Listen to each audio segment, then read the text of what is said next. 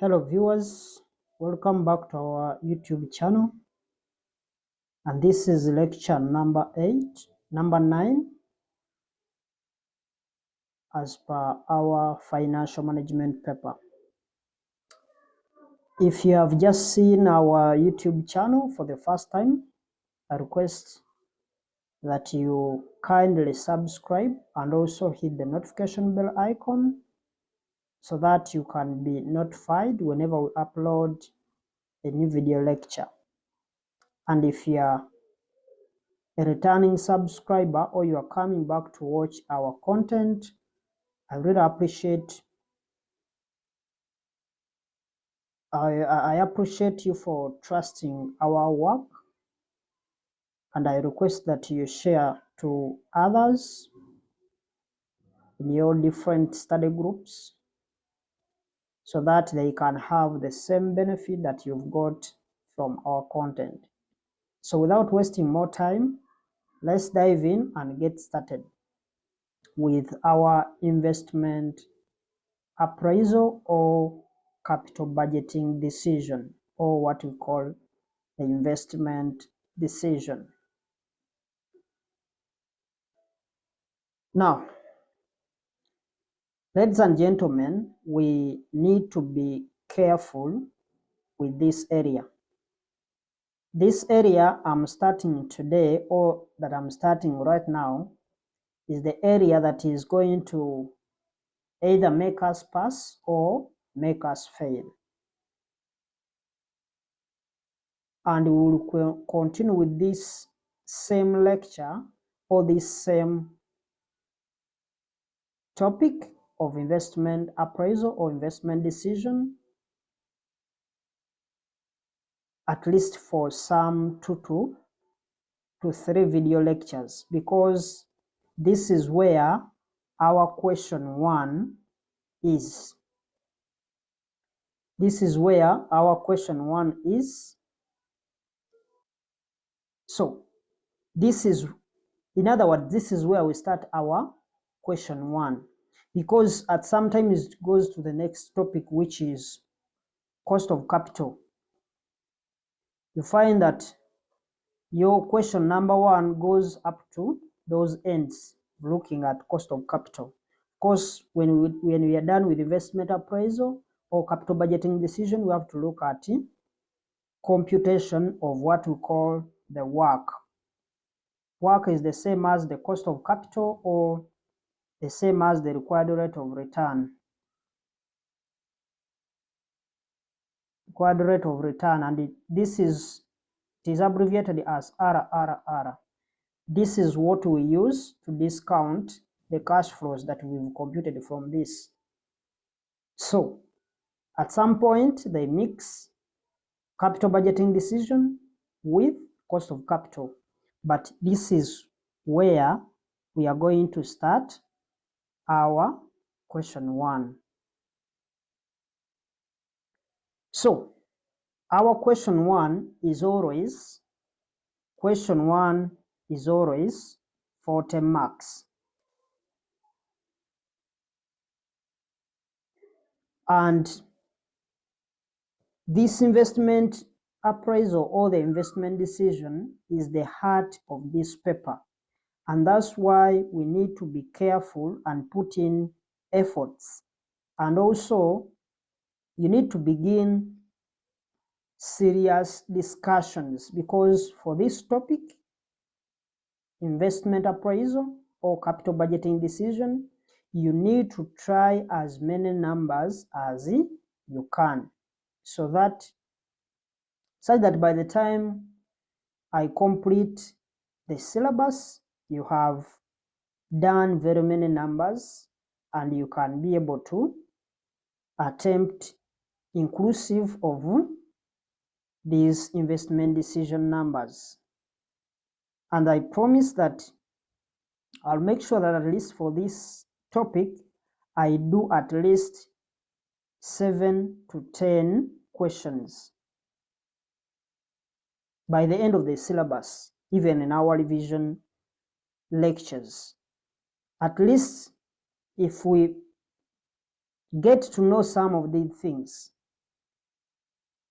then we can be able to pass this paper with ease.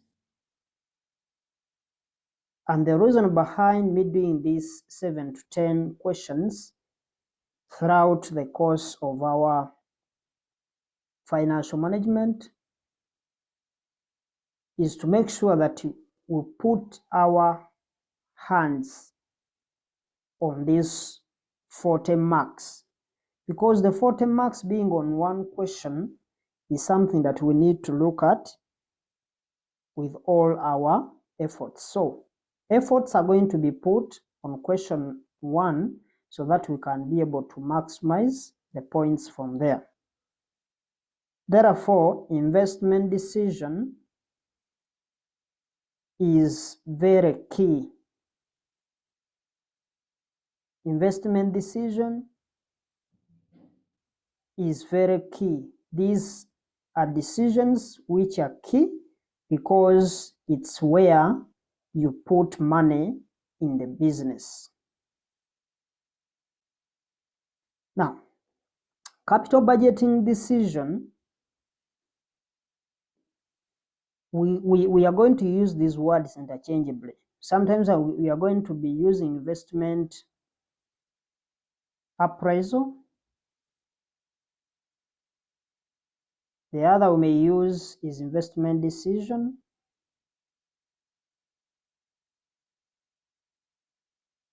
And finally, shall look at what we call the capital budgeting decision. All these mean the same thing. They are the same. So we need to focus and make sure that by the end of this lecture 9, we can actually have something that we can use as far as question 1 is concerned.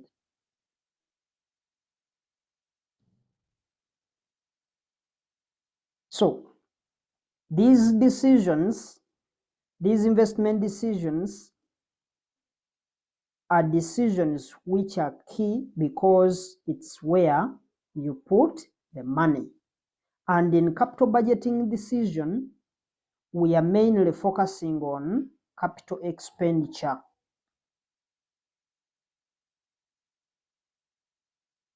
We are mainly focusing on capital expenditure. So we want to invest money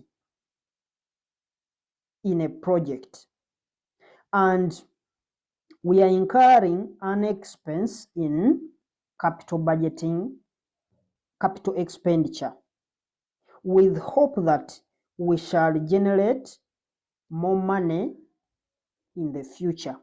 So we make investment in this capital expenditure or long-term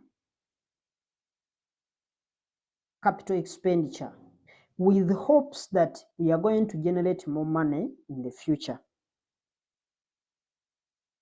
So you might need to expand. You may say, I want to expand the factory. Expand your factory by putting there maybe new machinery, by putting in new structures. All of that is capital expenditure. Now, the examiner will not ask you for the definition, but you have to understand it.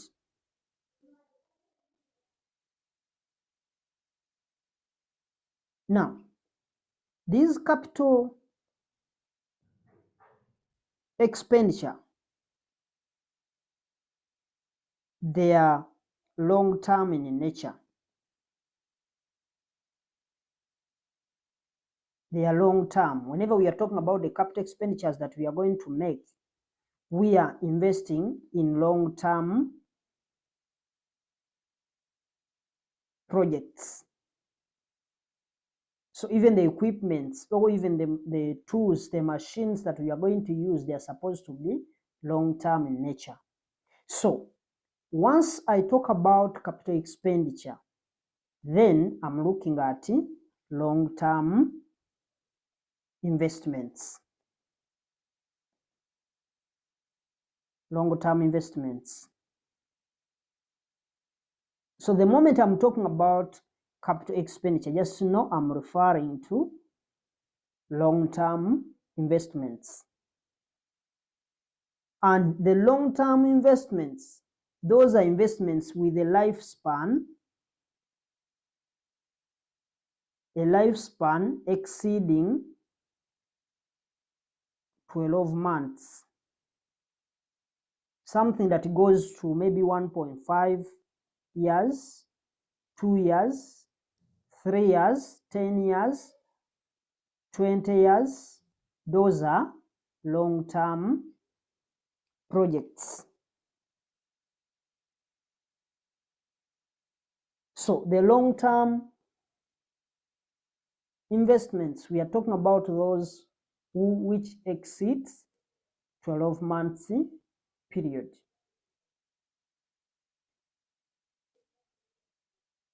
So the first question the examiner will bring, he will either be asking you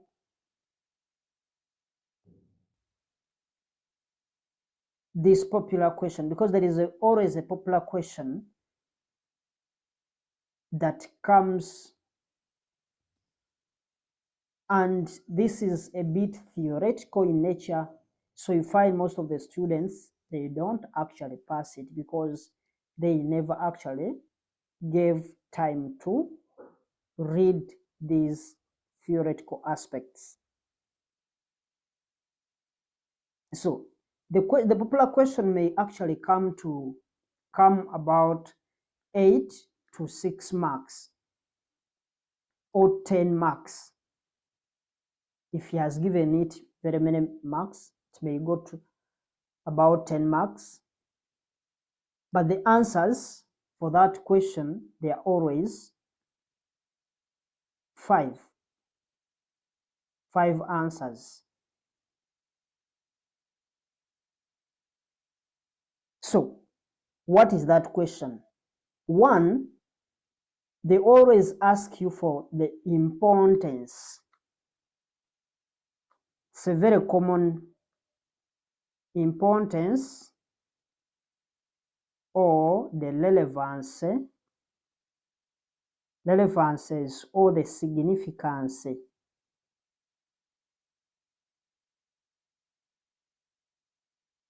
Significances of the capital budgeting decision,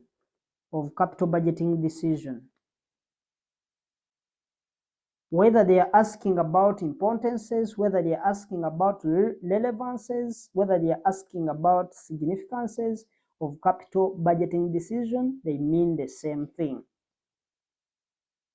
And we've said this can go up to 8 to 10 marks. One of them, we always need to be careful with these capital budgeting decisions, since they are long-term in nature, long-term investment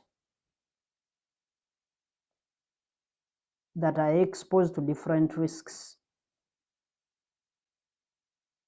Since these are long-term in nature, we need to be very careful, because anything that is long-term in nature, it means it's going to be exposed to different risks that may happen where it is.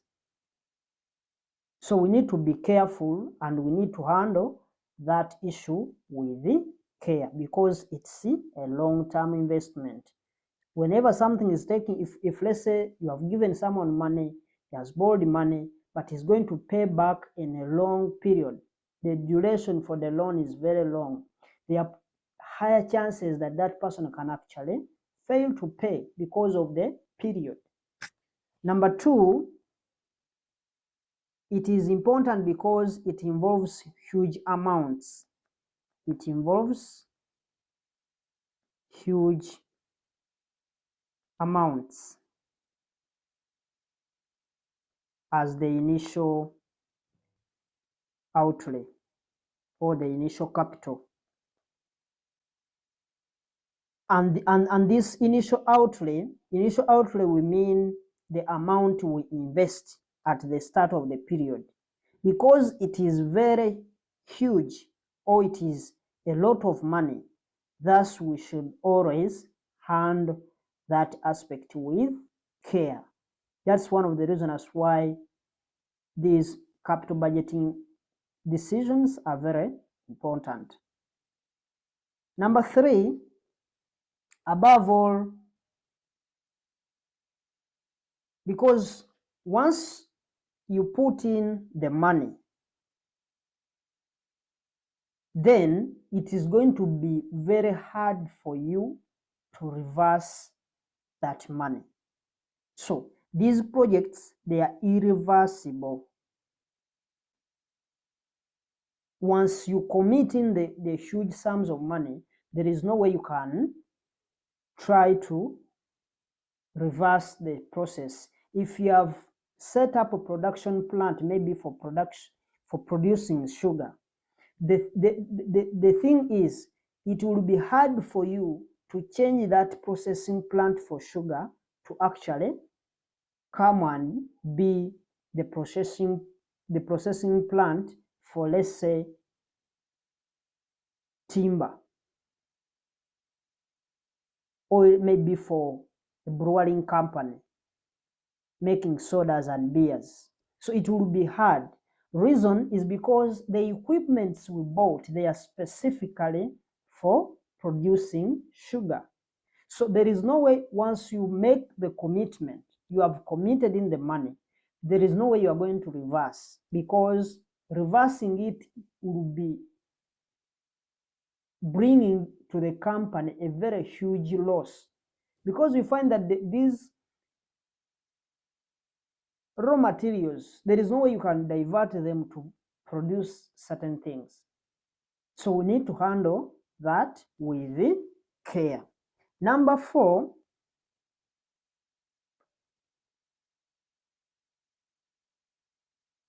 capital budgeting decisions are important because they influence the future growth in the long run. They influence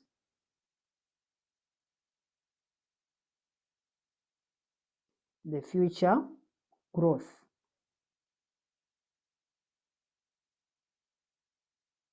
Future growth of the company in the long run.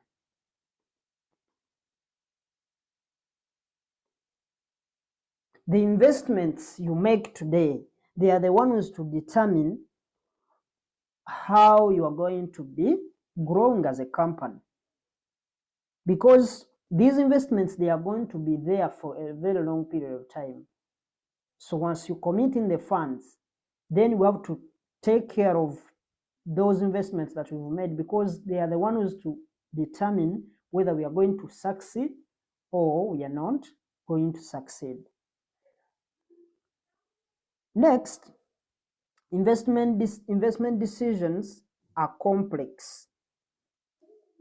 The complexity in these investment decisions makes them to be handled with care. For example, if you look at the construction of, let's say, Karuma Dam, so these are some of the projects that are very complex, since they are going to be very difficult for you to analyze certain things. They are supposed to be handled with care.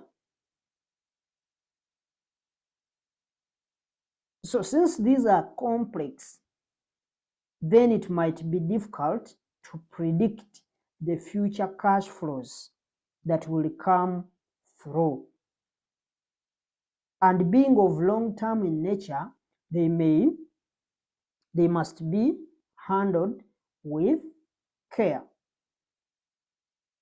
So it will be hard for you to look at certain projects and you say, maybe this project is going to, because you look at it anytime, it can develop cracks, because we had some time when that Karuma Dam, the one they are constructing, developed cracks, and they had to look for engineers to come and fix it. So they are very complex. Lastly, capital budgeting decisions determines the asset mix of the firm. They determine the asset mix of the firm or the company. In other words, capital budgeting decisions determines which permanent assets the firm must hold. And in return, they also shape the nature of the business and the resultant business risk. Because the risks that are going to be associated to those investments that you have made, there will be those same risks that are going to be related to the kind of business or the kind of investment that you have done. Meaning, someone who is in construction work will not have the same risk as the person who has started maybe a factory. So the risks and the assets you are supposed to have, they are going to differ as per the investments you've made today. So those are the relevances or the importances of capital budgeting decision. Now, when we are carrying out capital budgeting decision, we always follow a logical process.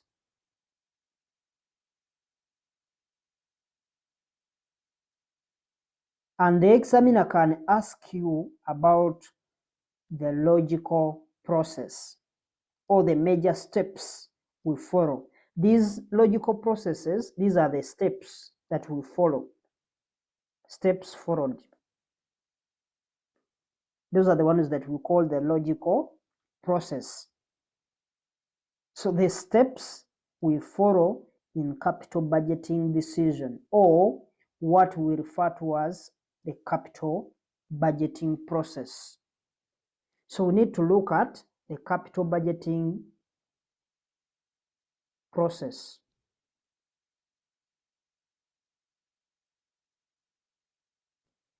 And we said this is the logical process.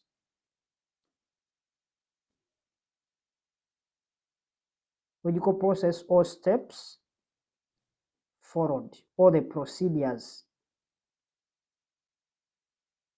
But what you have to pick from this is that I've never seen a question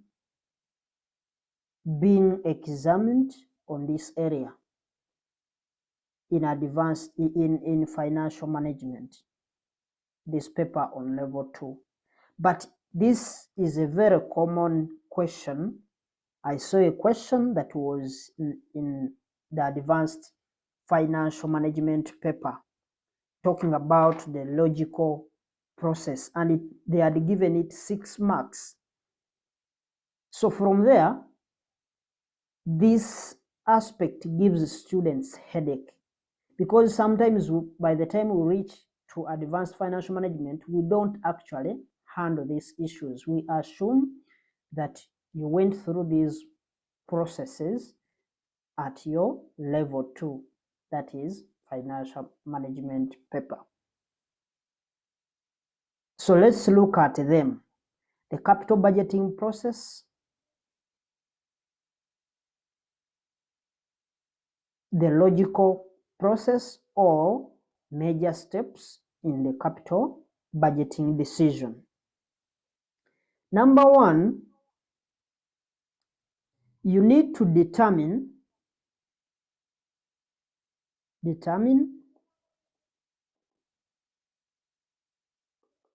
the ultimate objective. So, a company has a strategic direction. It has what we call a strategic direction. And every company has something that we call the business plan or the strategic plan.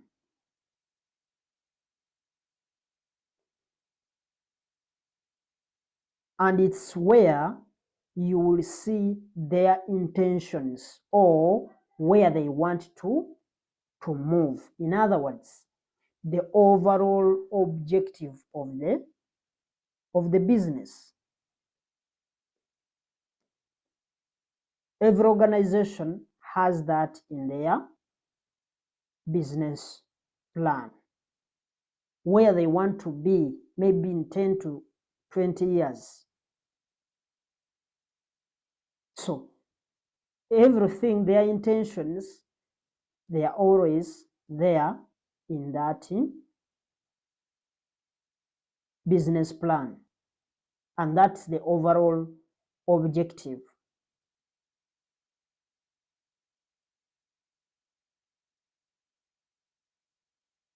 So once you see in their strategic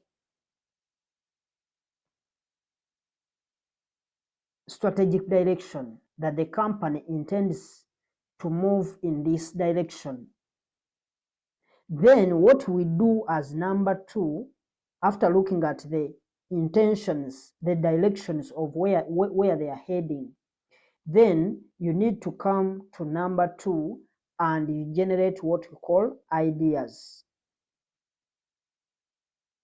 You generate ideas, but these ideas, they come from where the strategic direction, you've seen their intentions, the overall objectives, what they want to achieve.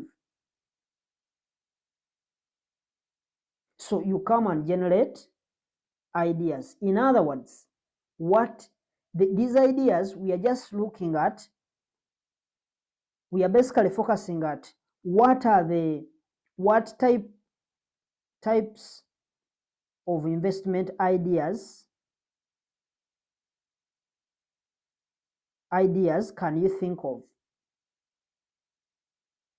Or what are those different investment ideas that the company can undertake in order to achieve their strategic objective or the strategic direction? That if you do these kind of investments, they are in line with the direction, the strategic direction of the company.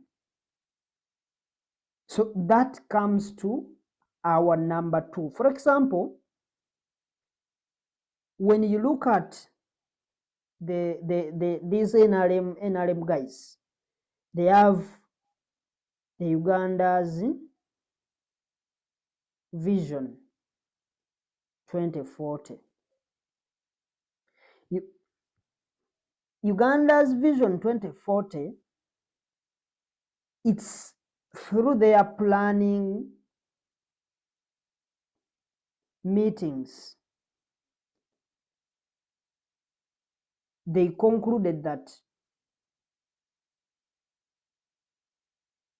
of course, they said we should be out of poverty. We should be out of poverty, and we should be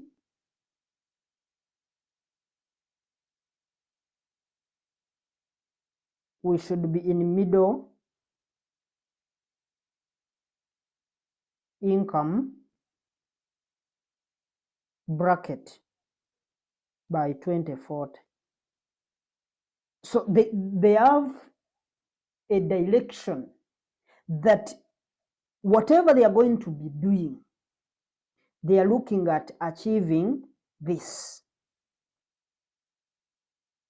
And this was through their planning meetings, that we want to have Uganda out of poverty by 2040. At least it should be in the middle income.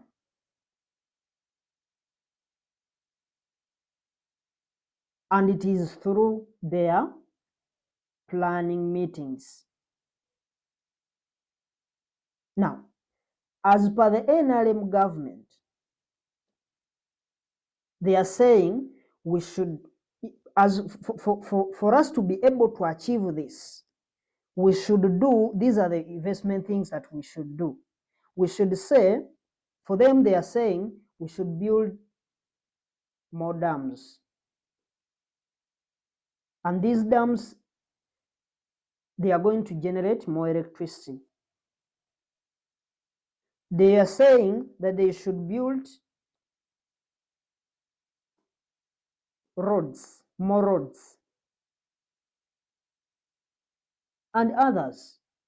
And these are the projects they want to use to achieve their vision 2040. So these are the investment ideas. This is where they want to put the money. So these ideas are generated in order to look for those ideas that are going to actually achieve their vision. But when you try to look at, because this is what the NRM government is trying to do, but if you look at the side, the opposition MPs, when you try to look at the opposition MPs, for them they are saying that instead we should pay better salaries. Because their argument may also be right. Because you can't say we are going to do this, but the people who are helping you to be there, they are not well. For them, they are saying, pay better salaries to people and others. So therefore, the idea generation, you brainstorm, and as many ideas are presented of what type of investment that we can undertake, if those are generated in very big numbers, then we can look at number 3. This number 3, or the step number 3, when those investment ideas come through, then we need to screen them. So we need to screen those investment ideas, and this is where I need you to be attentive and you pick interest from this aspect. So we need to screen these investment ideas. In other words, we need to call out what we call an evaluation. We evaluate every project every investment idea that they have generated. In other words, what we are doing here, we are evaluating, or we are appraising those investment projects. So by appraising these investment projects, we are always looking at certain things. We want to always forecast the expected cash flows.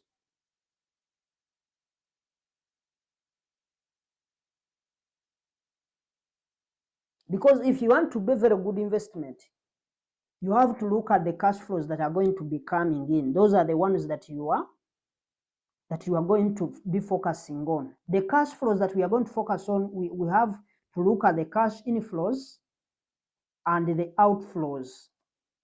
We look at what is bringing in money and what is taking out. Because if we undertake that investment before we appraise it, it means we have just we've not done anything, because we are not sure of what we are going to be doing. So before we undertake that investment, we need to first appraise all these investment ideas they have presented on table. And we generate these, because now we generated very many in numbers, we need to screen and evaluate each and every investment ideas by forecasting the cash flows, expected future cash flows. Now, by evaluating these cash flows that we've gotten from these, therefore,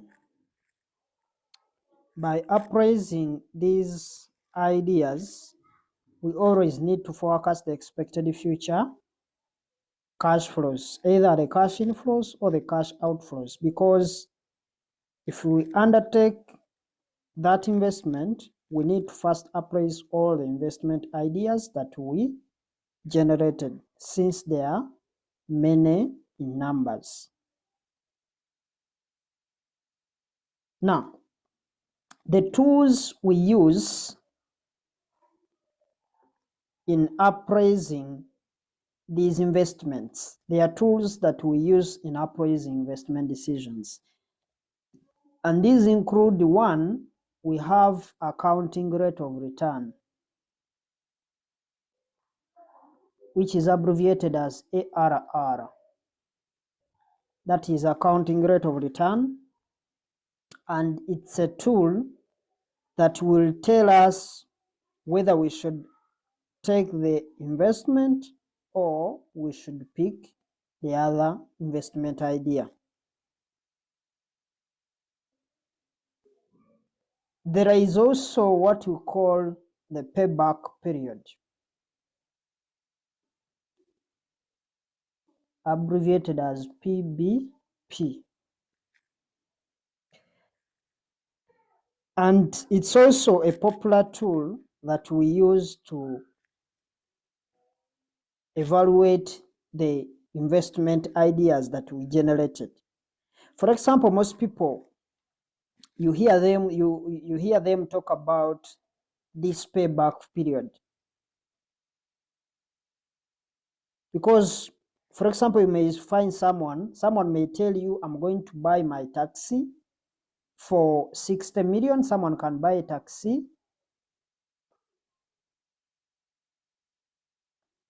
Somebody can tell you, I'm going to buy a taxi at 60 million. And you'll hear that person saying that in 2 years' time, I must get back my money that I have invested. In other words, these 2 years that the person is telling you, that will be what you call the payback period. That's the time you will be able to expect that you must have recovered all the 60 million that you put in the business. So that's what we call the payback period. It's a very popular tool. We also use it to analyze or to evaluate the investment projects. So the examiner expects you to know some of those tools. Number 3 is the NPV, or the net present value, abbreviated as the NPV, the net present value. And it's a very popular tool, followed by the internal rate of return, internal rate of return, that we abbreviate as IRR. The internal rate of return. And finally, we also have profitability index. Profitability index, abbreviated as PI.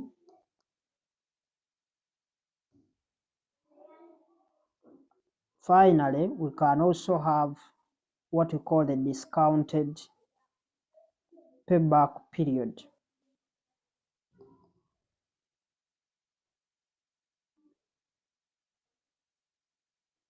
but also the examiner brought in something new. Since this syllabus was adjusted,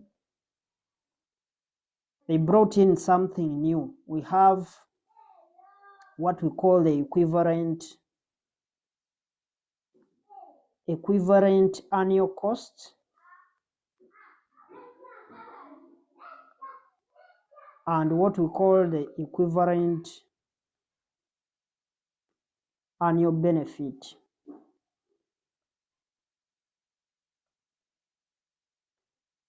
And these two move together. So if we understand one, we will be able to do the other. So these new tools, the two of them move together. And once you understand one, then the other will automatically be learned. So we can also look at the present value of net costs. That is the final step or the final tool that we can use in our investment appraisal. And this one is also a new tool that was introduced in the new syllabus for financial management, but we shall look at them. Therefore, these are the tools in the logical process that are going to help you screen out the many investment ideas that you have come up with to see whether they are going to be viable or they are not viable.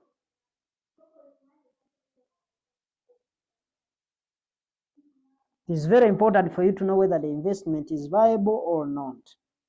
Now, to make one thing clear from here, from all of these that we've seen, these tools,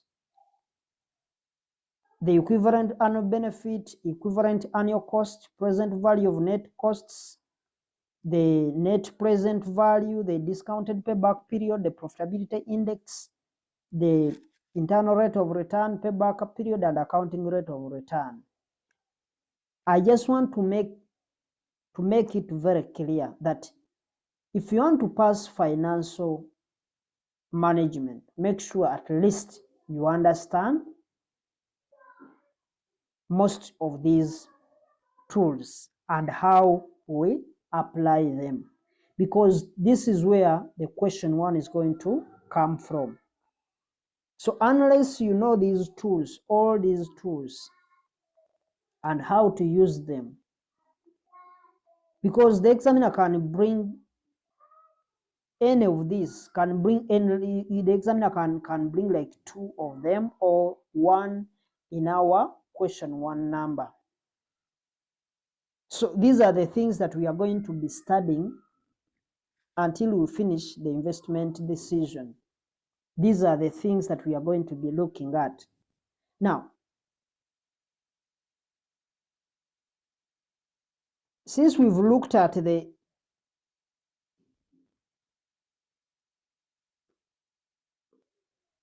we've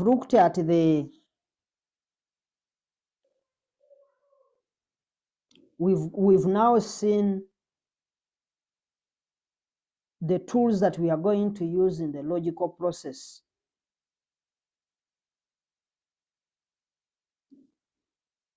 And we should know that any of these can be used. Remember, when you're asked in the exam, you don't mention if you're asked about the logical process. When you're explaining, you explain like two. If you reach at these tools, you don't mention all of them like the way I've given you. You mention like two. But the important thing is that in all these process, what is very important is this number 3, this screening of the project ideas that we've generated. It is the one that is very important. The most important one in this logical process is the screening of these investment ideas. And we screen using any of these tools that we have outlined. So you have to note that. Then we look at number 4 as we finalize the logical process. Number 4, you have to select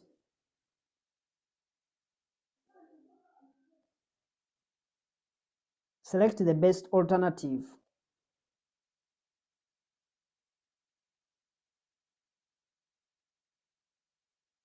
Select the best alternative. And you are going to select best on the overall strategy of the company.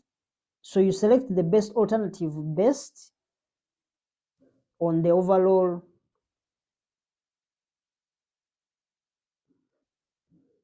strategy of the company.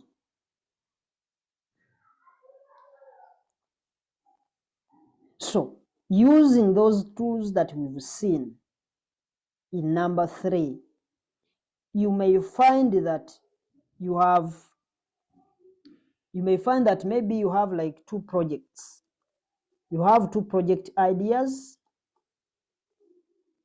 that are viable. You may find that maybe you have 2 or 3, but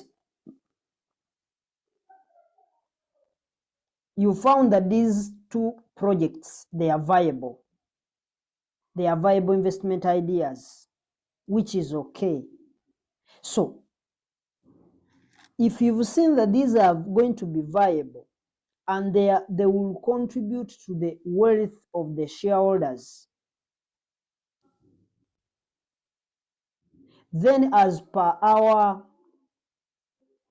step number 4, you will select the best alternative, because for you will not have all the money to finance all these 2 investment projects, because you may find that I found all of them, they are viable. This one can maybe bring 10 billion. The other can bring maybe 9 billion, depending on the years of forecasting.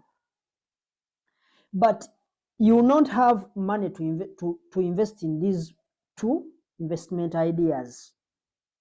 So what are you going to do? You have to select the best alternative based on the overall strategy.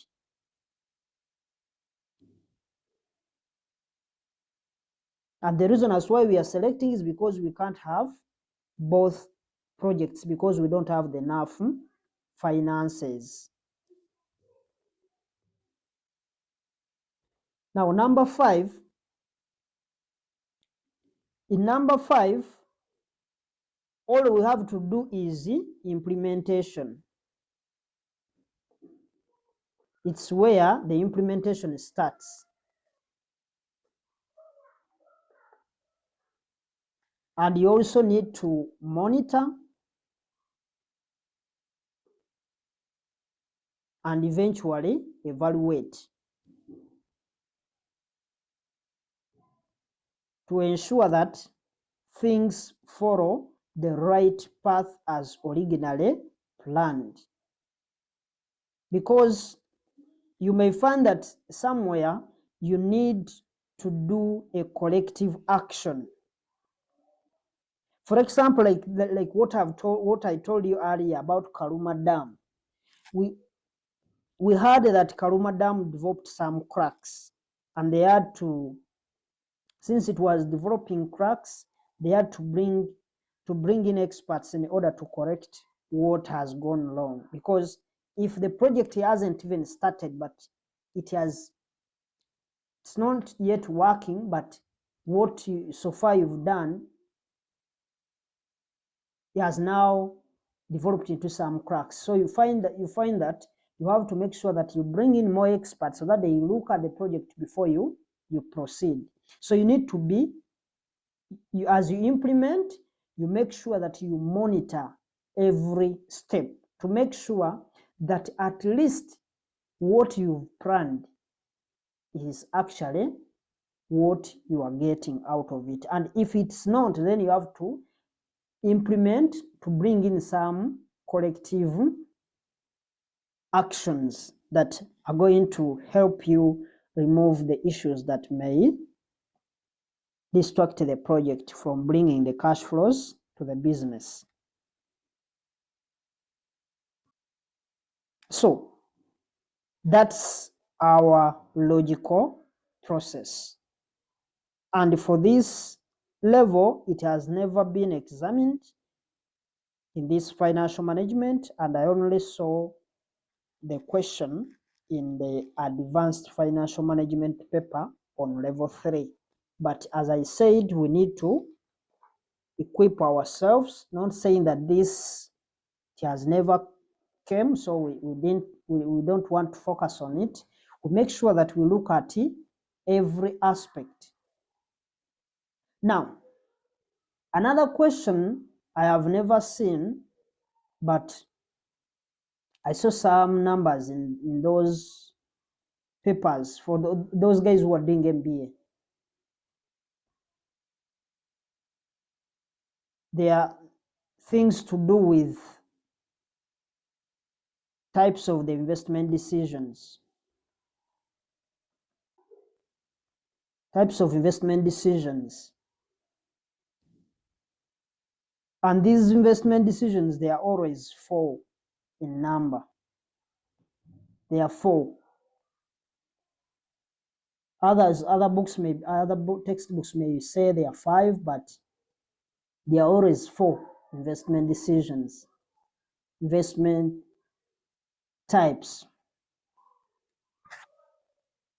And I've never seen this question in our financial management, but as I said, we need to look at each and everything, because these are certain things that we are going to focus on. The types of investment decisions.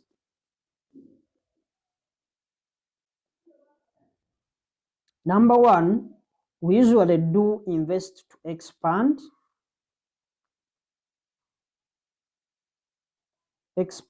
existing business.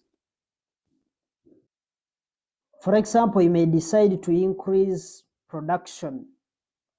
You may decide to increase production.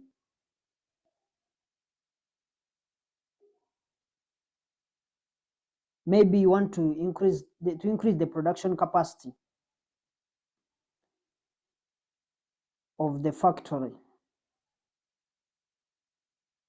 So if you want to increase the production capacity of the factory, what you have to do is to extend more buildings.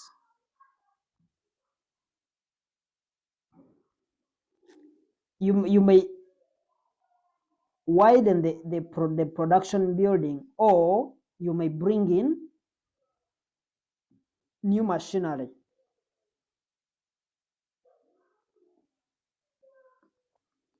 But all these new machinery that we are bringing in is to expand the production. In other words, you are trying to improve the existing business. The business is there, you are not changing anything, but what you want to do is to make sure that you increase the production capacity. You can also decide to expand the factory building, if at all it is going to be possible, because a factory can be producing, because you may look at the scenario that a factory is producing, let's say, 1,000 tons per day, let's say per day. And for you may say that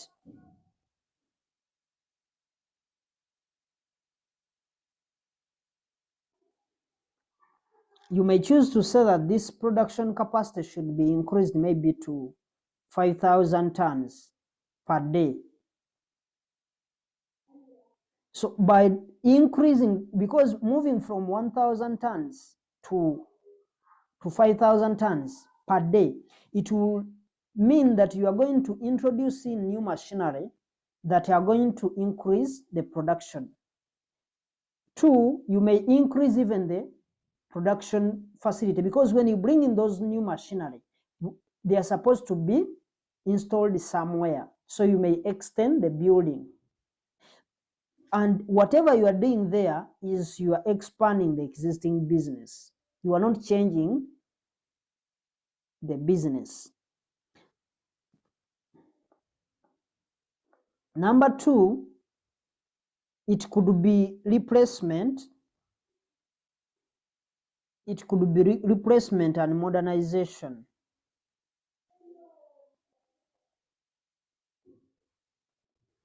Modernization decisions.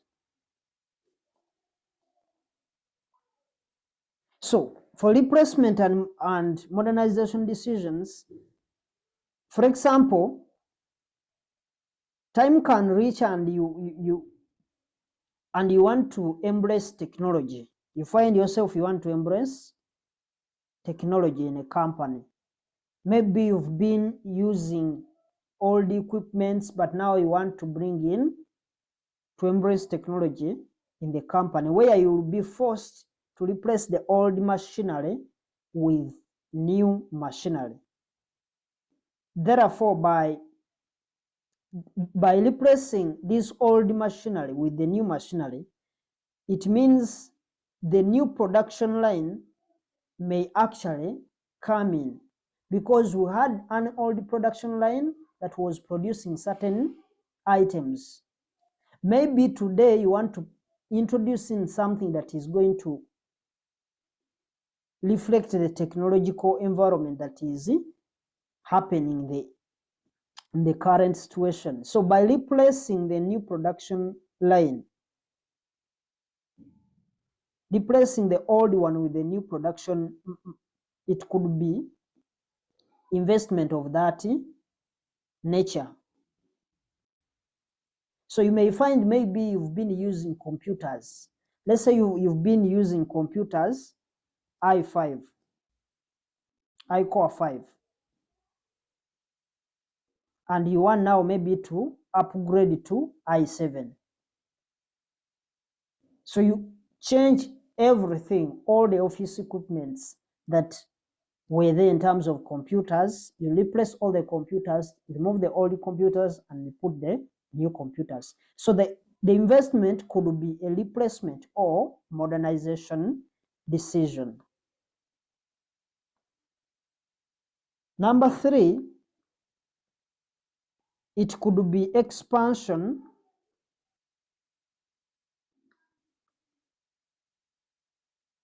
of new business. New business or introduction of a new product.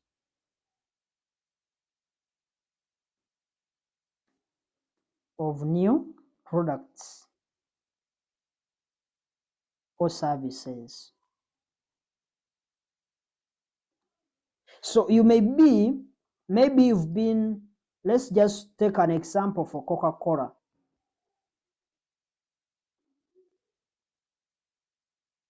You may find that Coca-Cola has been producing, let's say, soda. And they can say that we are going to introduce in other products. Maybe they are going to start producing their own water, even though Renzol is there, but they may say we are now introducing in a new product. They may introduce other varieties, just like the way you are seeing Coke without sugar. With the sugar, there is that with the sugar, and there is that without sugar. But when you taste, I don't think it is without sugar. So we saw when Coca-Cola introduced that Coco Zero as their new product, saying it's without sugar, as they were saying, but also it could be another company, and they decide to start producing maybe other new products. Even Pepsi, I saw Pepsi was introducing even water. It was called The water was called aqua something, aqua CP, something like that. They were introducing in water for PEPs. Even you saw Harris International, the Riham Cola, they have Riham water, so they are introducing in different products. So it could be a decision or an investment of that caliber, whereby you are introducing new products, product lines. You are going to add another product on the market. If it has been a service, you've been an auditing firm and you've been providing auditing alone, then you add in tax services, the likes of filing returns and all that.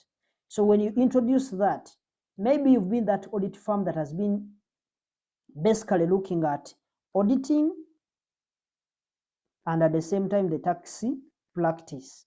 But you can also come in and say, we are going to start teaching accounting softwares.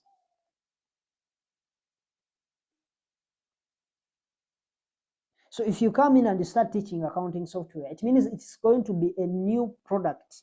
It's an investment that you are making, because by teaching this, it means you have to introduce in, there are very many things that are going to come in order to support that new product that is going to be coming in. So this is going to be different.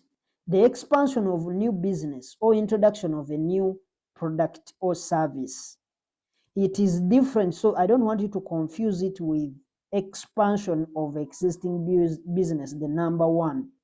This number 3 is different from number 1, because for number 1, you expand the existing business. However, in number 3, because in this number 3, you could introduce a new product or a service. Just like what I've said, if you're an accounting firm, you have been providing tax and audit practices, but you decide maybe to introduce in a new product or a service, maybe teaching accounting softwares like QuickBooks, Tally, Sage, Pastel, and others. So number 4, this number 4 goes hand in hand with these others. Number 4, we have social or environment. It could be environmental accounting. For example, socially, you might be forced to invest into something that could address social needs, or it could be to protect the environment. Like for example, for some years back, Mukwano Industries had issues with KCCA.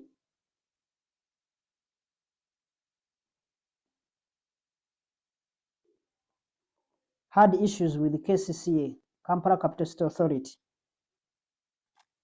because the industry was actually polluting the Nakivubo channel, and KCCA wanted to take the Mukwano company to court. And what Mukwano Industries did, it preferred to invest into machinery that could clean or that could recycle the industrial wastes before they go into the Nakivubo channel, in order to sort the pollution of the water of that channel. In other words, if you want to sort issues to do like you want to sort pollution issues and others endangering the environment, if you want to sort those issues, you can be forced to do an investment that is going to address the environmental needs or the social needs, in order to protect the factory from violating the environmental requirements. Because you've had of recent, we had NEMA was actually destroying people's properties because they were saying they were encroaching swampy areas. So in order for you to safeguard the environment, you can be forced to invest in machinery that is going to make sure it addresses the social or the environmental needs or concerns that may arise where the organization is. So these are the main types of investment decisions that a company can undertake. Now, when we are dealing with these appraisal tools, because we talked about the tools that we are going to look at for appraising the investments, my role is going to be to teach you how to use these tools one by one. But we need to first understand the cash flows that we are going to use in capital budgeting decision.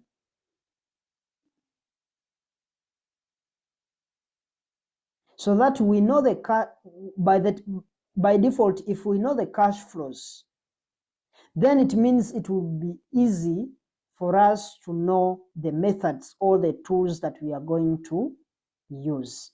Because we said for you to do any appraisal, you need to make sure that these cash flows, because we are going to be appraising the cash flows that are coming from the different investment ideas. So by all means, what we are going to be focusing on is going to be the cash flows first. If we understand the cash flows, then the rest will be easy for us. So the cash flows in capital budgeting decision. Now, you need to pay attention to this area, because once you don't understand this area, then you will never be able to do any number, because whatever will be seeing in this area here for the cash flows in capital budgeting decision, we are going to be seeing past paper numbers. We are going to be seeing things that are going to be from different past papers. And all these past paper numbers, they are going to be referring to these areas of cash flows, because there is no way you're going to apply a tool to something you don't know.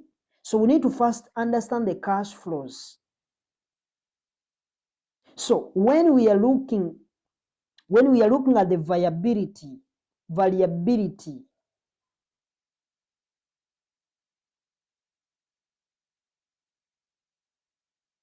when you're looking at the viability of the project,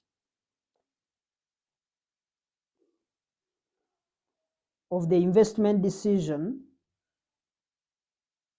or investment project, there will be many cash flows, and the cash flows are going to be divided into two. There are those that are going to be relevant, and there are those that are going to be irrelevant. But the cash flows that are irrelevant, we don't consider them when we are assessing the viability of the investment project. We don't consider them. Therefore, when assessing the viability of the project, we use cash flows and not this is very important. We use cash flows and not accounting profits.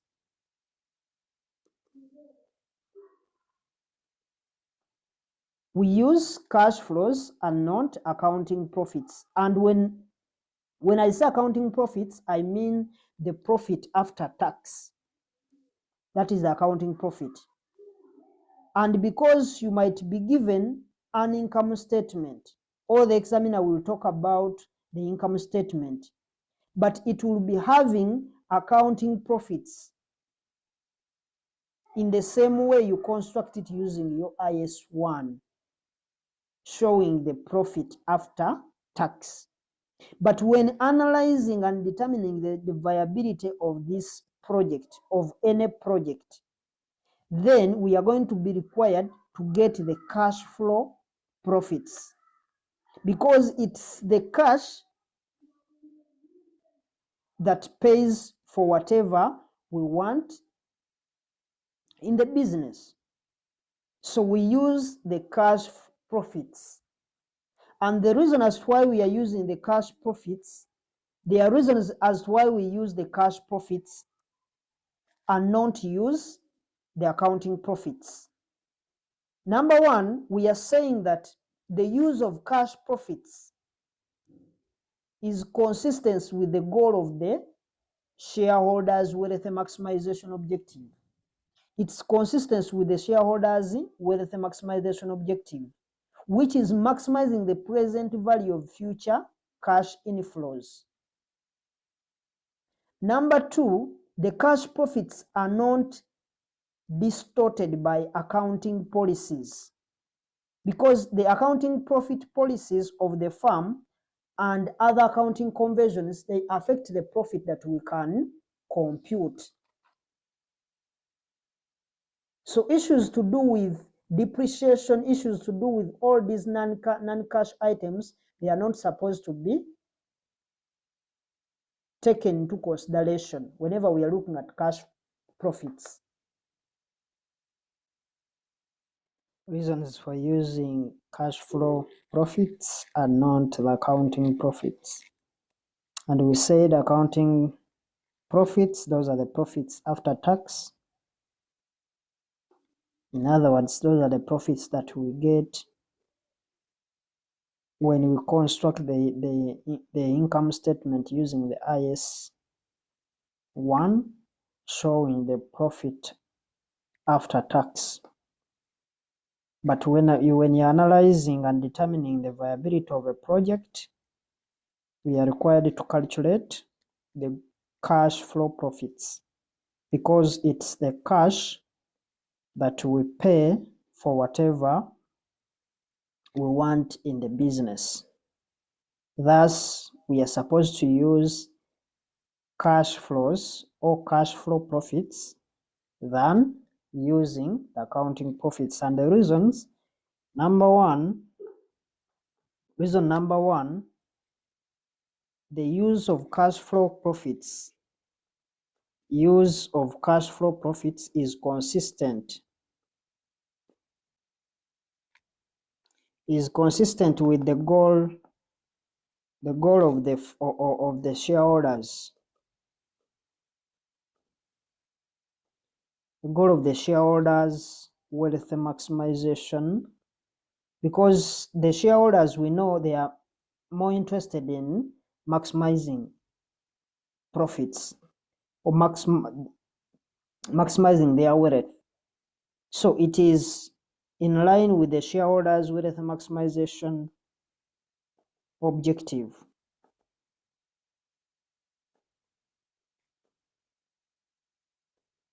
So the use of cash profits is consistent with the shareholders' wealth maximization objective, which is maximizing the present value of future cash inflows. These cash inflows, we get them because, you know, by determining, we said wealth is the present value of the future cash inflows. So that's how we determine wealth. Number two, cash flow profits are not distorted. cash flow profits are not distorted, or they are not affected by accounting policies and accounting conversions. Cash flow profits are not distorted by accounting policies of the firm and other accounting conversions.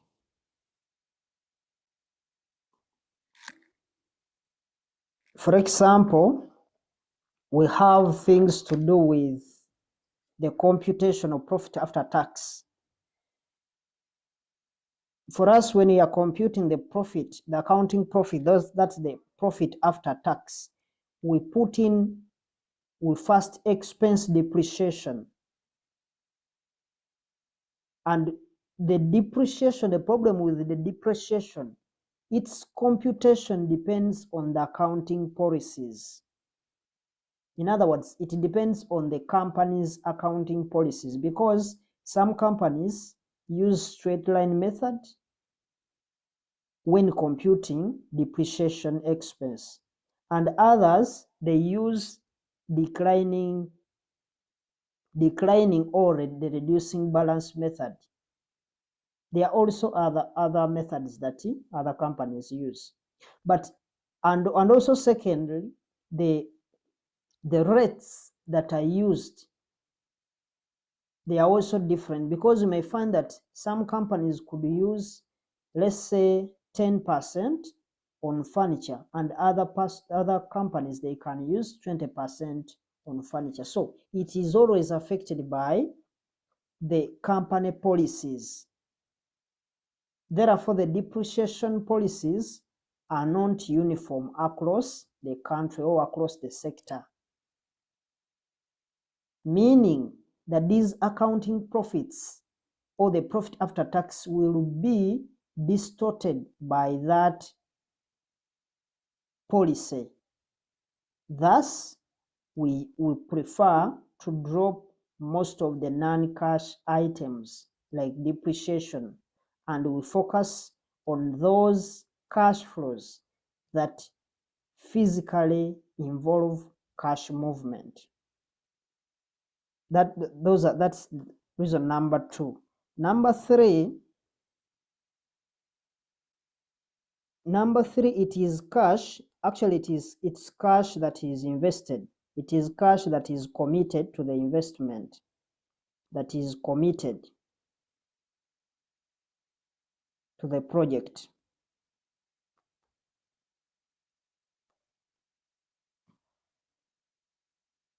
So it's cash that we are going to invest.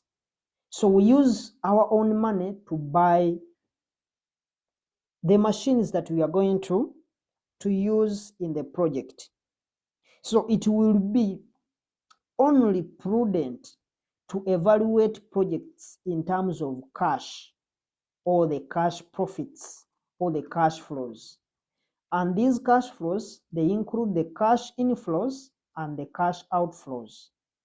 And we exclude things that don't involve in physical movement of cash as we saw them, because we looked at depreciation, we looked at provision for bad debts. Those are expenses that are deducted from our gross profit whenever we are computing the profit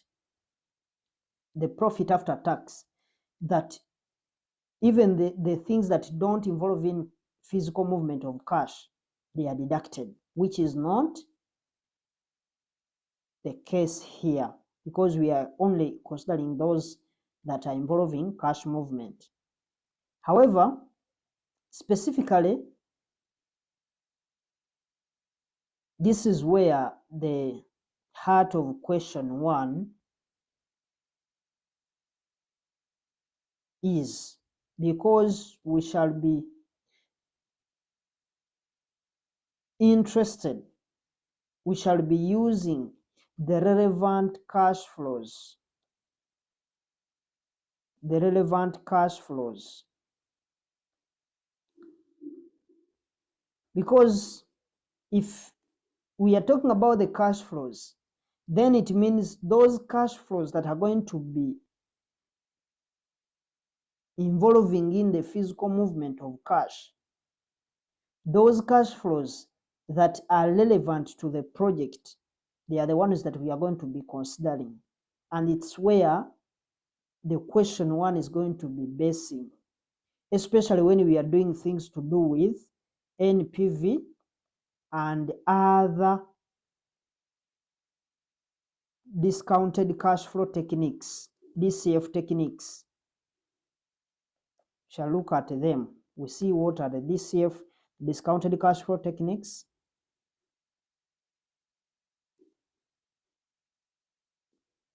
But in our discussion for NPV and IRR methods, these two, we assume that the project cash flows were known and given. And this assumption points out the fact that when you are dealing with NPV or IRR, then we have to use the cash flows. And in most cases, the cash flows are known, and we assume they will be given to us in the question. So when we are dealing with these two aspects, the NPV and the IRR, our assumption is that the cash flows are going to be given to us,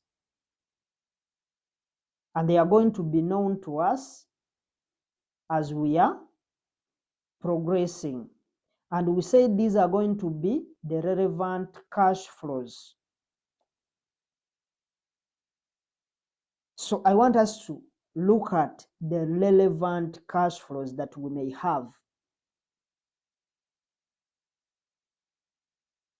Because in our practice, we shall always focus on identifying. This is what we are going to be focusing on, identifying the relevant cash flows. In any question that they have given us, our task is to identify the relevant cash flows. So whenever we are trying out any number to do with capital budgeting, so whenever we are carrying out the capital budgeting process, our main issue is to identify the relevant cash flows. But we need to first, because now, for us to be able to identify that this is relevant cash flow, we need to understand what we mean by relevant cash flows. And relevant cash flows, they are incremental cash flows. We said when we are talking about cash flows, it is either inflow or outflow. What inflow is what is coming in the business. Outflow is what is moving out of the business. So a relevant cash flow or relevant cash flows are incremental cash flows. That is the first thing that we need to note. In other words, incremental cash flows means any cash flow is said to be relevant if at all it is incremental in nature. In other words, it must be incremental in nature. But we need to understand, what do we mean by incremental? We need to understand what incremental means.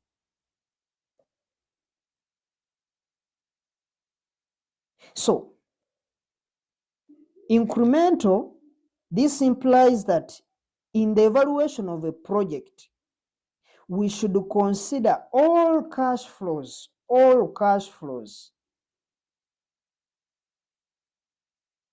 all cash flows, either inflow or outflow, that are induced, all cash flows that are induced,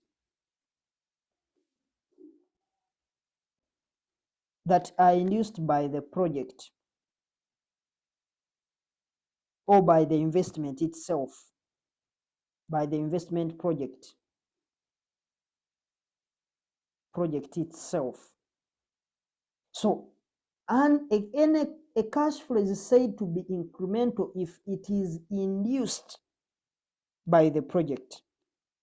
Therefore, whenever you look at a cash flow in the question, then you should know whether this cash flow is induced by the same investment or it's not.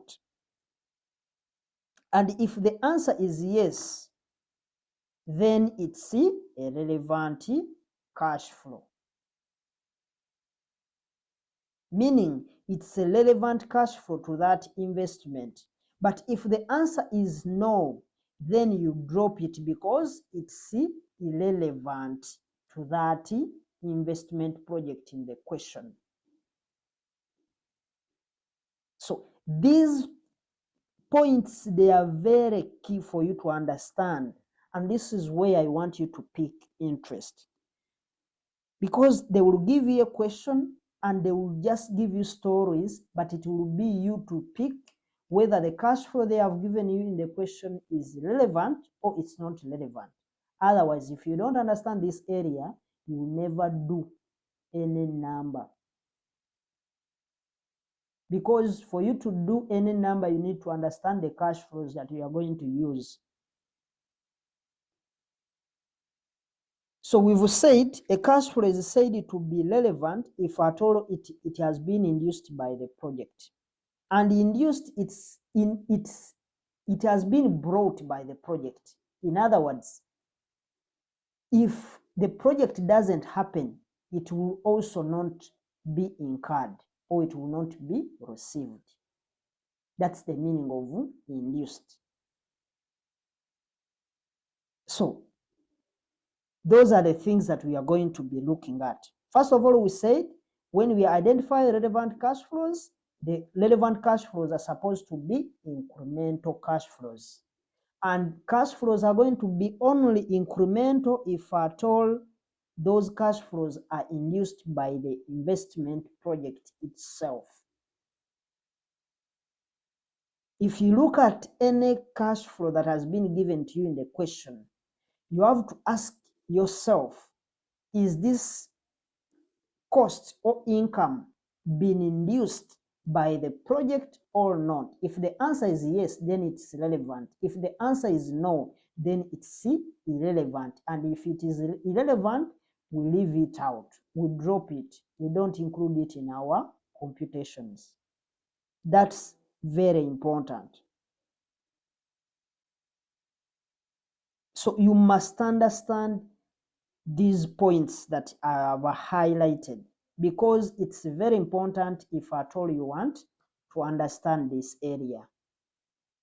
Therefore, I repeat, we only consider cash, we consider all the cash inflows and the outflows that are induced by the investment project.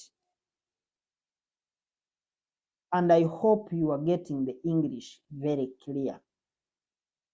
Because if you don't get that, then you just have to find any other way of how you can understand it.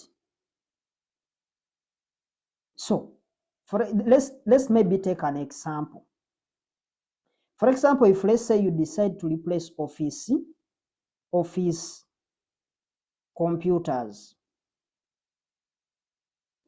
we've decided that we are going to replace office computers. Maybe we've been using iCore 3, but now we want to go to iCore 5 or iCore 7. So if you want to change If you want to replace the computers, the old computers, maybe they have been i-core 3. They have been i3, so we want to update to i7 or i5. So if you want to update from an old version to a newer version,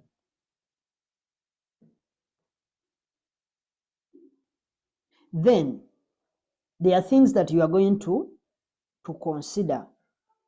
Now, supposing when you're bringing in these new computers,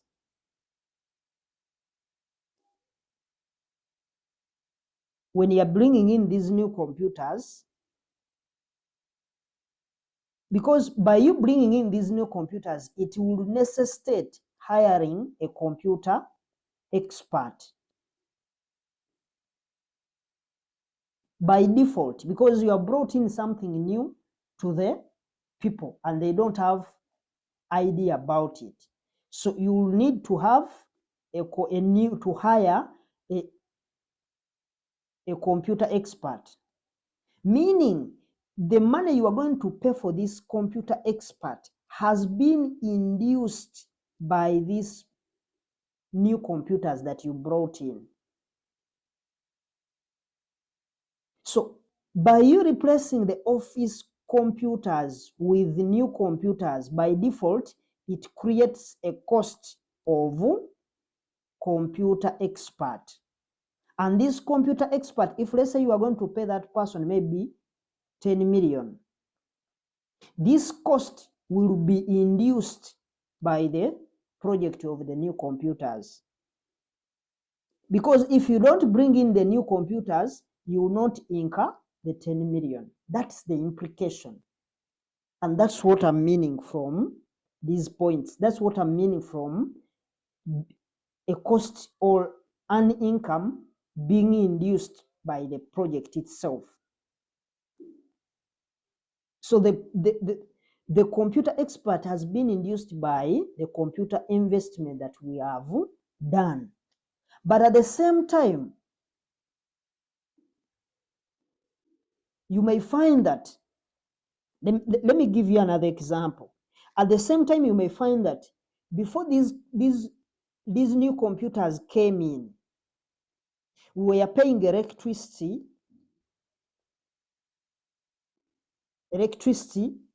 of 2 million per month.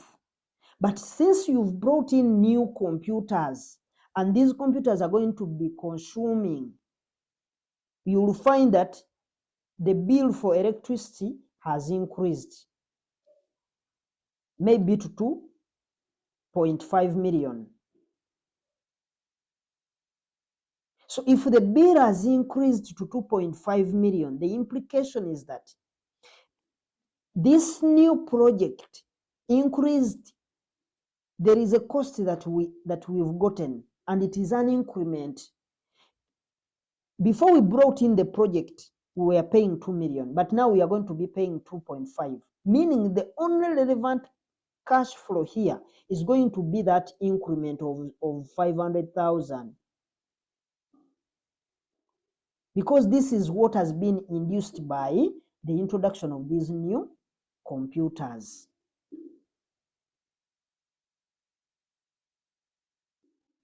So if let's say you've been paying 1 million electricity, and you find that maybe by introducing these new computers, the electricity bill has gone maybe to 1.5, meaning that increase has been induced by the project. And what is relevant is only that increment of 500,000, because the 1 million, this 1 million would be incurred even if the project doesn't come through. Meaning, if we don't bring in these new computers, this cost will still remain of 2 million. So we can't say that since the bill increased to 2.5, so we take all the 2.5. No, because the 2 million, even if we don't bring in these new computers, we will still pay the 2 million. So that's the English I want you to understand, that it is incremental in nature, but it must be induced. In other words, it's supposed to be direct relationship with the project that we are appraising.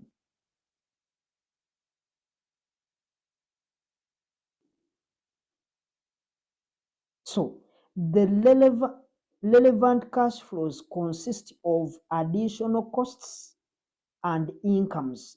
It may not be necessarily the income costs. At some point it may be income that will result if the proposed investment proceeds.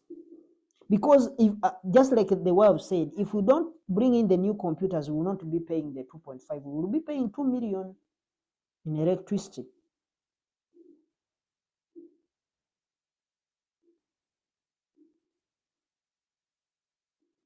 So it could be an inflow or it could be an outflow, provided that it has been induced by the project. Then it's a relevant cash flow. However, the relevant cash flows are incremental since they are directly or indirectly related to the investment being appraised. And you should note that the existing costs must be excluded from the cash flows.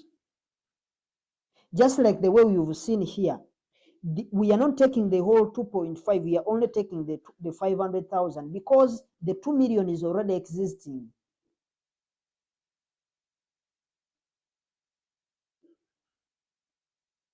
So these existing costs must be excluded from the cash flows because those would be incurred regardless of the project being appraised.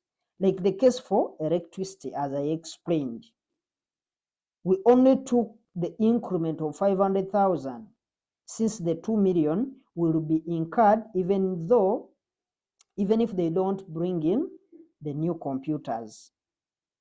So that's how the examiner will bring it, and also the confusion will also be like the way you will see it. So you need to understand the theory behind these computations, because if you don't understand the theory behind the computations, you are just wasting time. So we need to note those things. We said they are incremental in nature. And it is going to be incremental if at all it has been induced by the project. And we said it is either going to be a cash outflow or an inflow. So it can be a cost, it can be an income coming in.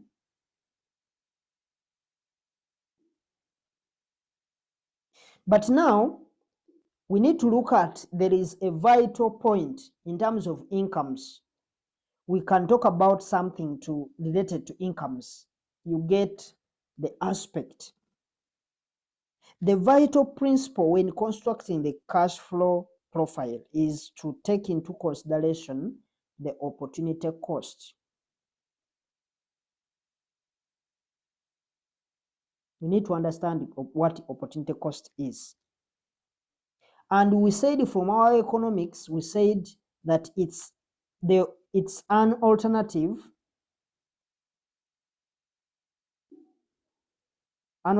foregone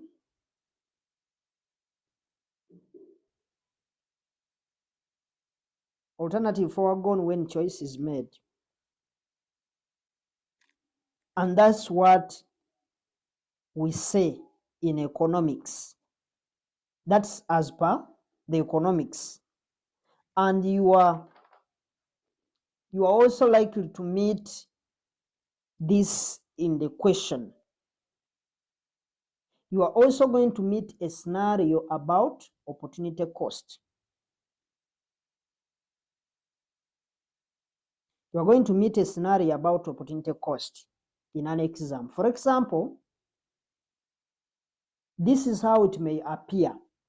So, if you are coming up with a project and possibly it's going to be maybe let's say you are going to have something, let's say in Masaka district. You are planning to have something there. And maybe you have a project, let's say it's going to be construction of a hospital. Construction of a hospital. Now, you are taking the hospital in Masaka.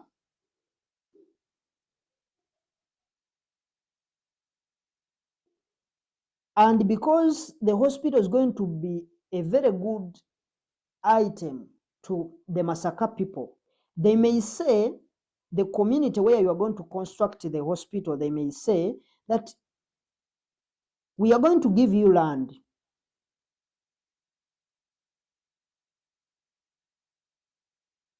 And if at all, they may say we are going to give you land for free.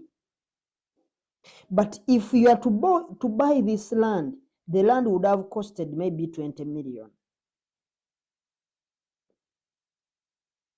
So if you are to buy it, you are going to pay 20 million. But the Masaka people, because they appreciated that you are coming to construct a hospital, they give you the land for free, just for you to construct a hospital for them, because they know the community will benefit.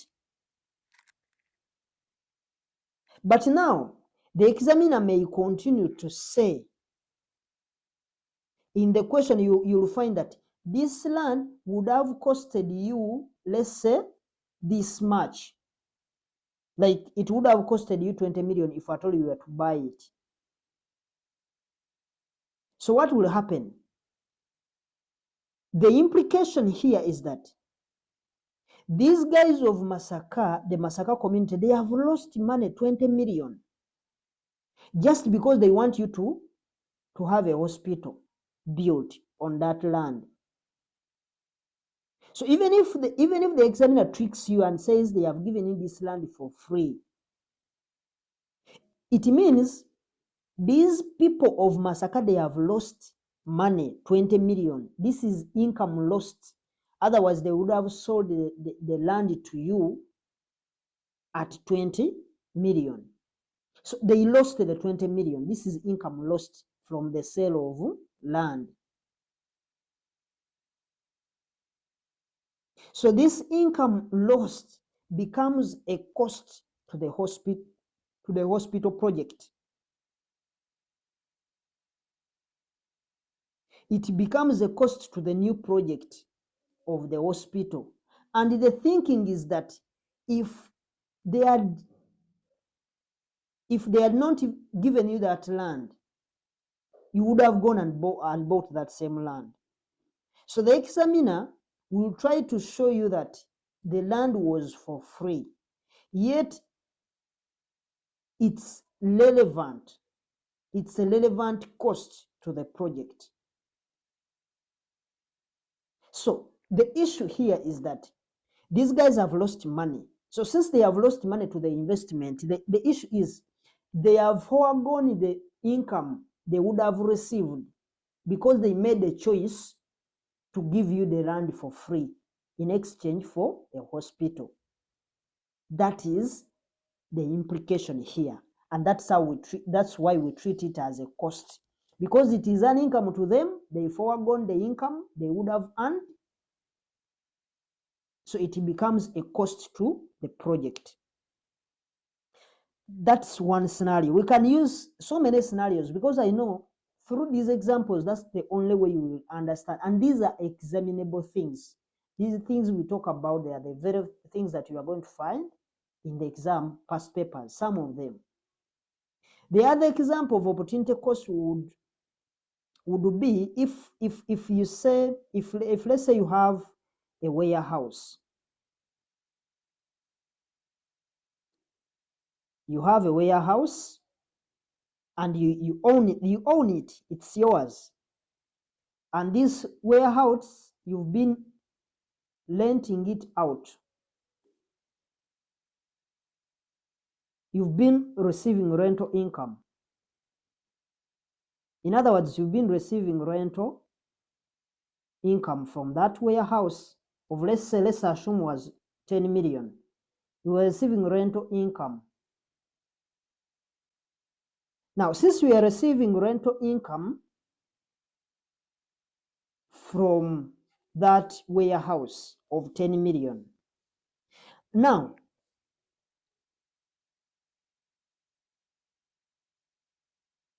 if you've been receiving this, let's say per month, or let's say per annum, let's just maintain it per month, but you decide that let me stop renting out this warehouse and I use it for my construction work. I'm going to buy a machine and I start producing maybe maize bran. You buy the machine, you install it in that warehouse. You buy a machine and you install it in that same warehouse. It's yours and you are not renting it. So when you install that factory or that machine in that warehouse that you were renting out for 10 million, but you cease to rent it out and you put in your machine, it means even if you own that machine and it is that warehouse and it is yours, but you've lost income of 10 million just because you wanted to put up a factory for making maize bran. So what that means is that there is an opportunity cost foregone. We foregone the income of 10 million just because we want the project to start operating. So the implication here is that we are taking it as an opportunity cost. It's going to come here as a cost to the project because it is the income we lost, the income we would have received if at all we had transferred this machine and we rent its warehouse separately. We earn this money, we rent outside. But since we've ceased to receive the 10 million every month, we are making it to be a cost to that project because it's the income foregone for the choice that we've made. So these are the real cases that are going to appear and they will stress you. So this is going to be, it is relevant cost because it is directly related to the machine that we've installed there.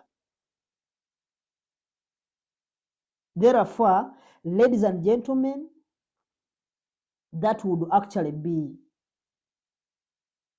the presentation that I would make if at all I wasn't going to spoon feed you guys. Because what I really want is for you to understand with that small presentation that we've done on that, it's enough for you to actually pick all the cash flows. But as I promised, we are going to go looking at each item that we probably saw from different past papers, and we comment whether it is going to be a relevant or it's not a relevant cash flow. So I'm going to give out a breakdown of those cash flows that are relevant, that came in different past papers, that when you see it, you just know it is relevant so that we can ease our understanding. But that is the general aspect or what we need to understand as far as relevant cash flows are concerned.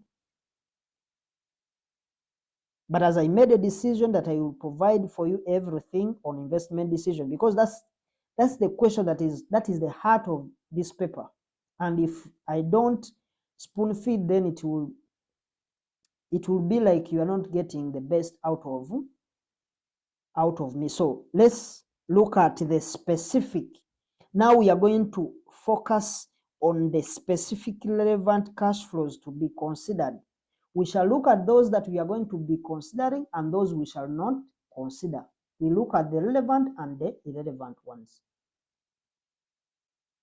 I have organized most of the relevant and the irrelevant cash flows that have ever been examined, so that if it's relevant, we keep it, and if it is irrelevant, we can drop it.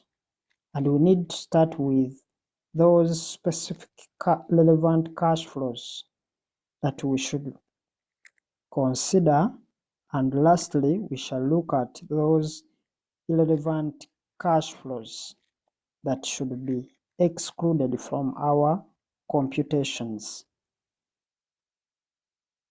Remember, these are strictly the cash flows that we should include. So without wasting time, let's look at number one. Number one, we have the cost of the machinery. Cost of machinery, or the asset, whichever asset that we are buying in the project. And the examiner will tell you that the machine costs such and such amounts, and since it is a cost, then it will be an outflow. However, you should be careful, because the examiner may bring this cost, may not necessarily give you the exact cost. He may give you the details of the cost, and you need to make sure that you sum them up, or you deduct some of them to come up with the cost of the machinery. Like we saw what happened in August 2018. We had a question there. It was all about, for you to get the cost of the machinery, you had to first do a working for it. So we have to be careful, because as I said, the August 2019, the examiner never gave the cost. He only said that this machinery in UK was costing such and such amounts, and they had to transport it.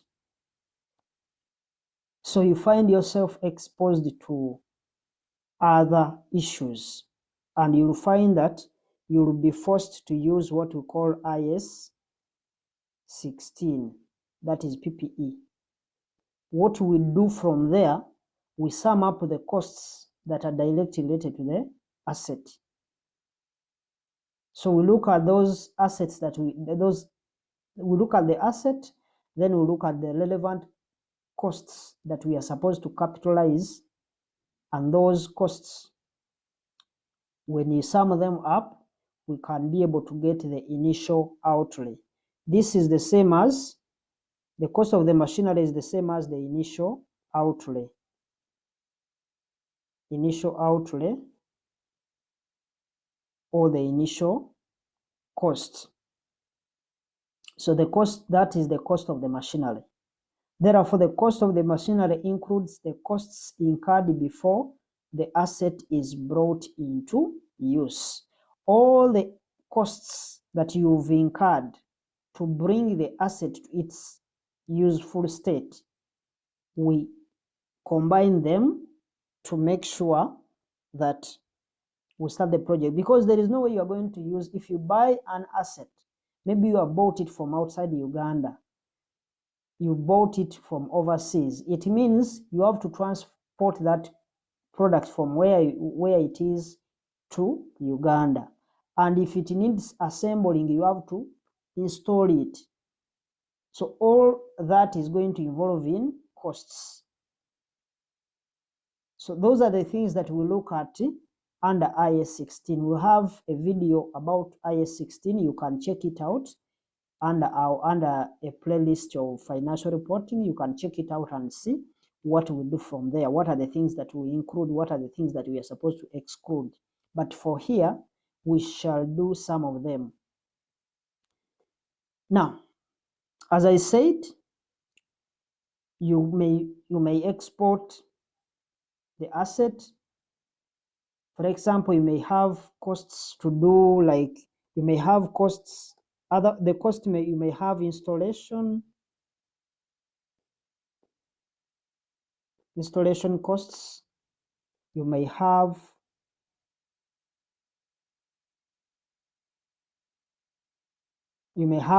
technical experts. You may hire an expert to actually come and install the machine. We have even the purchase price, the purchase consideration, or the purchase cost of the machinery itself. We have also things to do with the CIF. CIF is carriage, insurance, and freight. Carriage, insurance, and freight, which is mainly insurance on transit, because there is no way you can transport machinery from abroad to Uganda without incurring insurance costs.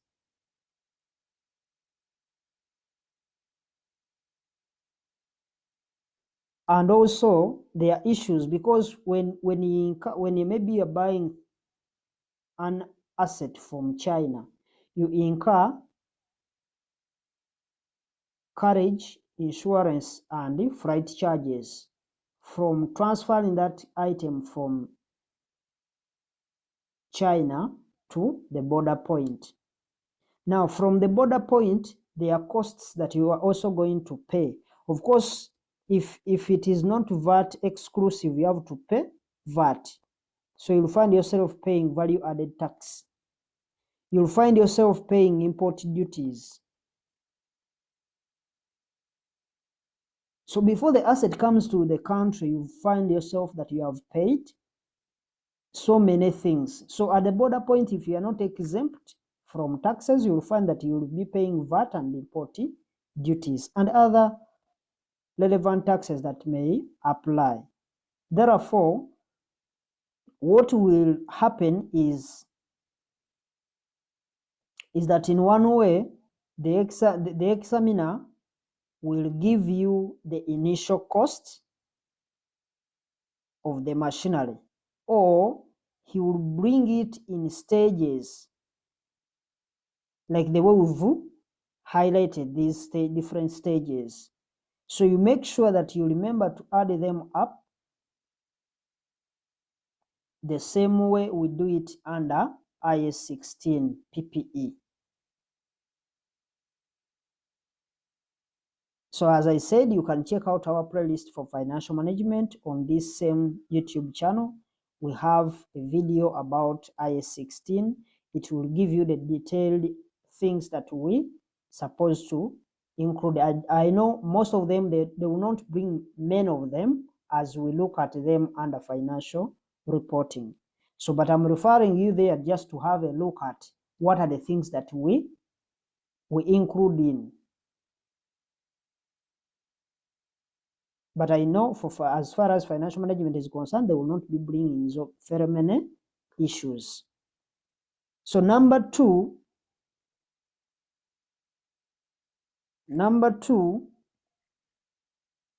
I have already explained about opportunity costs.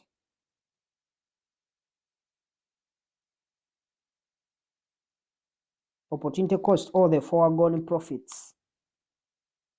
And the examiner will try to tell you that you have been given free office space, but the people who gave you the space would have earned some income. And once you see that we take it, once you recognize that there are some income that has been lost because they are vacating the place to give us a way to do our construction work, then it means that cost is going to be, that amount is going to be a cost to the project, and it's going to look to be an outflow. So this is an outflow. That's number two. Number three, we have operating expenses.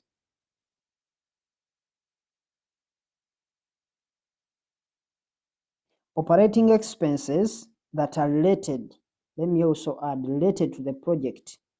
Related to the project. Not every operating expense is going to be, and these could be raw materials, these could be labor, these could be overheads. If you want to learn about overheads, check out our playlist for cost and management accounting. We have a playlist for overheads. It will detail you those different overheads that we may have. But we may have marketing and advertising costs, or marketing and sales costs. So there are very many, provided that they are directly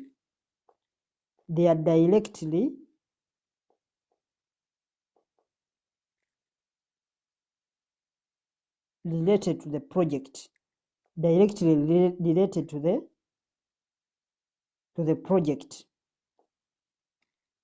As long as they are directly related to the project, we take them, meaning they are relevant. And you will not pass any question unless you know the theoretical aspects, because in the question it will be you to locate them. Number four, we have tax payable.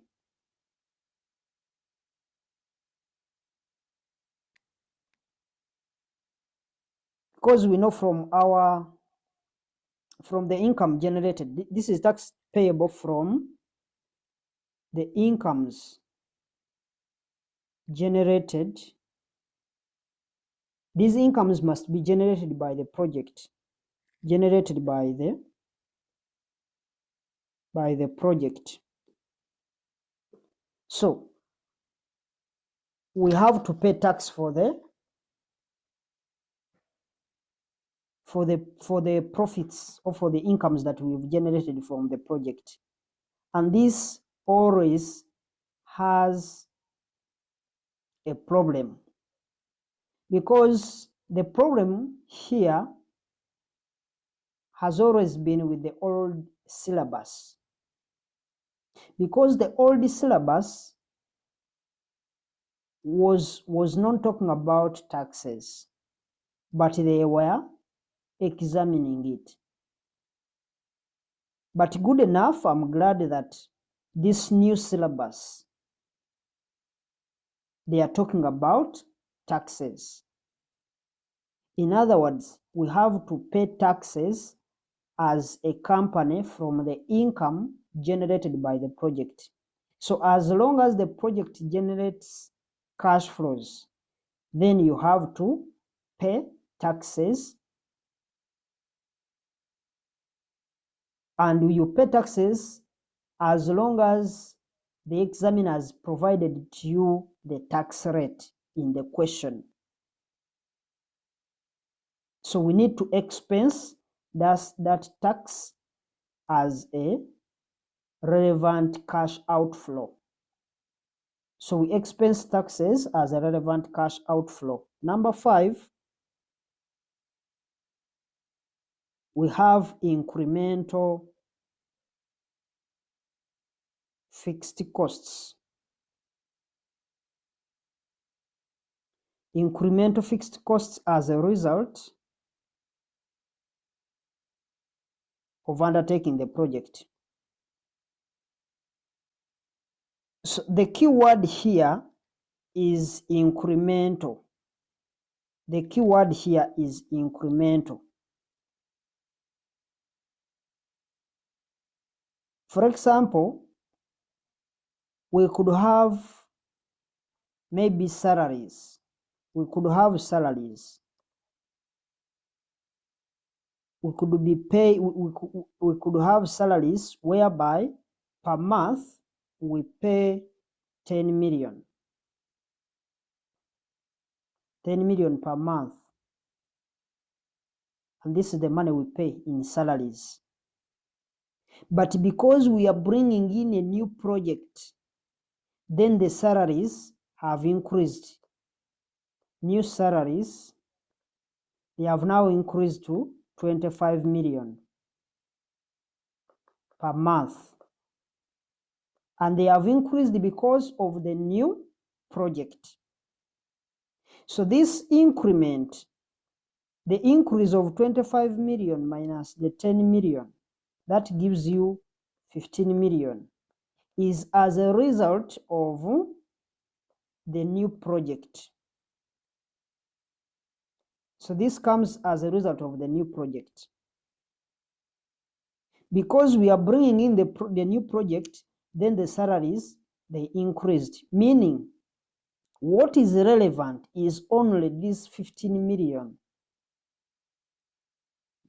And that's the meaning of the word incremental.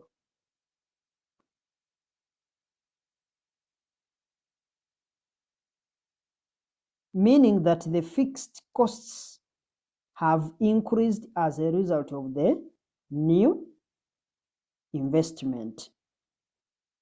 But if they tell you that this new investment came and found the fixed costs at 10 million, if they tell you that this new investment came and found the salaries, we are paying 10 million.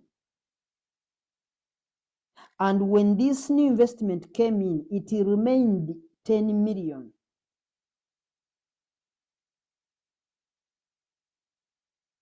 In other words, when they introduced the new project, we still kept on paying the same amount, 10 million.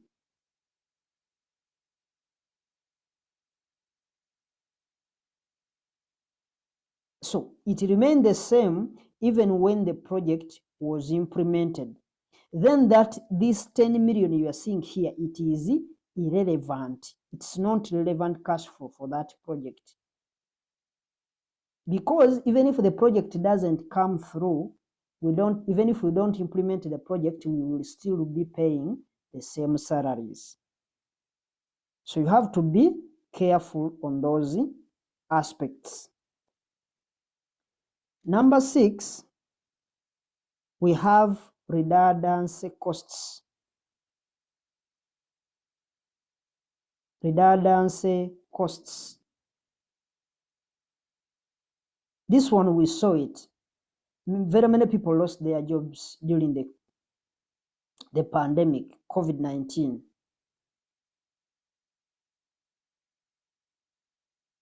So, but there are also when people are going to be made redundant. Redundant means it's like you are there, but you don't have anything to do. It's not that they have chased you, but it's indirectly they have fired you because you don't actually have anything to do at the organization. So when you bring in a new project, because just take an example, if let's say you have let's say a poultry farm, and maybe you've been using, maybe it's a farm, you are rearing cows, you've been rearing cows on a free range, meaning you are just, as long as you open for the cows, you just leave them to eat wherever they want.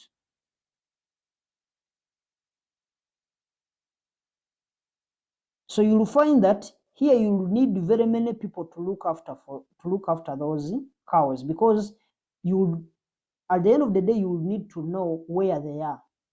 So you'll be, if you have very many cows, if let's say you have 1,000 cows, and maybe you are employing 5 people,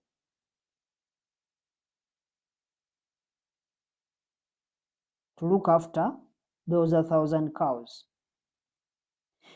the point here is that if now you want to change from free range, maybe to put in, you want to use paddocks. So if you want to put in paddocks and you make sure, or you just construct their houses, you make sure that you, maybe in a house you keep like 2,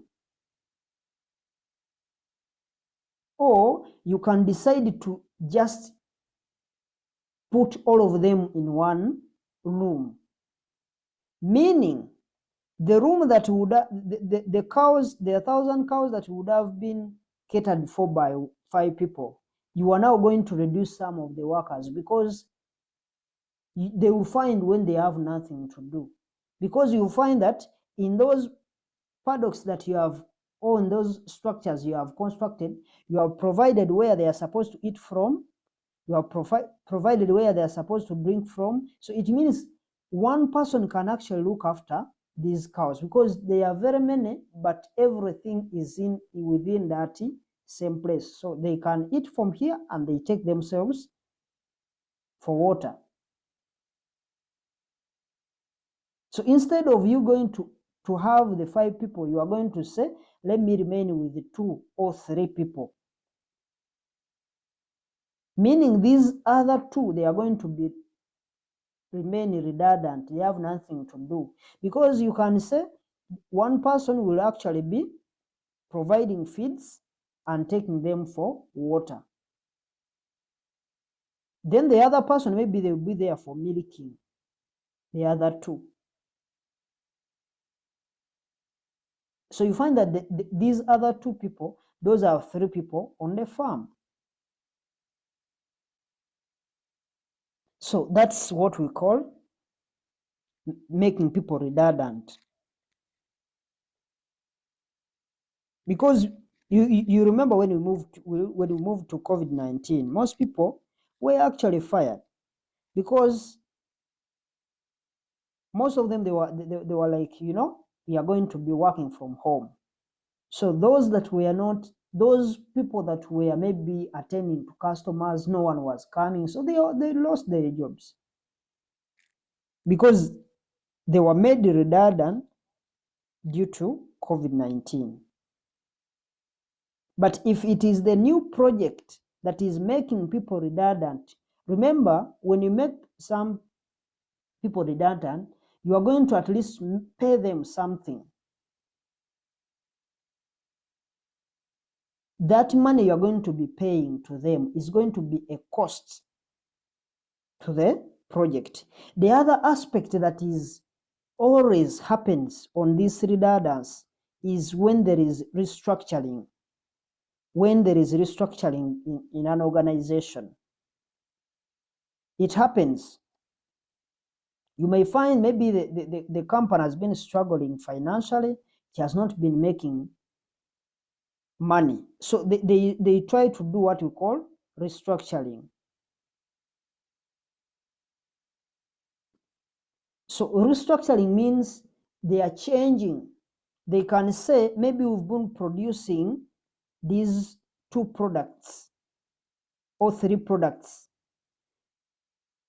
Maybe we've been producing soda, and we've been producing beer and water. So they find that one of these products is not actually making profits. What they can do, they can remove the whole product line. They say, we are terminating that product line because it's not providing what we want. We don't care whichever approach they have used, whether they have gone for contribution analysis, as long as they are terminating the department. It means all the people that are within that department, they are going to lose their jobs.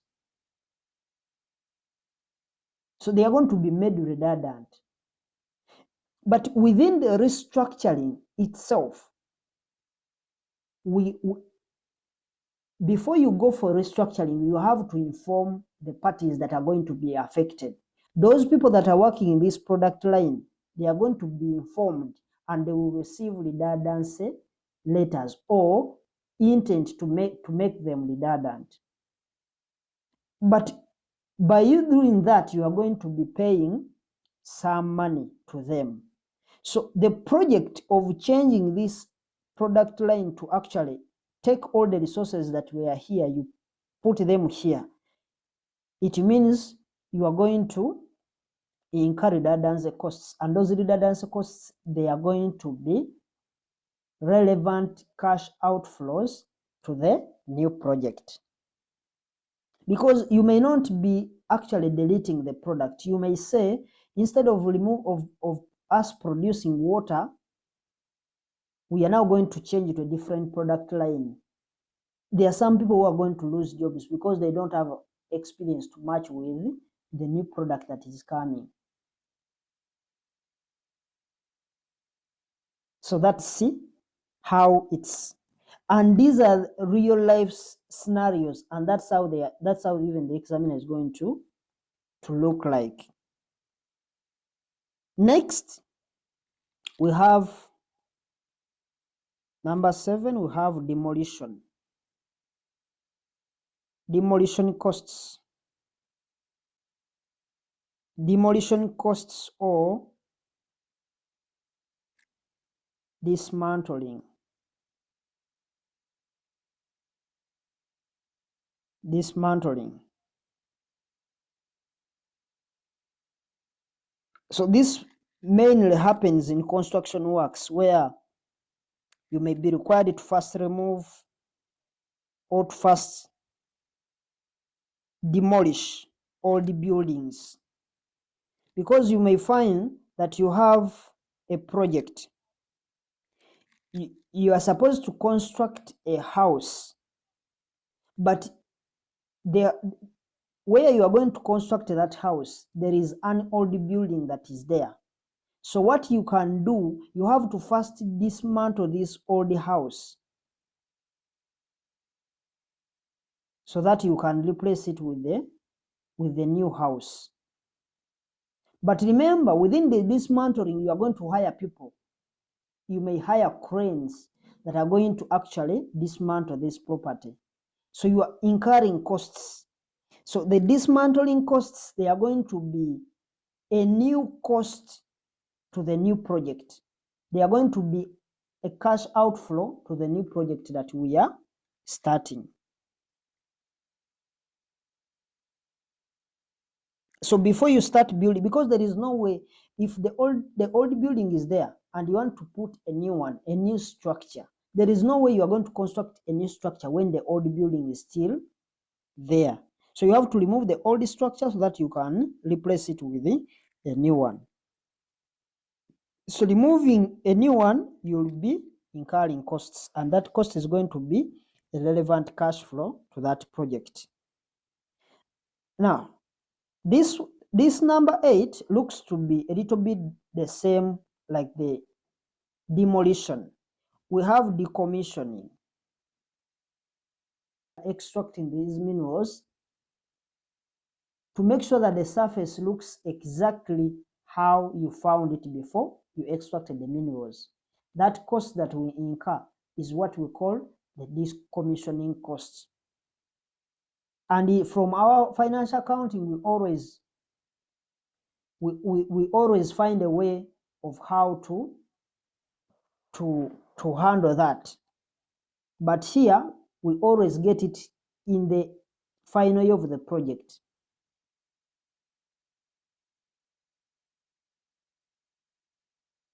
The other example that we may look at, these construction works. You find that these guys who construct roads, they go and maybe they need some concentrate maybe they need some maram. They go and get it from a certain place. After extracting that concentrate that they want to use for their road construction, they leave their holes. So after they have constructed the road, they have to go back and they refill the other place with what? With soil, so that they can maintain the topography of that environment. They leave it the way they found it. So they are replacing, because they remove the concentrates there and they use it for the road construction. But what they remove from the road, they are the ones they take back to fill the environment. So that's how we incur that cost. But it is always incurred when the project is in the final year. So it becomes a relevant cash outflow.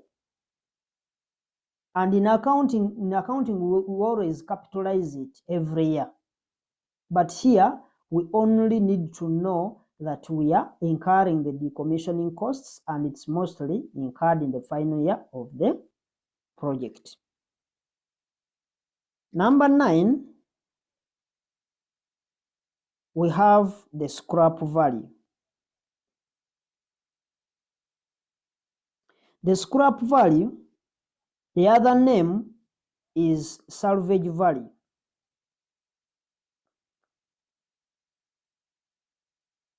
And it is a cash inflow that usually occurs at the end of the useful life of the project. For example, for the construction work, because you find that on every project of construction,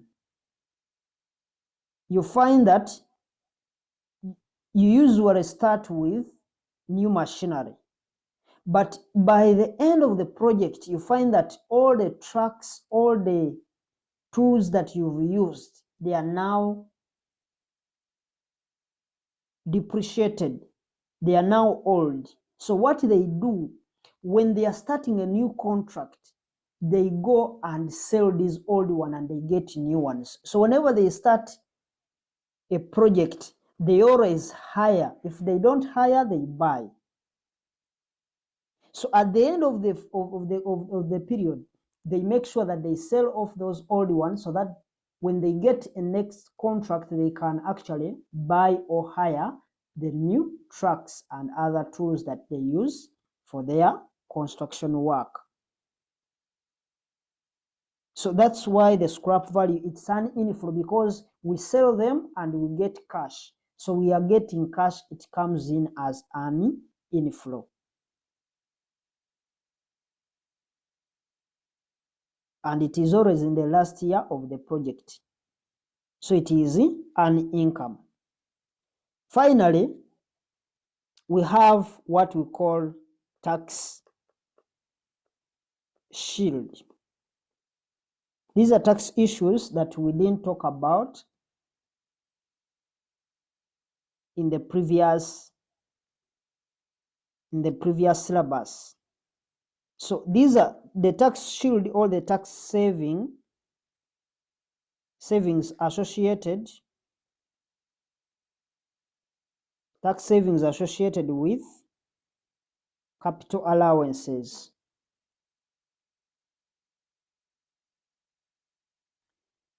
They call them tax allowances.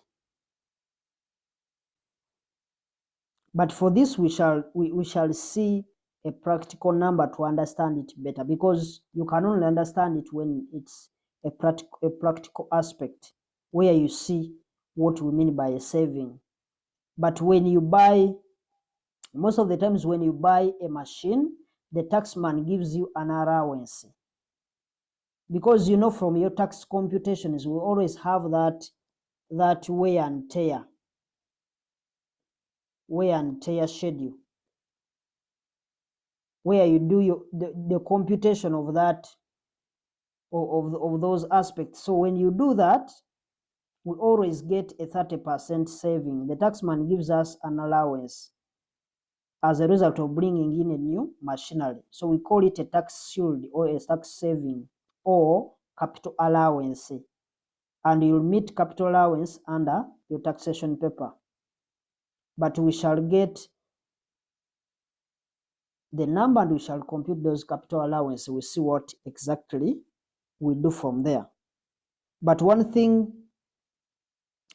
key thing that we'll never miss is this other number 11 is working capital. This is something that we'll never miss. Working capital. It's something that we'll never miss as a relevant cash flow. But the key thing would be the working capital.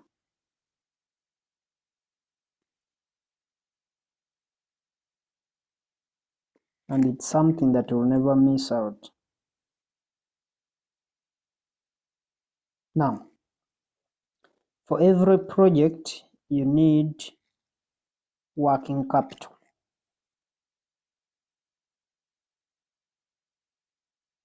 And the initial working capital is important and is required in advance. There are key things here that we need to note as far as working capital is concerned.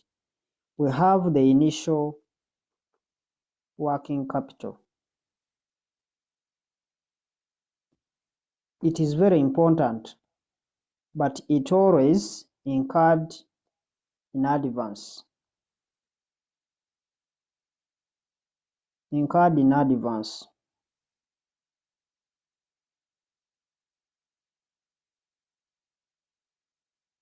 Meaning it's going to be recognized. It's going to be recognized in year 0.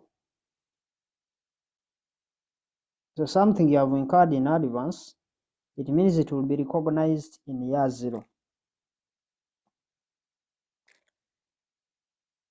Number 2, going forward,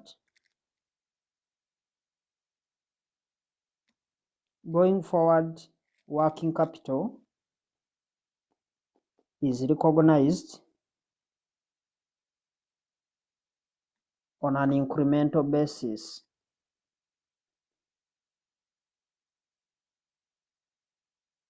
Incremental basis.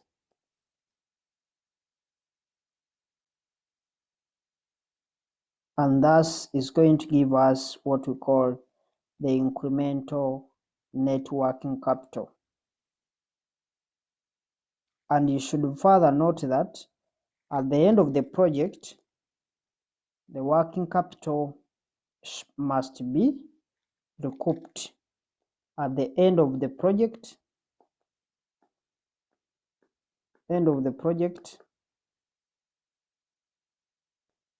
the working capital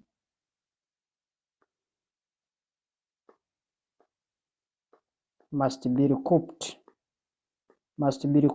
or recovered.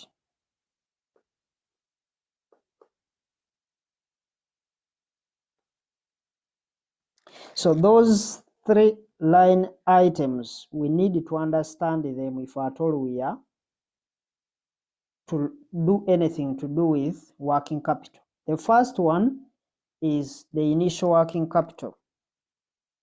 Remember, all these parameters, they are all relevant.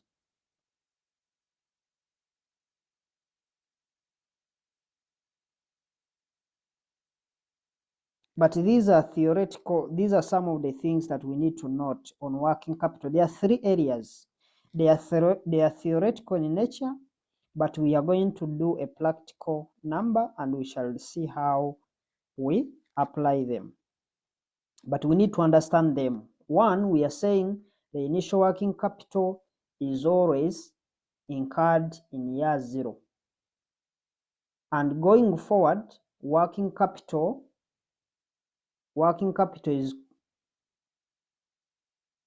is only relevant on incremental basis. And finally, at the end of the period, working capital is recouped or recovered. Those 3 scenarios, they are the ones that are going to give you the 3 mark, because this one, they always give it a 3 mark. If you work it out correctly, you get 3 marks on working capital. So the working for this working capital line item gets you 3 marks. But we've looked at all the above relevant cash flows.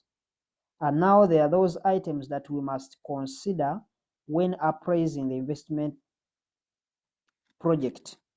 But we need to look at some of those cash flows that may be irrelevant when identified should be excluded in the computation. So whatever we are going to look at, if you see it in your computations, please you just take it as something that is not supposed to be included. So we are looking at the irrelevant cash flows.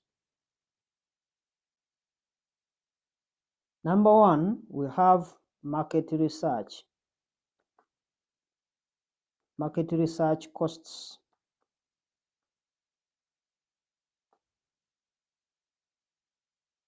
We also have research and development.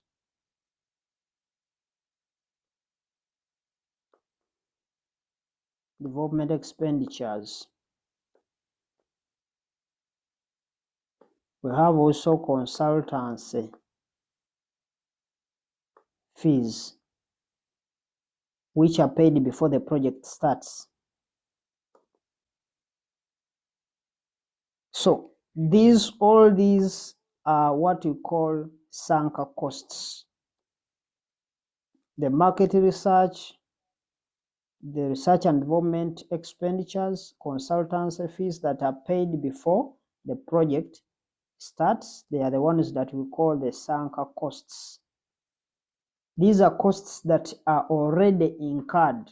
They are sunk costs or historical costs. They are already incurred and they can't be recovered. For example, in Hoima district, market research was done to determine whether there is oil or not. So when they started drilling the oil, you find that they have already incurred the marketing costs, the market research costs. But those market research costs, they are irrelevant to the oil drilling activity because these costs were incurred before the real production takes place. In other words, if they had done the market research and they don't find the oil, then oil drilling wouldn't happen. Meaning these costs would have been incurred and there is no way you would recover the money you paid for market research. So those are the ones that we call sunk costs. They are irrelevant. There are also these other dating costs. If you let's say you incur dating costs, there is no way you are going to say that on the man I'm going to be paying as the bride price, I should deduct the dating cost that I incurred. So that's one realistic example that we can use as far as sunk costs are concerned. So there is no way we are going to include them. In other words, these cannot be deducted or they can't be included in our computations. Number two, we have cost of existing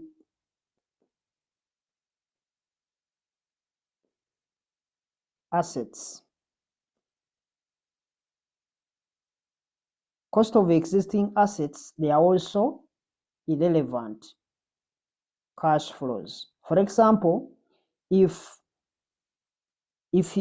let's say you installed a machine in an existing building, the cost of the building is irrelevant in appraising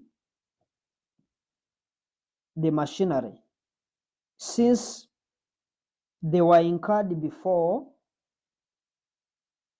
the acquisition of that new machinery. But if you find that you are constructing the house where to install the new machine that you are bringing, it means The reason for the construction of the structure, it's because you want to put in a machine. So that cost is going to be directly related, because if it wasn't the machine, you wouldn't construct. But if the room was already there, but you've just put the machine there, it means you constructed that room without knowing whether you are going to put in this asset or not. So that makes it to be an irrelevant cost. Number 3, we have fixed operating costs, which remain constant.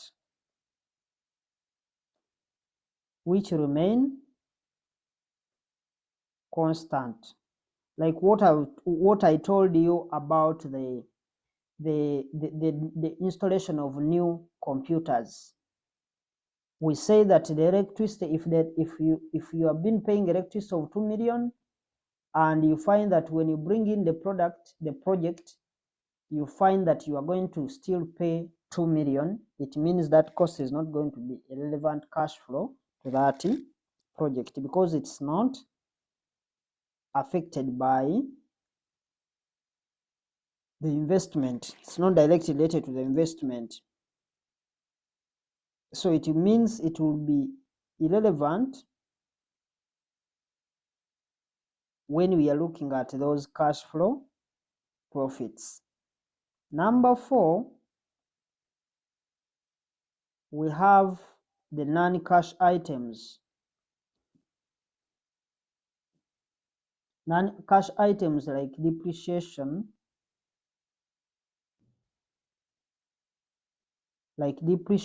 provision for bad debts,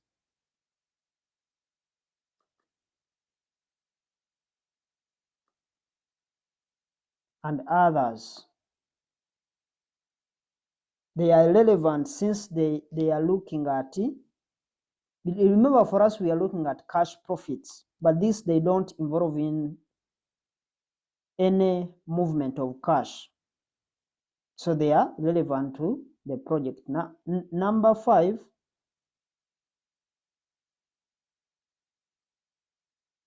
we have dividends paid to the shareholders.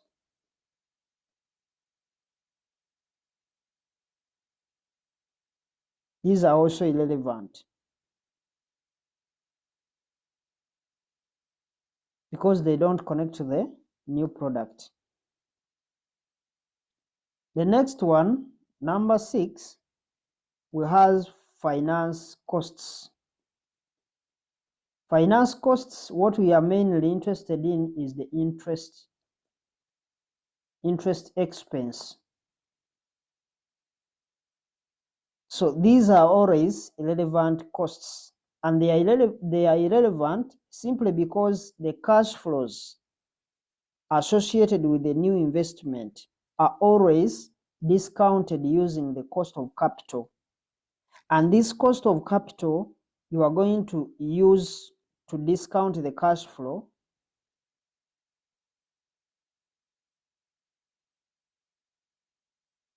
reflect the true meaning of the finance costs. In other words, the cost of capital we use, it reflects both the debt and the equity component. So there is no, by including in the the interest expense, you are double deducting the interest expense, because the rate, the cost of capital that we are going to use to discount the cash flows is already inclusive of the finance costs. Therefore, if you are going to discount the cash flows using the cost of capital, then you are not supposed to factor in the finance cost when you are looking for relevant cash flows. But we need to look at the incorporation of working capital, because we said we are going to look at a practical simulation to have the other aspects sorted.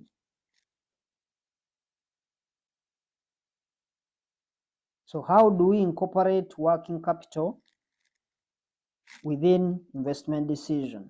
That's what we are going to look at. Now,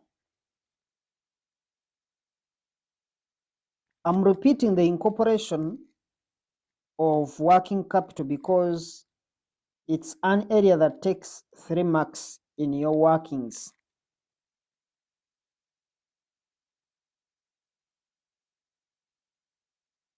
It is taking 3 marks because it has 3 points that we need to take note of whenever we are dealing with working capital computations. Number 1, we said the initial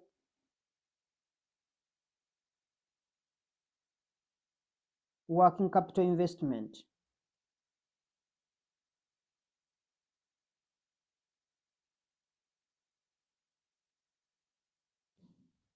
is a cost at the start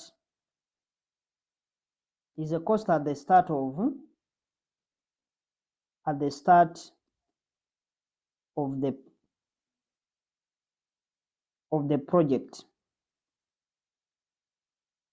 Because working capital is like when you go to the bond to buy a car. Normally, after buying the car, you first service the car. In other words, you can maybe try to buy some tires, because you may find when the tires are actually worn out and you need maybe to replace certain small issues that you need to put in to actually have the car fully operational. So that is the working capital. That's the small amount you need to actually keep the asset you have bought moving.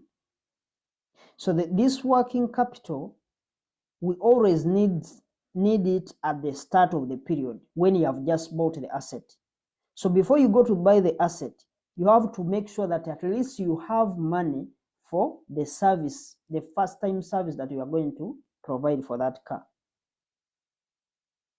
So since it is going to be at the beginning of the project, it means we incur that in advance, meaning for it's supposed to be there in year 0,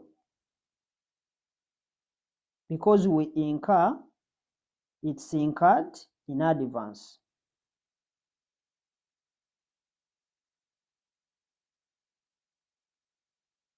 And we shall be seeing a practical simulation how to treat that, but that's the argument.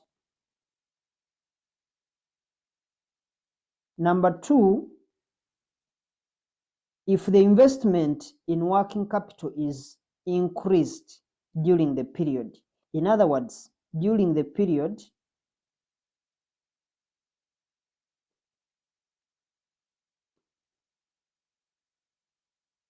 the increase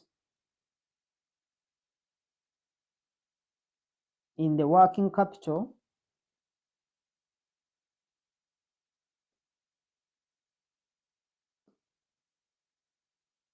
is also a relevant cash flow, is a relevant cash outflow, and it's only relevant on incremental basis. On incremental basis. In other words, when it is increasing, this one is very important. It's supposed to be increasing. If the cash flow is if the working capital is going to be increasing, or if we need more money to be plugged into the business so that we make the assets we've bought operational, we have to make sure that we recognize it on an incremental basis. Finally, number 3,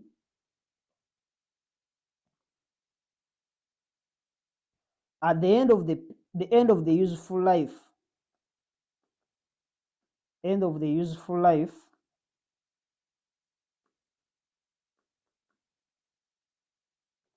the end of the useful life of the project. All working capital must be recovered from the investment or recouped. And this one is going to be treated as an inflow, meaning this is an income. This one is going to be an outflow. This one is also an outflow. But the last one, in the last year of the project, we take it as an inflow. But there are some scenarios whereby you may find that the project is a going concern and we are not supposed to recoup, meaning it doesn't have a useful life. You will find yourself not recouping. So it depends on the case by case. Secondly, you may also find that this part here, this number 2, you may find that when it is not increasing, but rather you are recouping, it is reducing. Because we shall look at these practical scenarios, but this is the general understanding, all the general points. If you find when it is reducing, we shall see what we do from there. If you find that we can't recoup, then we will see what we will do from there. But also depends what the examiner has provided you. But those are the general points. So you will never get these 3 marks unless you record these 3 points on the working capital calculation. We are going to start by learning how to compute the working capital, because we want to first calculate the absolute amounts of working capital needed in each period, and then we work out the incremental cash flows that are required each year. So we are going to have a simulation where we are going to elaborate these 3 aspects because they are very important. Remember, we are doing whatever we can so that we can look at the points. So simulation. ABC Limited expects for the new project to be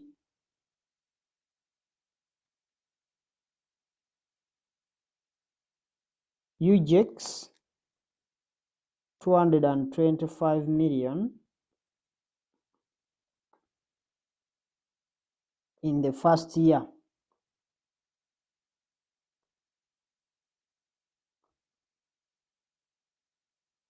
Growing at 5% per annum.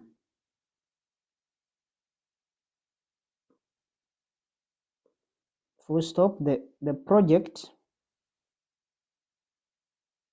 is expected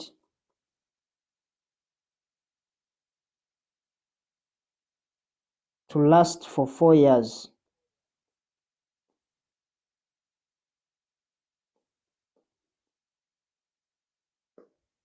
Full stop. Working capital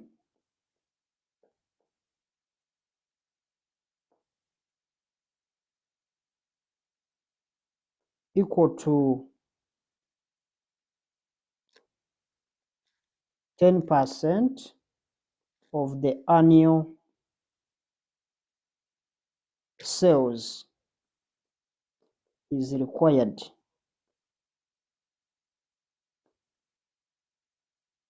Is required to be in place at the start of the year,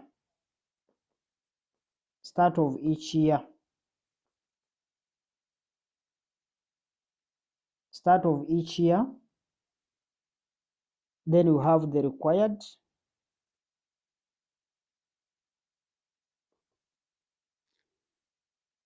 The required says calculate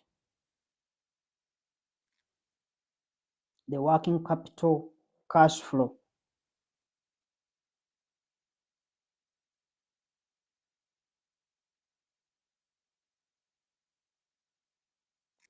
The working capital cash flow for incorporation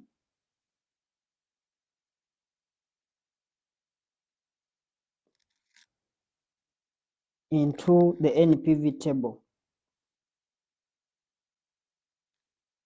That is the simulation. Let's look at the solution. How can you access this? Or how can we look at it? How can we solve this?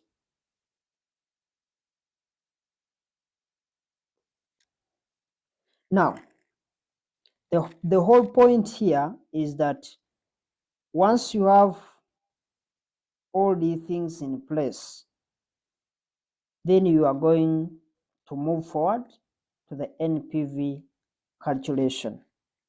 But you will first find a scenario where you will be required to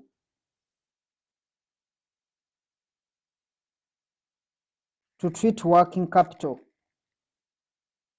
and that's what we are sorting first.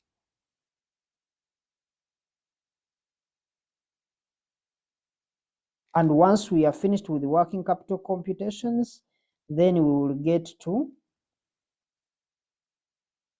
the table. Of course, we get our 3 marks. So when you look at this question,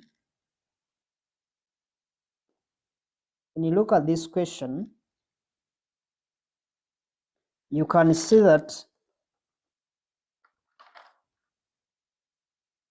working capital is depending on sales, meaning we need to first sort out the sales volume or the sales values.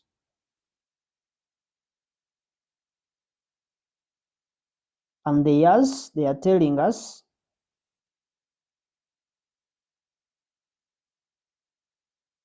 so these are the sales.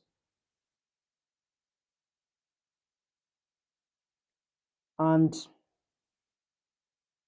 the project is for 4 years. The sales are going to be increasing by 5% per annum for the 4 years.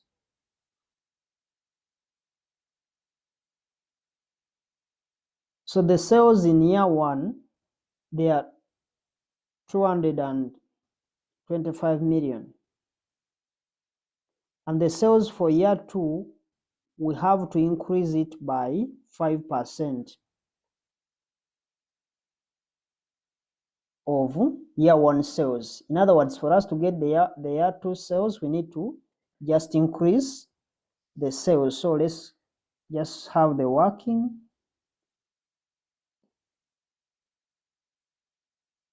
So we can display the table, can have the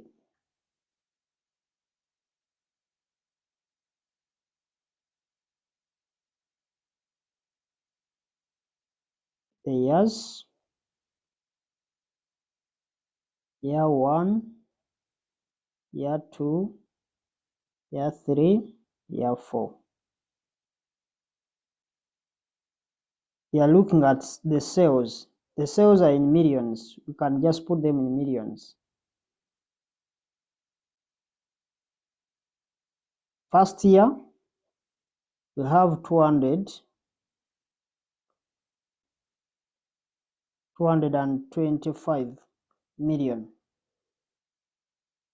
We are working in millions. So we need now to show the working for year 2. Year 2, the year 2 sales, of course, these we can get them in 2 ways. One way, we could get the year one sales. Year one sales are 225 million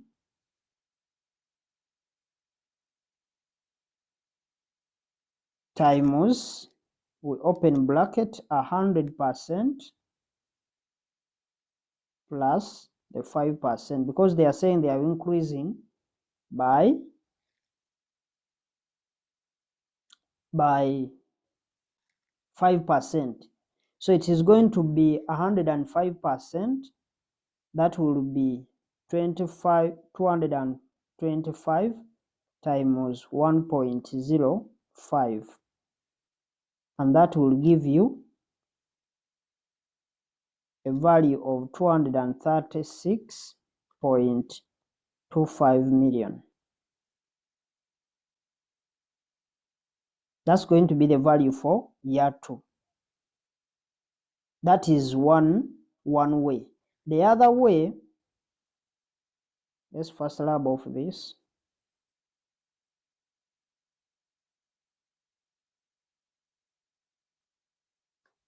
The other way would be for you to just get year one sales, which are 225 million, times the 5%.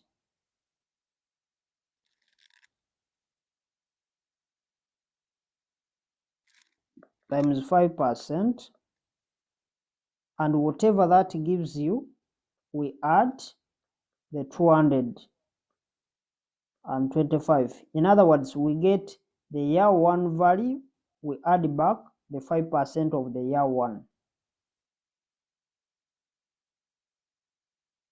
So you'll find this one will give you 11.25 million plus the 225 million. That will give you 236.25 million. That will give you the same answer. That's how we've computed that value. And in the exam, after showing that, you just do the rest on your calculator. You just fill everything on your calculator. So you just come and substitute these values. This is 236.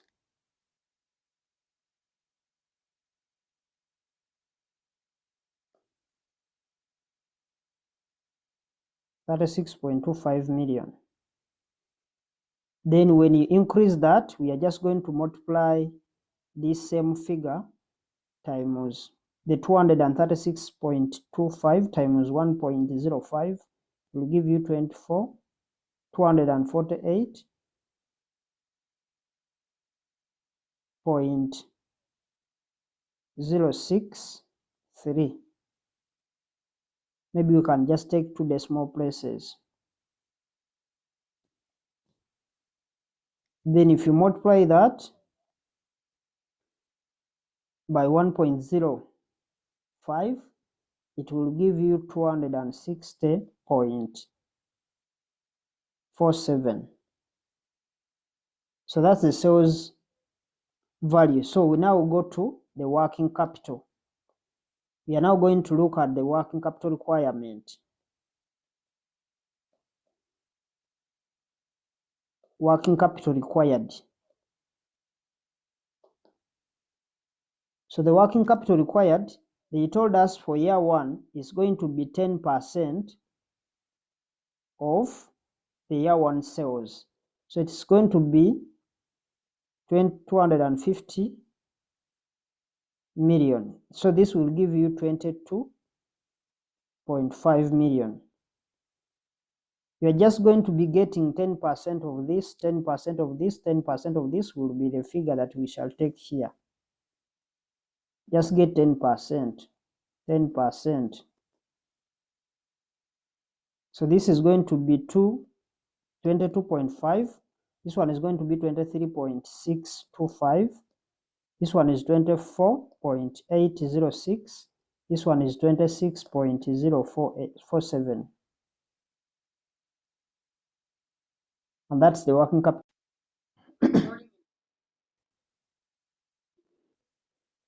However, the question required us to calculate the working capital cash flows for incorporation into the NPV calculation. And this is where I'm going to start from, because I first looked at the required working capital for each year, but we need to take the working capital to our NPV table, and what we take to our NPV table only is that relevant working capital. And what is relevant is also the incremental net working capital. And for our understanding, let's draw another table. It's going to look like the same like we've done. It will have years, column for years. We have the required working capital.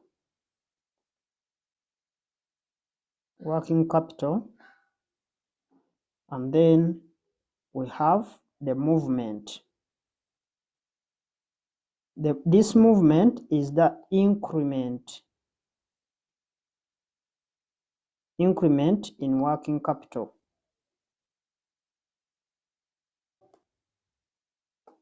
So this is the working capital table, and this is what is going to help us to get the figures that we need to take to our NPV table. And this is where our final answers are going to be, in this section here. In this column, this is the column where we are going to pick the answers that we are going to take to our NPV table. So I've set up the table, but let's now draw the same table and we'll fill in this information. So we will have the years, we will have the required working capital, and then the last one, we have what we are looking for as our last column. That is the movement, or what we call the incremental working capital. So I want you to be attentive on this, because if you don't understand it, then it will take time for you to understand it. And I request that you stop writing that, so that we can first finish this table, then you can proceed writing the information. So now, when you are dealing with working capital, the project always starts in year 0.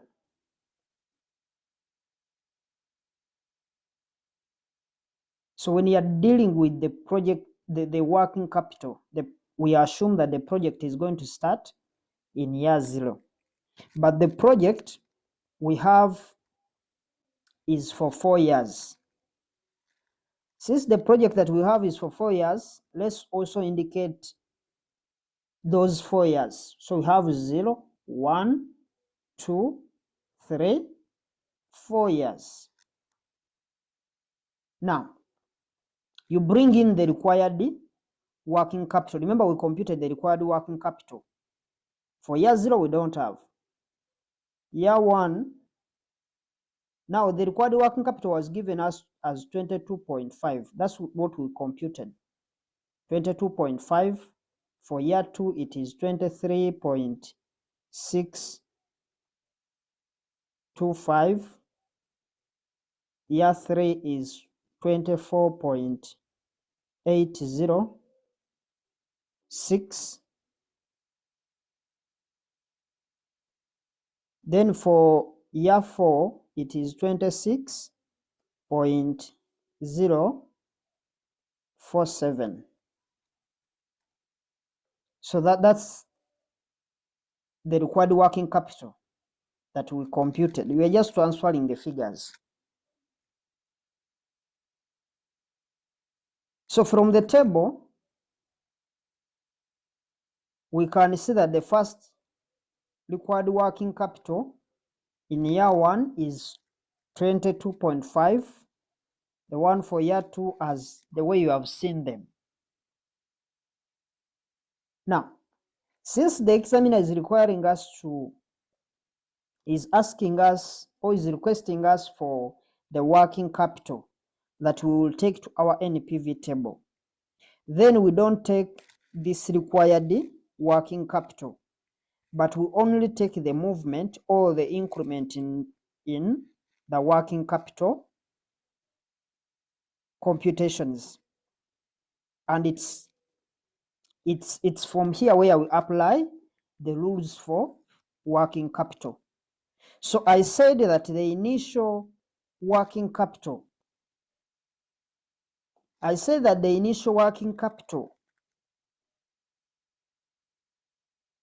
occurs in year 0. This is the initial working capital, the one in year 1. The implication, in other words, the initial working capital is always needed at the start of the year. So since we need this money to be available at the start of year 1, remember our year 1 is going to start, let's say it is going to start 1st Jan. So we need by 1st Jan to find that this money is available for us. So it means this money must have been available, or it's supposed to be the balance for last year, which is maybe 31st December of the previous year.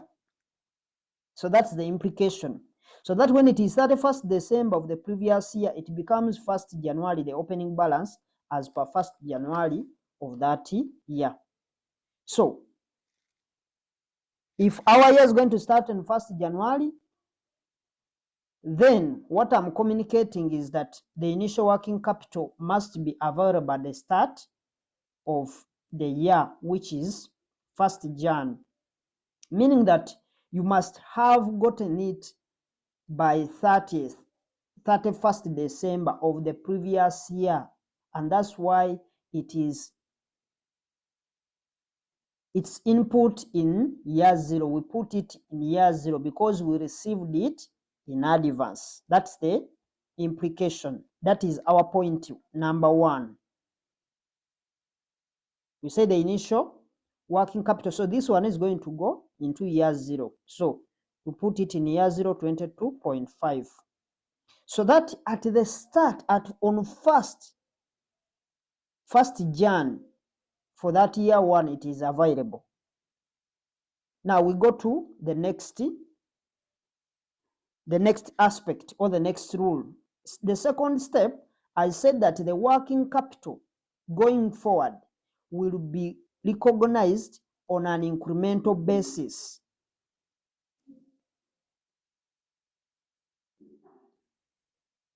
It will be recognized on an incremental basis.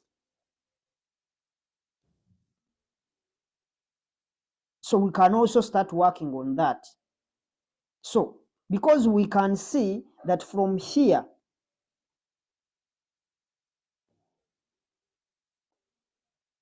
we can see that from this required working capital, we are seeing that the required working capital has been increasing from, in year 1 we wanted 22.5. In year 2 it is 23, meaning there is an increase. It has increased. Even year 3, it has been increasing for the different years. There has been an increase. So since there has been an increase, the point here is that we take out what is relevant, and what is relevant is that increment.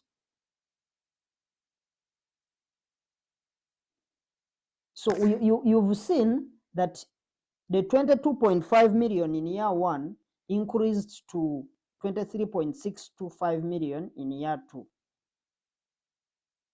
So, which means that for us, we are only interested in the increment, which will be in year 2. So it will be year 2 minus year 1 values of the required working capital. So here we are going to take the year 2 minus the year 1, the values. Values for year 2 is this, then the value for year 1 is this. So it's going to be, for us to get the required working capital for year 2, year 2, we are going to get year 2 minus year 1. So it will be 23.625 minus the 22.5 million.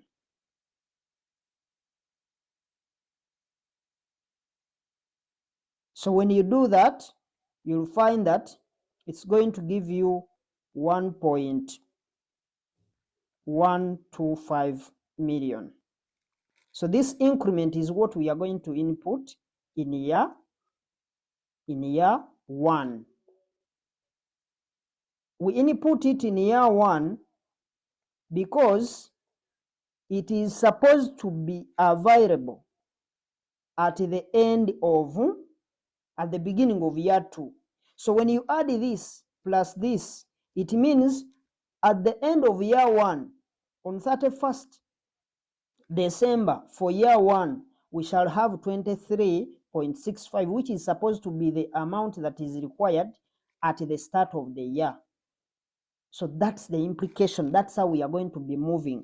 So after you showing the examiner how you've done this, you don't need to repeat showing the examiner what you have been doing, because you have given the examiner working.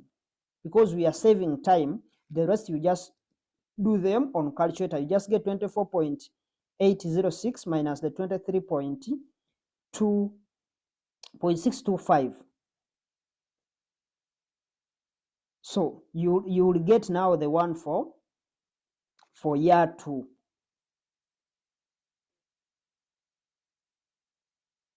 So the implication here is that we have already incurred the 22.5 at the beginning of year 1. And since the required working capital for year 2 is 23.625, then we must add this 1.125 to the requirement of year 1, which is 22.5, to give us the same information here that we have there. So we add this one plus this one to make sure that by the end of year 1, we have the working capital that is required for year 2. Because for year 2, we are supposed to have 23.65. So it's just by default, this one was incurred in advance. So that's how we do all of those until we finish all. Now we put in the one for year 2 is going to be the 24.086 minus the 23.625. It will give us 1.181. But remember, we said this is a cost. Let's not forget that this is a cost. Let's not forget that these are costs. They are outflows. So they are supposed to be negatives.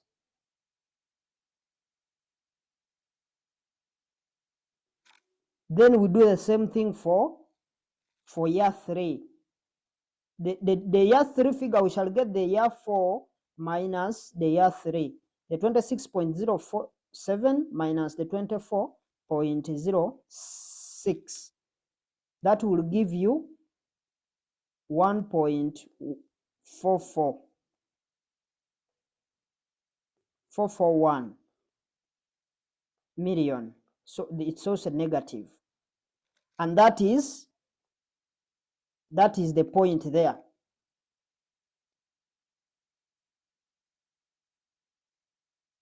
Now, we've remained with only year 4. But we said in year 4, we are supposed to recoup.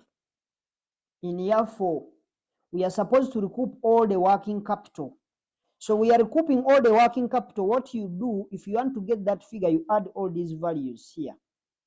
The figure you get, it is a must. It's supposed to be the cash flow that is required in year 6. In year 4, that is 26.047. It is a positive value because we are recouping. We've gotten it from getting the 22.5 plus the 1.125 plus the 1.181 plus the 1.441. This is going to give you 26.047. And that is how we deal with this number.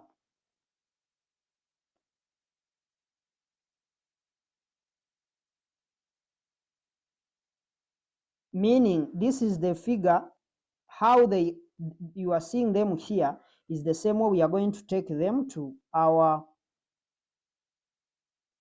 NPV table. So we use these values, the ones that you are seeing here, they are the ones we are going to take to our NPV table.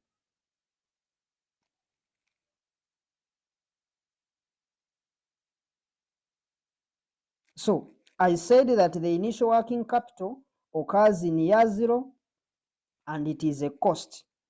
In other words, the initial working capital is always needed at the start of the year. That's why we are putting it in year 0, meaning it was incurred in advance.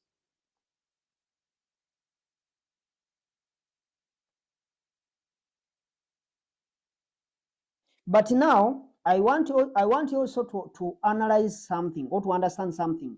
If the working capital, the required working capital here, let's say in this year 2, reduced maybe to 20 million, what will happen? If it reduced to 20 million, it would mean that reduction, the reduction of 22 minus the 20, that is giving 2.5 million. That would be it will be a withdrawal. In other words, here it will appear as a positive number because it means they have withdrawn the working capital. We started with 22.4, but in year 2, they are saying the required is now 20. It means they have withdrawn the 2.5. So here it will appear as a positive number. Meaning when we are recouping the last one, we shall only recoup the remaining figure. So you take note of that. We shall look at these questions. We shall try to understand more.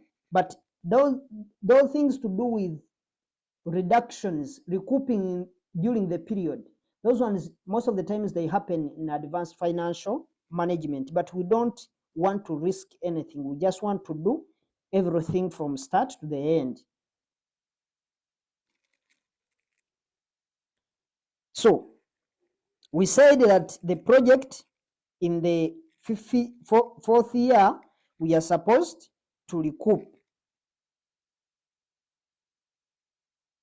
We said that the working capital must be recouped in the final year of the project.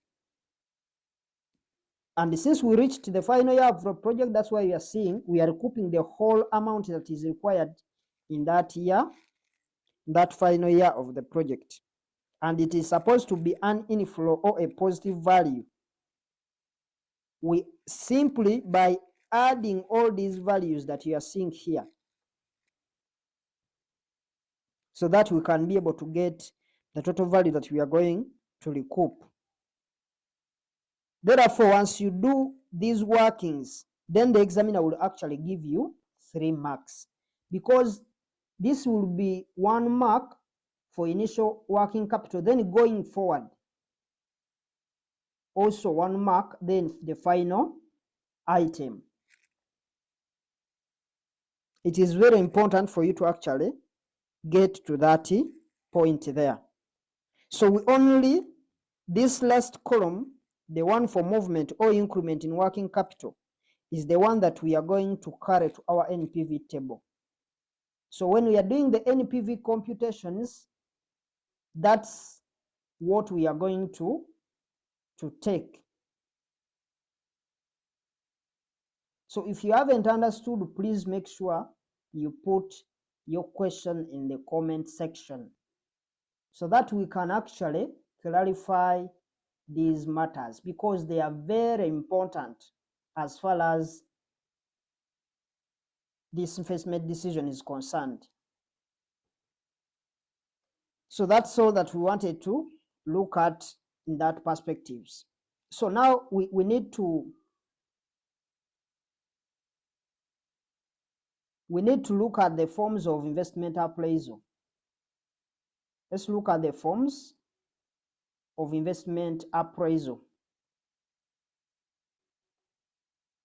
Now, here we have very many forms of investment appraisal. There are investment ideas that we may appraise. But for me, I'm going to focus on the ones that are financial. Even for the examination, we are going to be focusing at financial evaluation. Things that are involving in money. So I'll focus on financial evaluation. And that's where our interest is. But there are many types of investment appraisals you could do. Number one, you could look at, you could do a technical evaluation.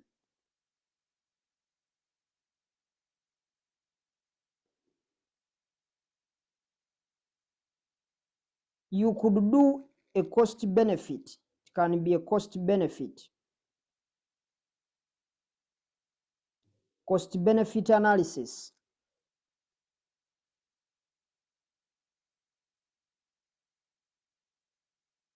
And this cost benefit analysis is also the financial evaluation, whereby you analyze the financial statements.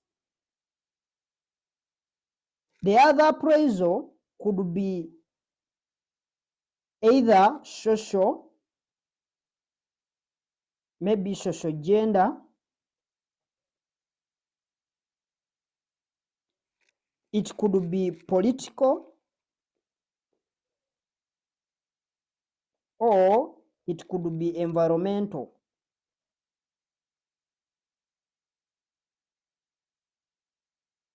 For example, you may maybe as a company, you may decide that maybe we are going to distribute sanitary pads to maybe a certain primary school. So this could be, that distribution of, let's say, sanitary pads could be a social gender.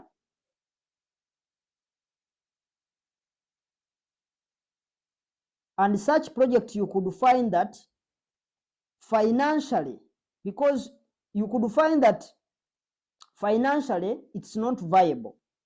Like if you're looking at the financial aspects, financially it's not viable. In other words, it doesn't really make money. But socially it is viable. Basing on the social aspects, it's going to be viable because it's going to help very many people. It could also be political, because according to the government, you may find that that's what they want.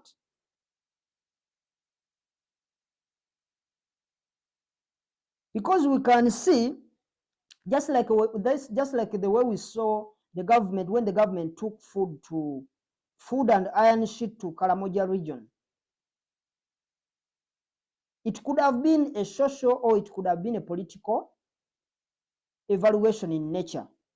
So such projects are not going to be financially viable. They are not going to be either financially viable or technically viable.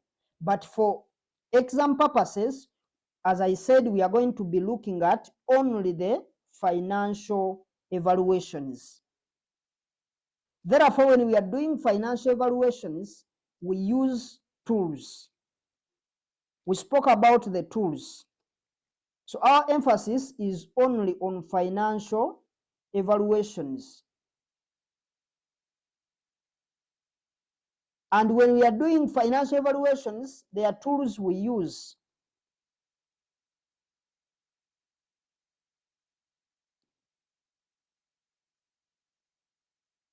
And these tools, they include the accounting rate of return. They include accounting rate of return, ARR. They include payback period.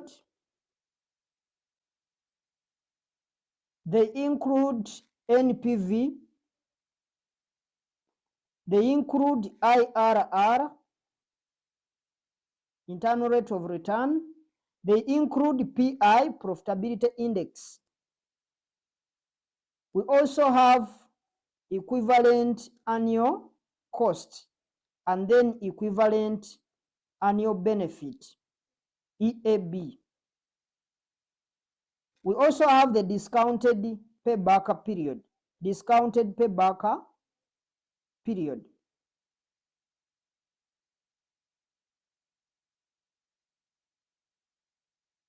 There are very many others. Present value of net cost. So there are very many techniques. But all these tools are divided into two. These are going to be divided into two. We have what we call the non-discounted.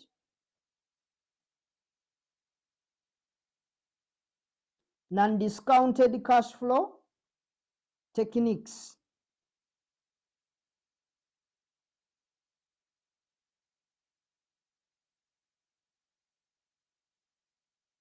Non-discounted cash flow techniques, and then the discounted cash flow techniques.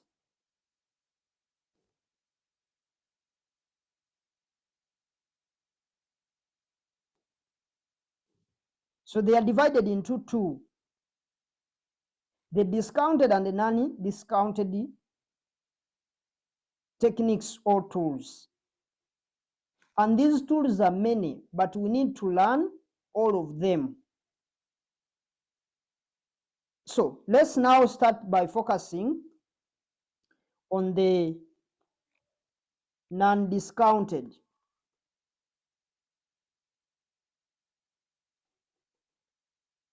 Cash flow techniques.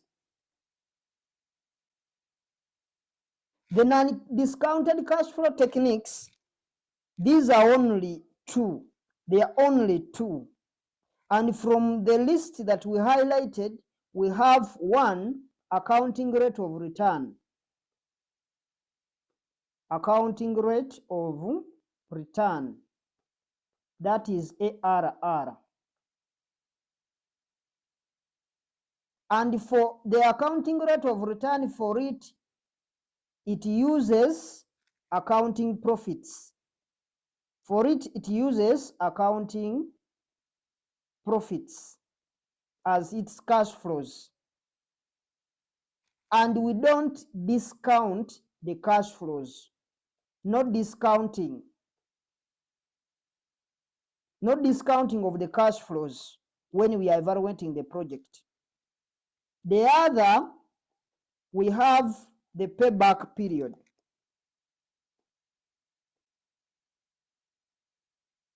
So these are the two that we don't discount the cash flows. So these two, we don't discount the cash flows. We use more of the accounting profits for ARR, the accounting rate of return. Although for the payback period, this payback period, for it we don't use the accounting profit, we use the cash profits or the cash flows, the cash flow profits. They are the ones that we looked at some of the items that we looked at. So the cash flows the payback uses, although it is a non-discounted cash flow technique, but it uses the same cash flows like those used by NPV and other discounted cash flow techniques. The only argument there is that we don't discount the cash flows, that's it. So if they ask you for the difference between these two, you say this one uses accounting profits, but payback period uses cash flow profits. So that's how we can define the non-discounted cash flow techniques. Now let's look at the discounted cash flow techniques. In this area, the cash flows are discounted. They are discounted in order to determine the viability of the project. And the discounted cash flow techniques, we have one, we have the NPV, net present value. That is NPV. We have the internal rate of return. Internal rate of return.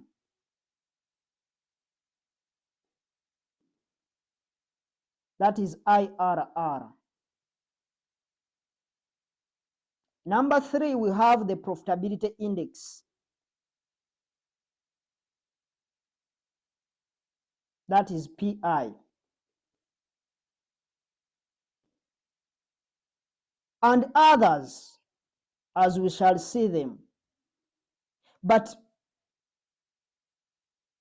what is key, we have under these discounted cash flow techniques is that they have to take into consideration, the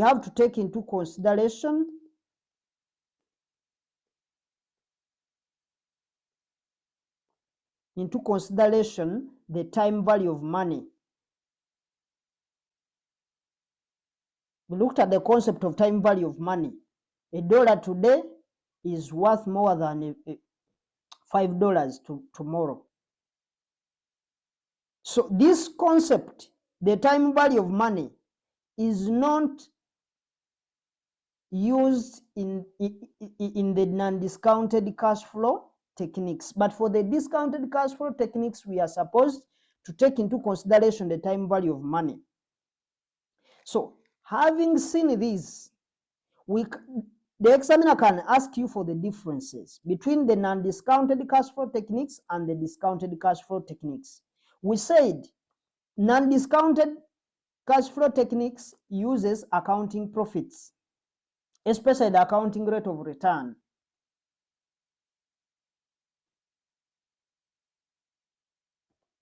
But these, for them, they use cash flows. Number 2, non-discounted cash flow techniques, they don't take into consideration the time value of money. In other words, we don't discount cash flows from using the non-discounted cash flow techniques. But here, we take into consideration the time value of money. So those are some of the things that you can think of. We shall see other things as we progress. So let's now start looking at one by one, looking at those items one by one. So let's start by looking at the payback period. Now, we need to understand how to compute the payback period. And we are saying that the payback period, it's the time it takes for the cash inflows,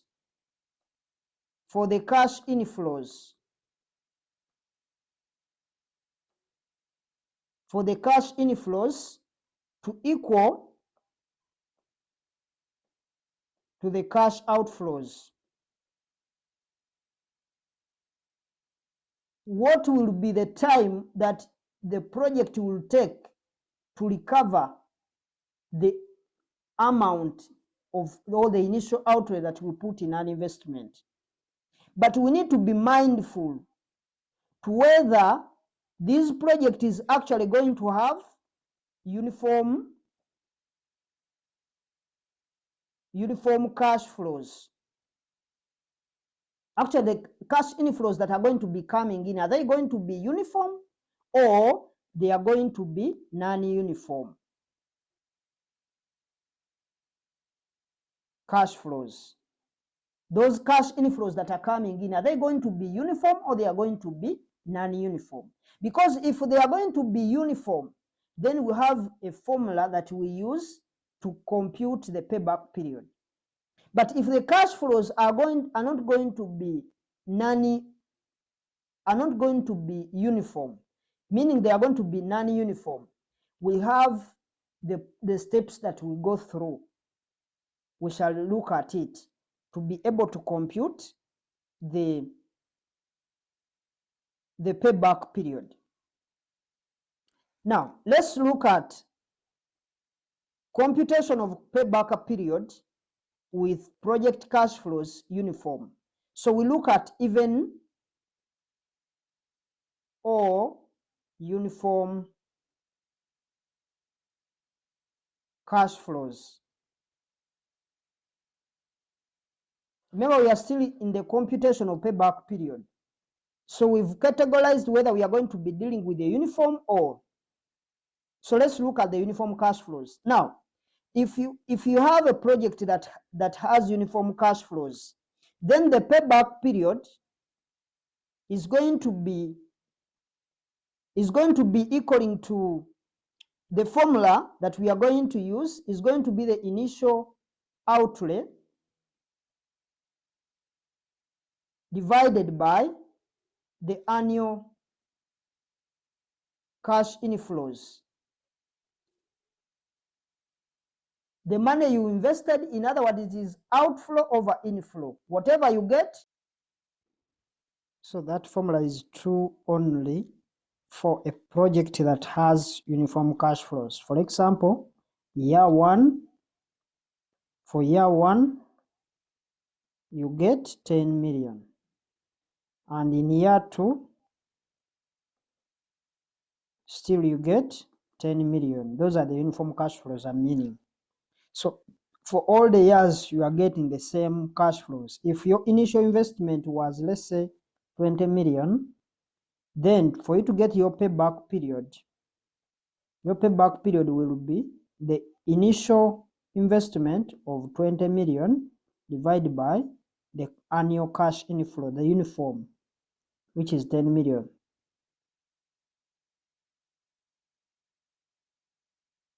So that will be 2 years.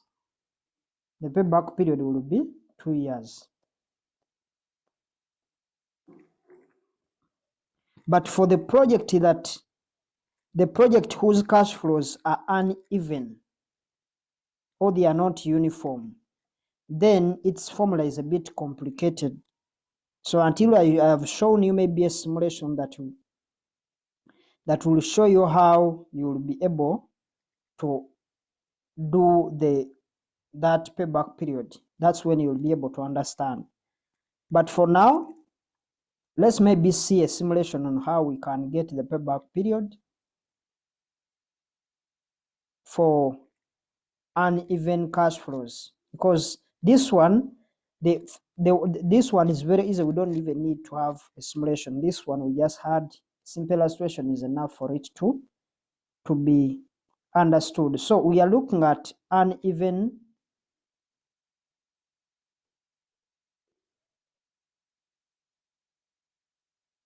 stroke non-uniform cash flows. Now we have KK Limited would like to set up a modern butchery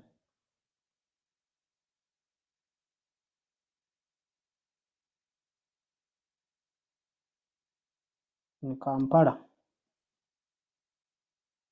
which is expected to cost shillings 12 million to set up. After full stop, after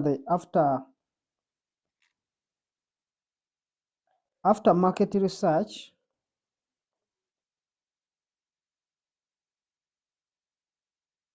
and analysis, comma, they estimated to get the following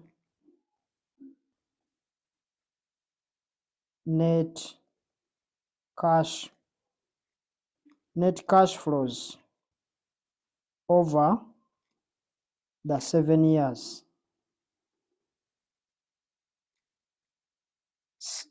Over the 7-year useful life of the butchery.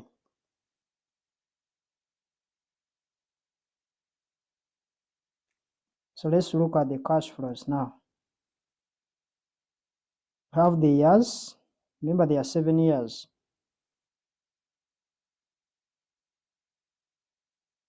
We have now the cash flows.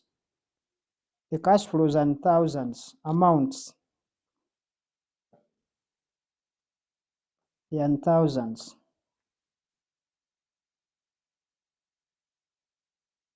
Have year 0,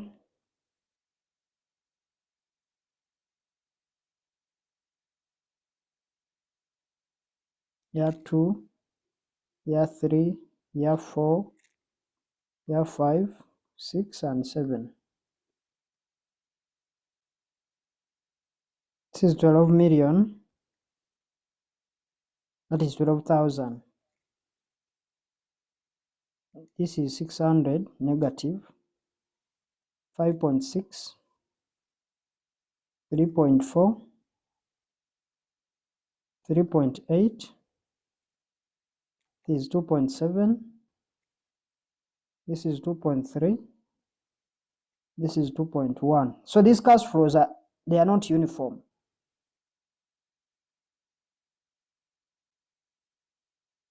So they are continuing if the company's payback period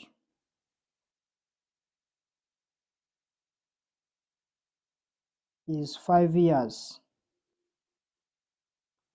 comma, compute the payback period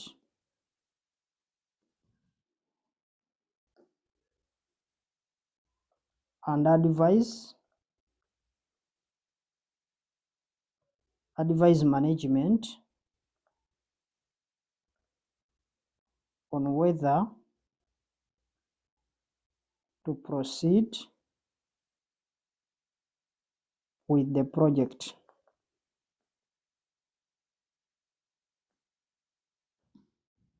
So that's our simulation. So look at now the solutions. So since the cash flows are not uniform, then we can't use the formula given above for initial investment over annual cash inflows. But we need to set up a table and show, because I need to first set up a table, then I show you how we can be able to obtain the payback period. So let me set up the table.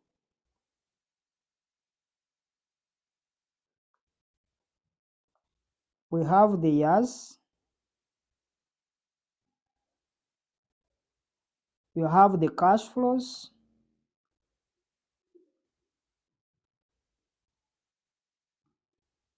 then we also These cash flows are in thousands. So put them in thousands. You can also put them in millions depending on the space that you have.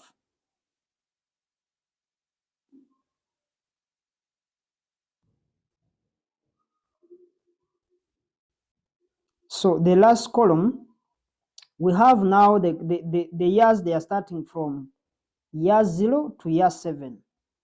1, 2, 3, 4, 5, 6, 7. The years are 7. We have the cash flows in thousands. Then at the same time, we have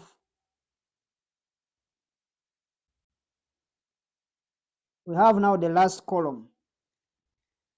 This last column is where we are going to have the cumulative values, the cumulative cash flows.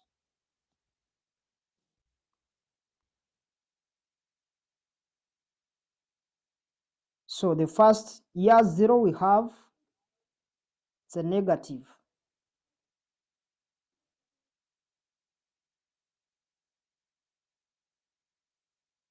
$12,000. Remember, all these values are in thousands. In year 1, we have negative 600. Year 2, we have 5.6. It's a positive. Year 3, we have 3,400. Year 4, we have 3,800. Year 5, we have 2,700. Year 6, we have 2,300. Then year 7, we have 2,100. So those are the values that we have. We may try to put in lines. Now, we have now the cumulative values. So,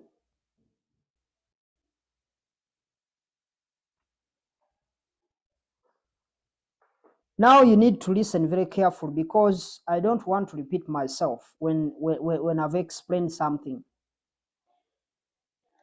Now, once you have done the drawing of this table as you are seeing it, once you are done drawing this on your answer booklet, then what you are going to be doing is this column that you are seeing, which is inputted, a column for cumulative cash flows, is the column that is going to help us sort everything. And the first cash flow that we have in year 0 is 12 million, but it's a negative.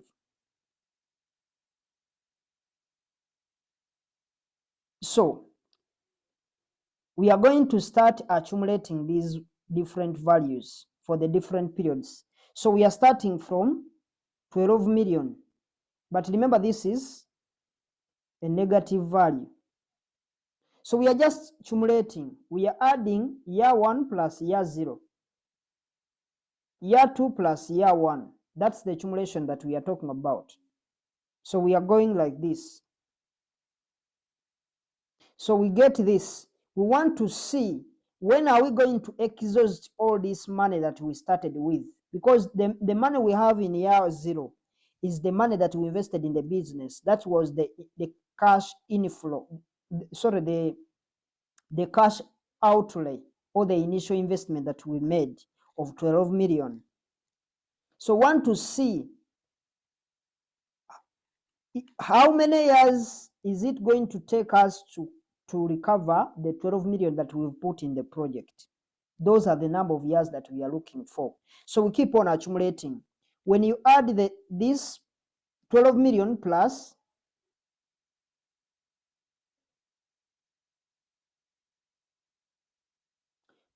the 12 million is a negative, plus the 600,000, which is also negative. It's going to be 12,600. It's a negative. We've got it from where? We've taken the 12,000 plus the 600. All these are negative values. Now we get the 12,600 plus the 5,600. This one is a negative, this one is a positive. So this will give you negative 700. We start with year 0. So we go to the next one. This one is going to be negative 7,000 plus the 3,400. That will give you 3,600. So it's a negative. Now, this one is 3,800. This one is 3,600. It means we are coming to positive values. So when you see that happens, you stop there. So when you see that, you just stop there.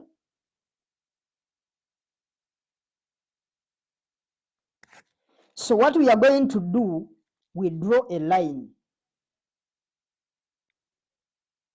where we are stopping. We've stopped on that. Even we can remove these lines. That's the cash flow that we needed. Because by default, when you add here, you are going to get, because you'll get negative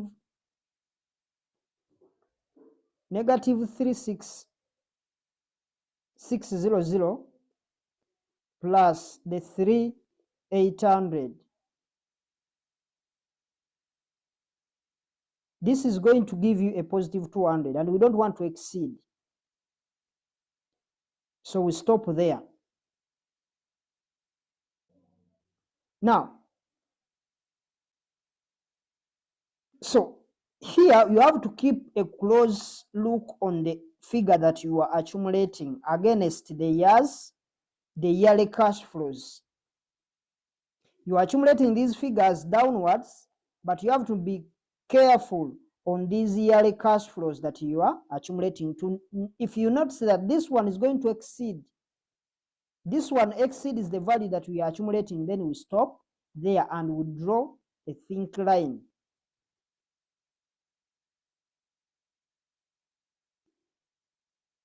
So from here now we can, because now what, if you don't look at those cash flows, you are going to find yourself adding and you pass where you are not where you are supposed to end. Because when you're accumulating values, will always be reducing. These values are going to be reducing. Remember, we started with the negative cash flows, and they kept on increasing until they started with the positive cash flows. When those positive cash flows came in, the figure kept on reducing. So it will keep on reducing until it is finished. But we don't want to exceed that value of 12 million. That's why we are not exceeding, because if we got, this one is going to be 3,800 and this one is 3,600, so we don't exceed that value there. We stop there and we start looking at the formula that we are going to use. So it will reach at a time where the cumulative figure is lower than the other figure, or the annual cash flow. As you are seeing, this 3,600 is lower than the annual cash flow of 3,800. And when that happens, you must stop. And then we start computing the payback period.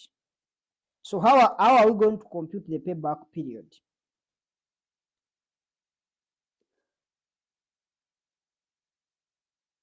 The payback period is going to be, we start with those where we drew the line. It is reflecting in this side for the years. We have year 3. So it's going to be 3 years plus. Now we are going to get the proportion. We want to know how many months, because we want to know this 360. It will take how many months for it to exhaust.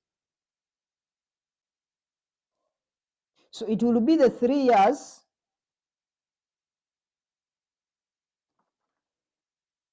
It will be these 3 years that you are seeing. Then we get this balance that that is smaller, which is 36, the one we want to exhaust, divided by the cash flow,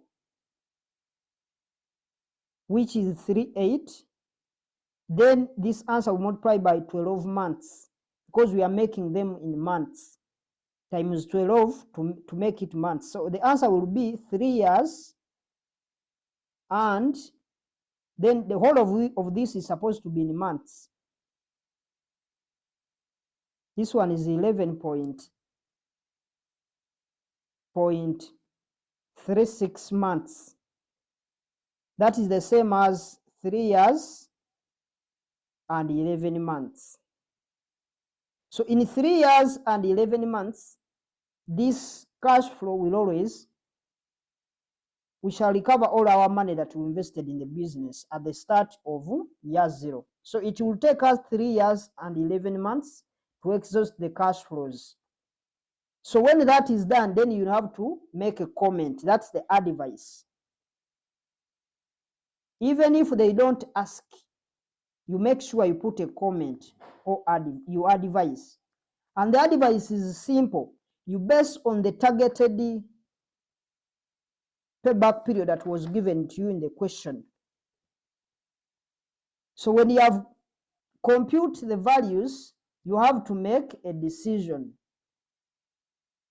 And how to make a decision is by using the payback period that you have computed. Then you compare that with the company's target payback period, which was given to you in the question. And that is supposed to be given to you in the question. And for our case, they gave us 5 years. So in other words, the company expects to recoup their money after 5 years.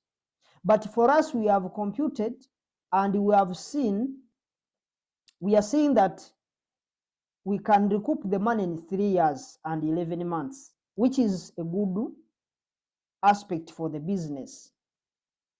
So we have now to put a comment.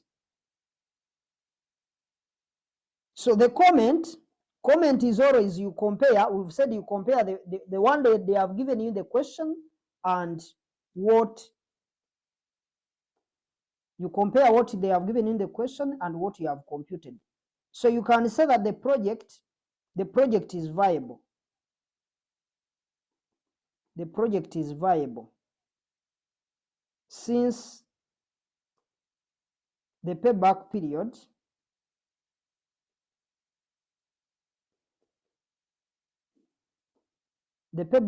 of 3 years and 11 months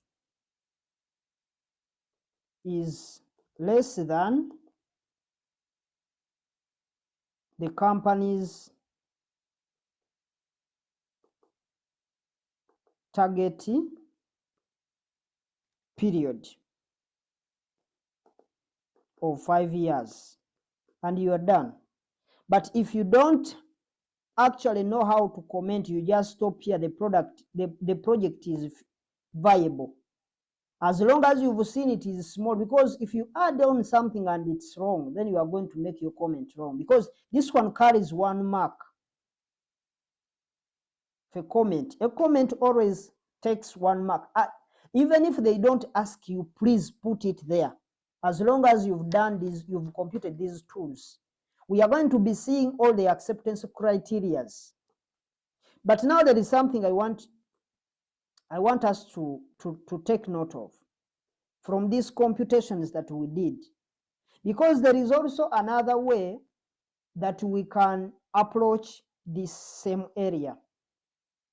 You may find in books that you may look at some books and you find that maybe for them they are starting from year 1. They are starting to accumulate the cash flows from year 1. They are also right, because the whole idea is the same. The answer will be the same. But me, I prefer to go this way, because here I will be saving time. Let me maybe just show you what they do. We put the years. We start with year 1. For them, they don't start with year 0. So we start with year 1, year 2, year 3, year 4, 5, 6, and 7. We have the cash flows. We are going to put them in thousands. So we have the cumulative values. Cumulative values. Now for this, they will start with the cash flows. We had 600, but it was a negative. Then this was 5.6, 3.4, this is 3.8, this is 2.7, this is 2.3, and this is 2.1.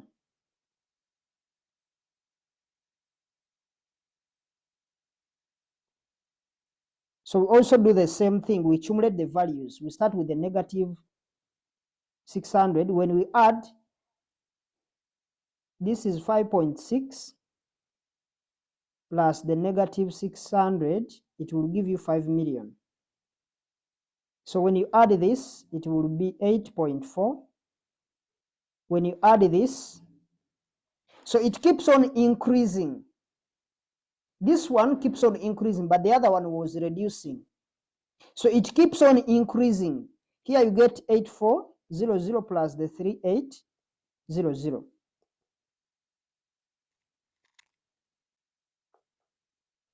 You have seen that this one is going to exceed. So we don't exceed this area, because when you add this plus this, you are getting 12,200. So we don't exceed this area. So when you reach here, you stop here.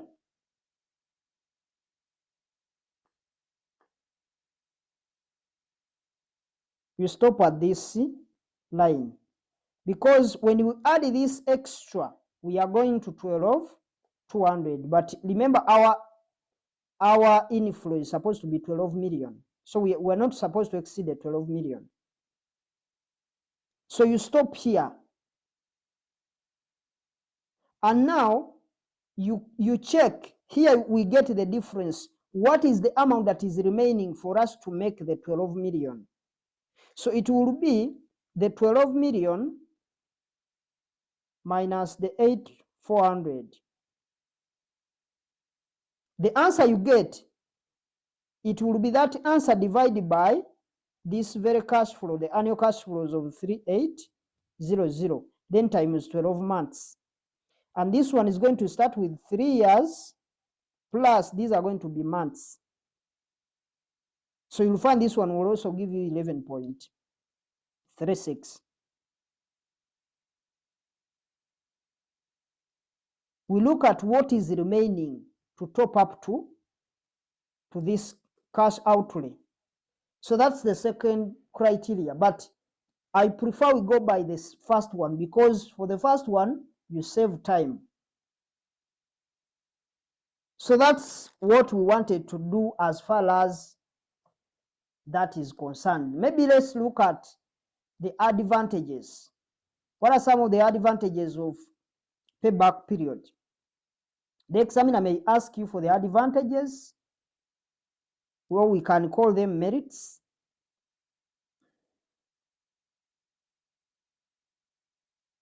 Merits of payback period.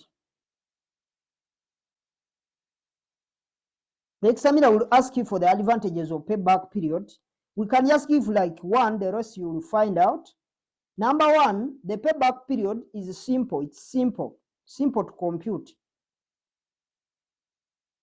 simple to calculate, and it's also simple to understand, because it doesn't involve the other estimation of cash flows. Number two, uses cash flow profits and not accounting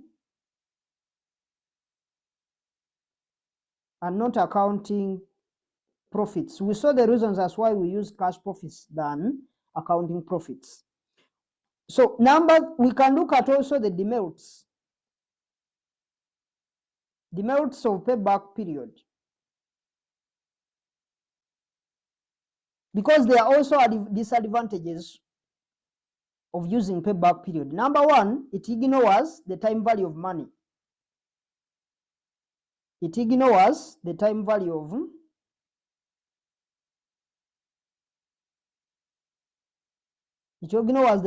of money. Secondly, it ignores cash flows. It ignores cash flows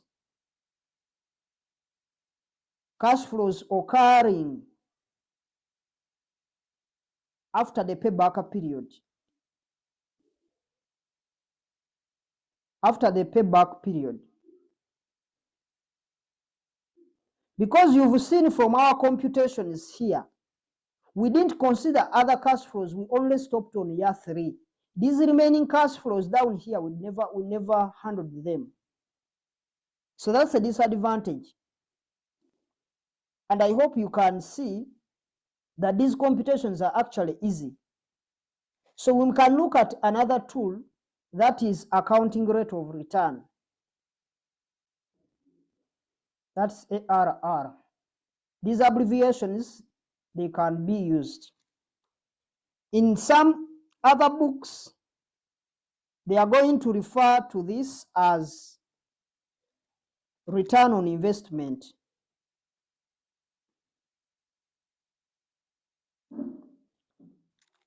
ROI.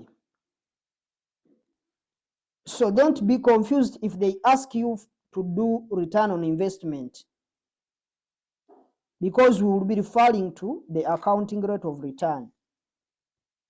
Now, this method is very important. And we said for the payback period, we make the decision through looking at the company's target profit. Sorry, the target payback period, the target period. For payback period, we use the target period to make decision. And when the examiner don't give you the company's target period, then you can make the decision. You can't make the decision because there is no way you're going to estimate. If the examiner doesn't give you the company's target payback period, then there is no way you are going to make a decision. Meaning you won't be able to comment. But for ARR,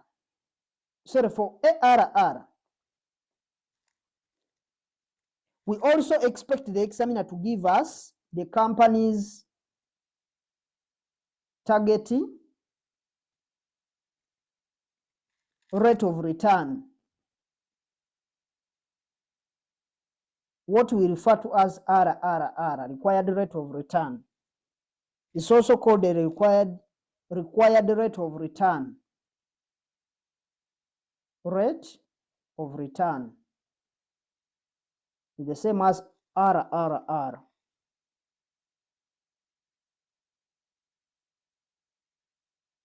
So, whenever the company, in other words, whatever the company does,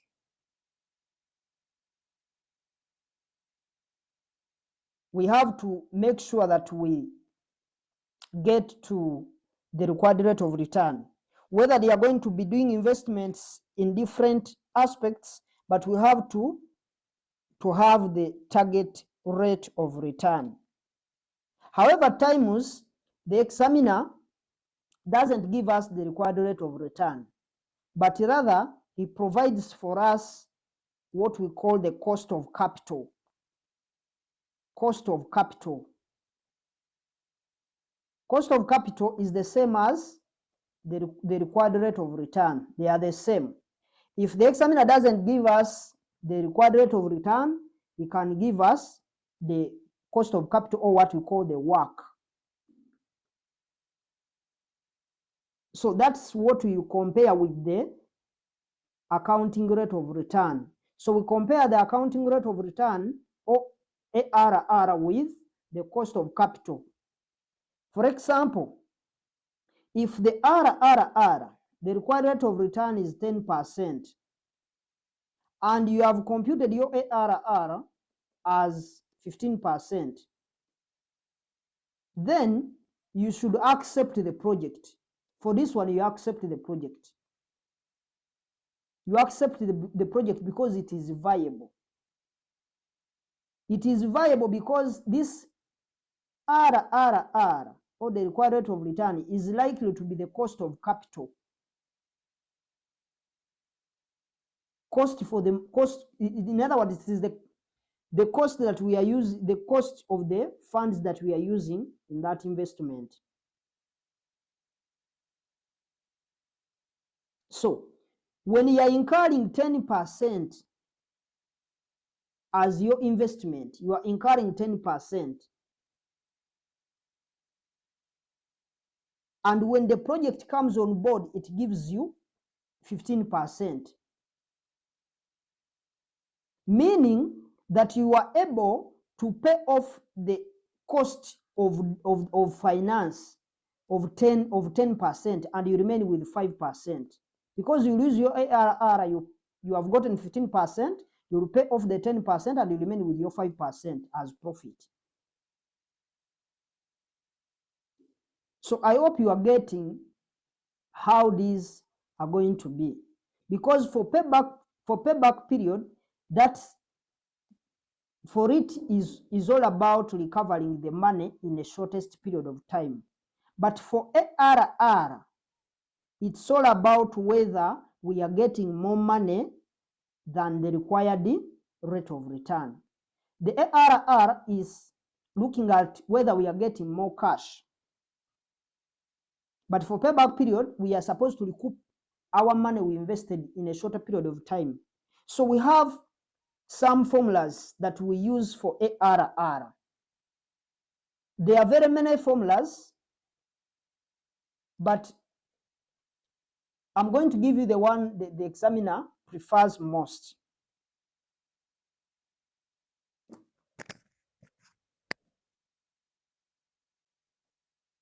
So we have some formulas that we use, and the ARR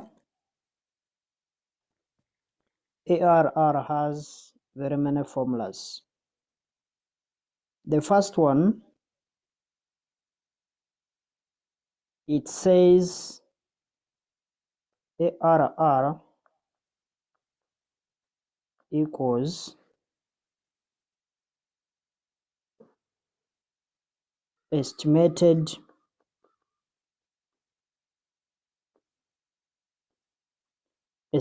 average annual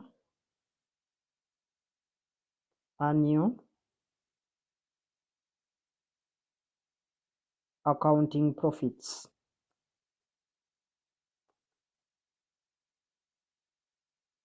Estimated average annual accounting profits over or divided by estimated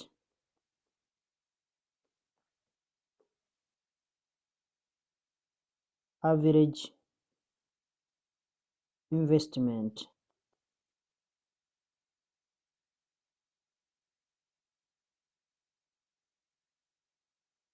But you need to know what average investment is, where average investment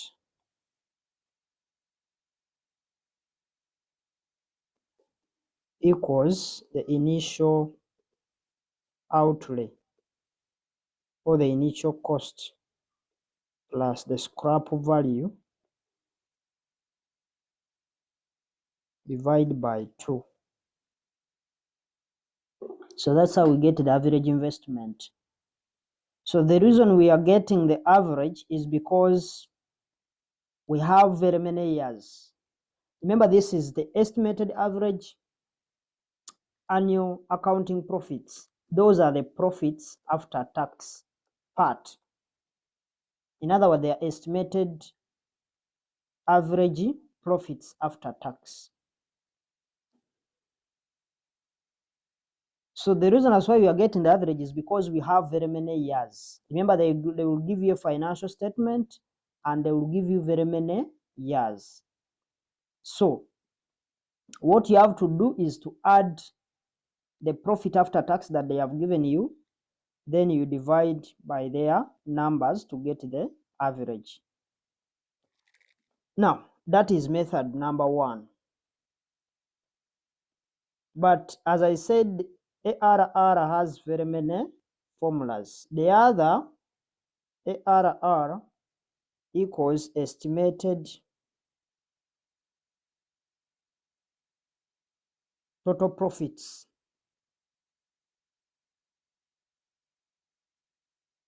Total profits, those are the profit after tax part. Divide by the estimated initial investment times 100.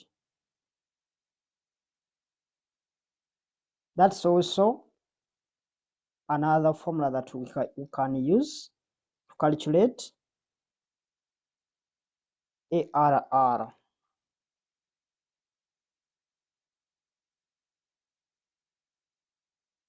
Let's look at the third formula. ARR can also be calculated.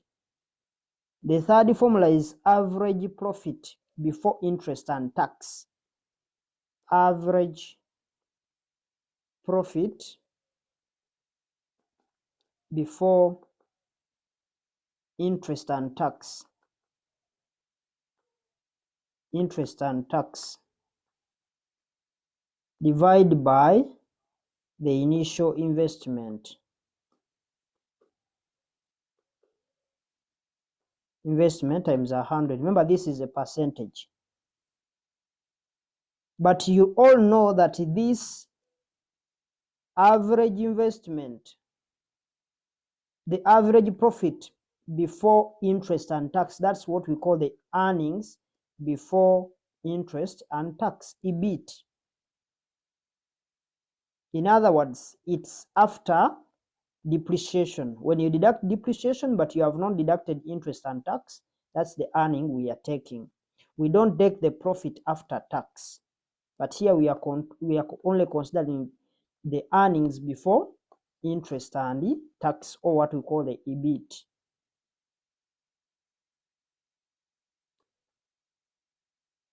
So that's the third formula. I said there are very many formulas, and I hope everyone knows that the profit before interest and tax is that earnings before interest and tax, because you could be given an income statement with many years, and that's why we are taking the average, because the earnings before interest and tax will be given for different years, but we are taking the average because there are very many years. But there is a trick in an exam where you have to find whether this earning, it's a trick. This earnings, we've said it is EBIT. You have to make sure that this earnings you are putting here, the profit before interest and tax, is supposed to be after depreciation. Meaning, because you may be given in a question, they have given you the income statement and they have computed for you the EBIT. But you find that this EBIT they have computed in the income statement, they have given you additional information, but that additional information says depreciation was never deducted. You make sure you first adjust that. Meaning the profit before interest and tax that we are using here, it must be after depreciation. So if you find that they haven't first considered or first deducted the depreciation expense, then make sure you do so before you transfer the figures here. Because what we take here is the earnings before interest and tax, but it should be after depreciation.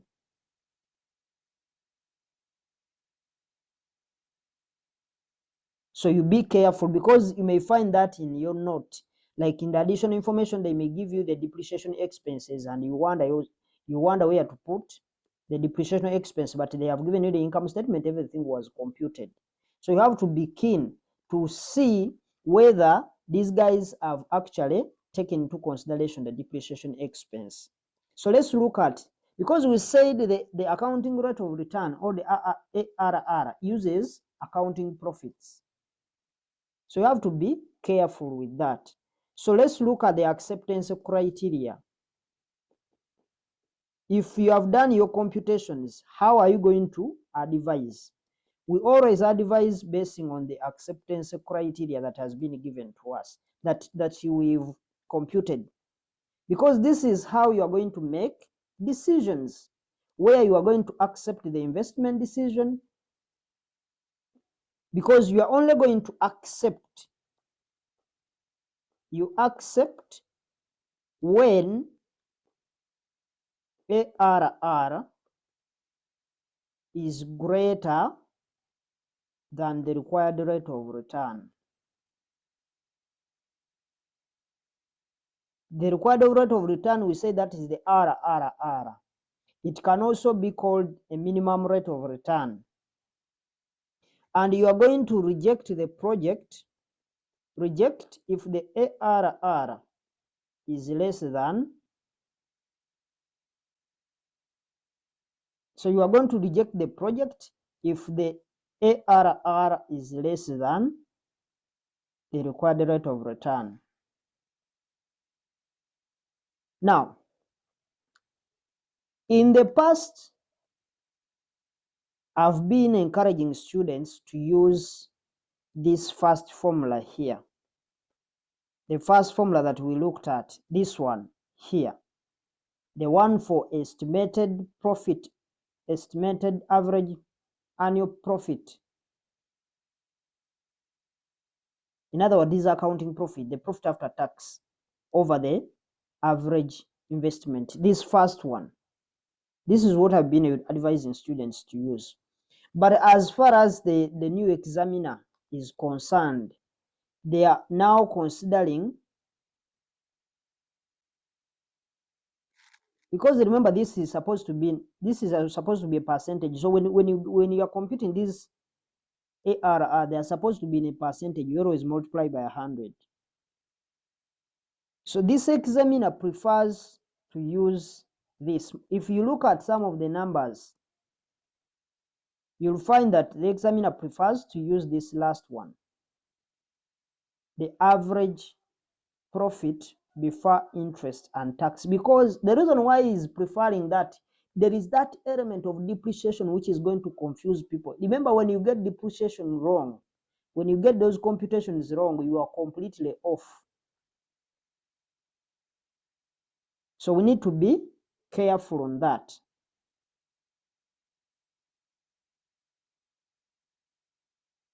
So we can try to look at the advantages of ARR,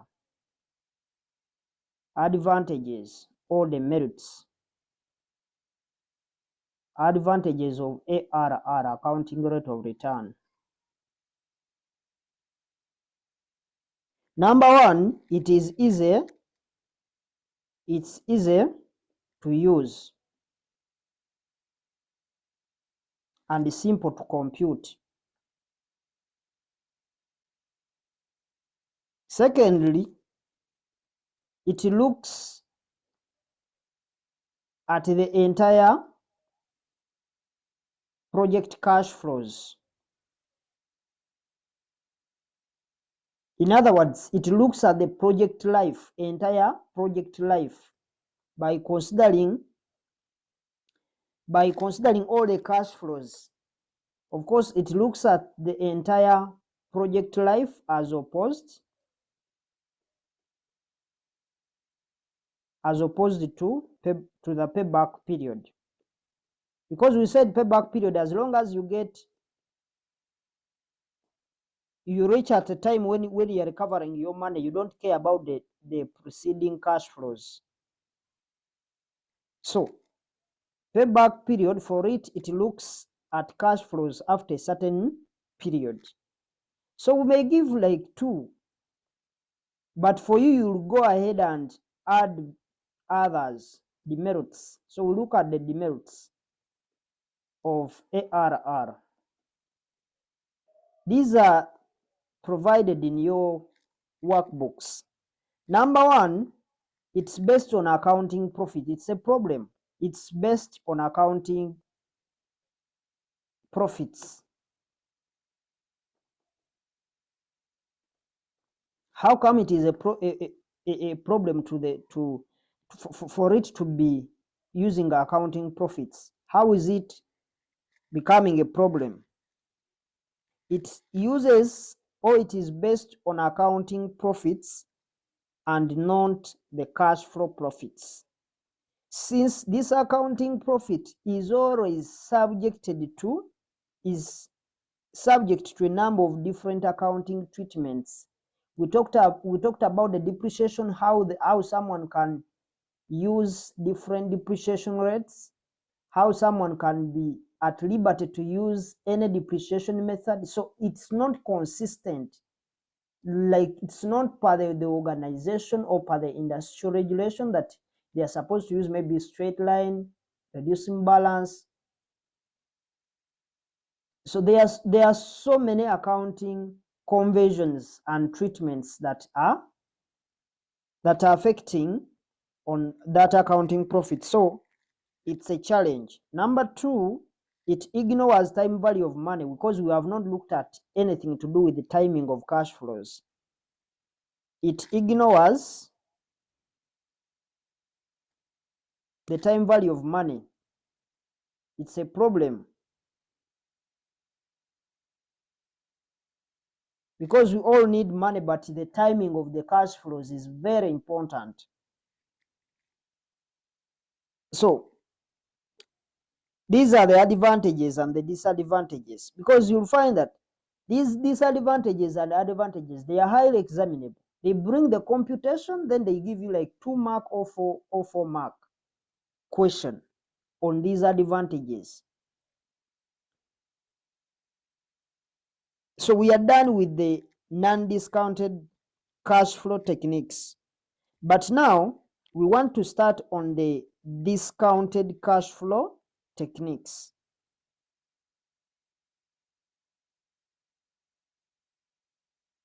So let's start on the discounted cash flow techniques. And when we are done with them, then we can end our lecture there, because I don't want to do any computation, because this is an introduction to what we are supposed to do. So we shall do an illustration when we go to the next video lecture, because I don't want to mix. People are tired. We don't want to actually mix some of these fresh video lectures. Something new needs to come when the people's minds are actually fresh. So let's look at the non-discounted cash flow techniques. Sorry, the discounted, because we are done with the non-discounted. The discounted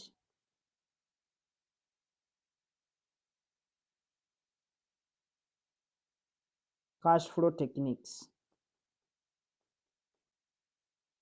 Can call them techniques or methods. We always provide the short form as DCF methods or techniques.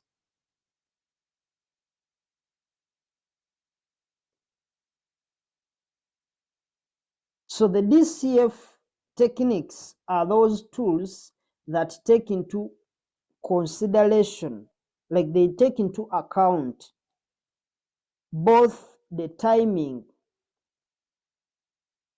of the cash flows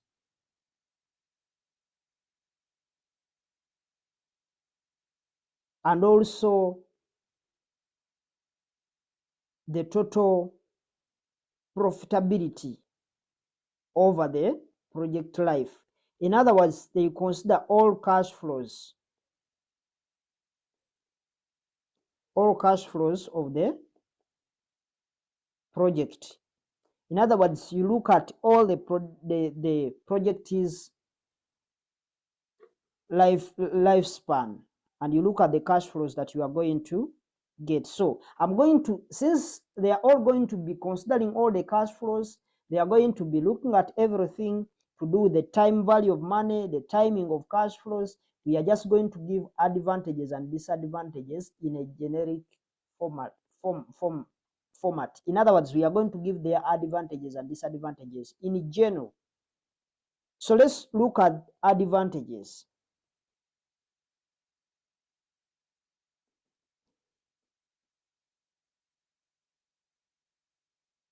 Advantages of DCF tools.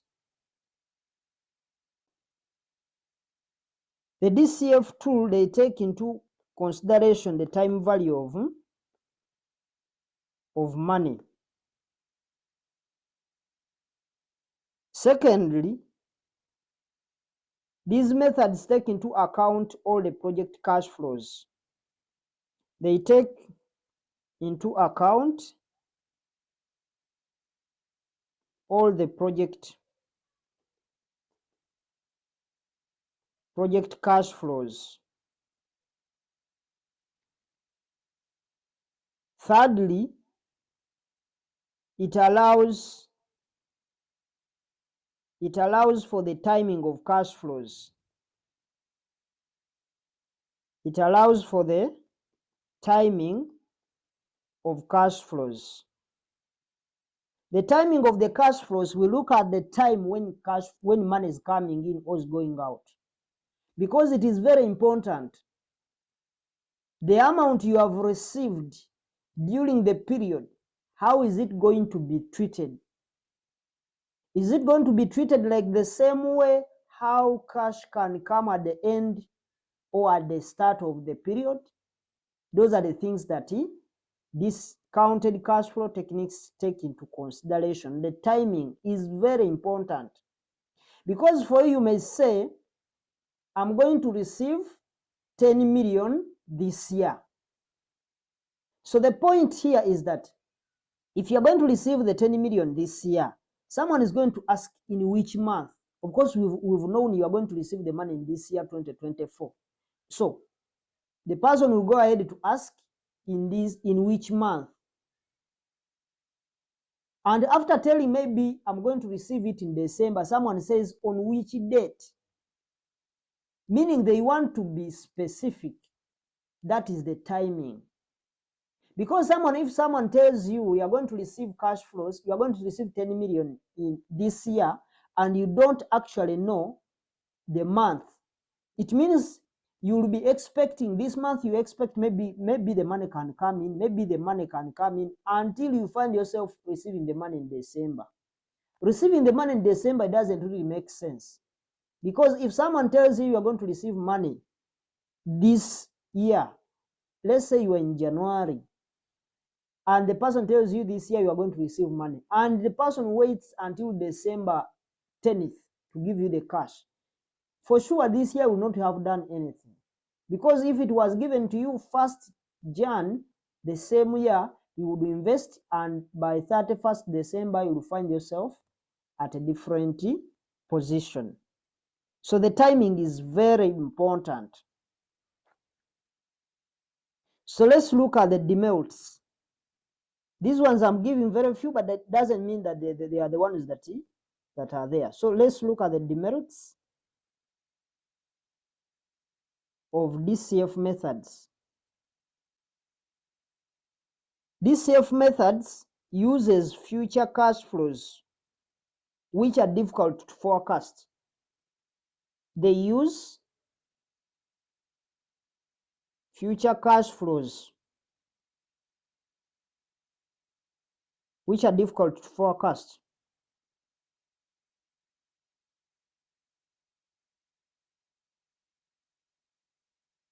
Because it is hard, you can forecast, but there is no way you are going to be accurate. Number 2, the cost of capital used in the DCF calculation may be difficult to estimate. The cost of capital, or what we call the RRR, the required rate of return, may be difficult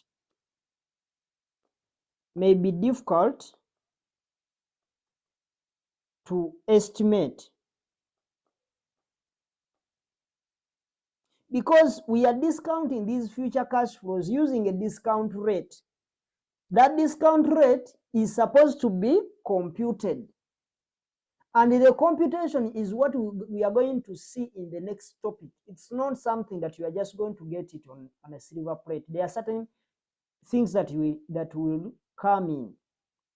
So it may be hard to estimate. And even when you compute it, you may find that it's not actually going to give you the right results. Because when you use the wrong discount rate to discount your cash flows, you are going to get wrong answers, and therefore you'll make wrong decisions. 3,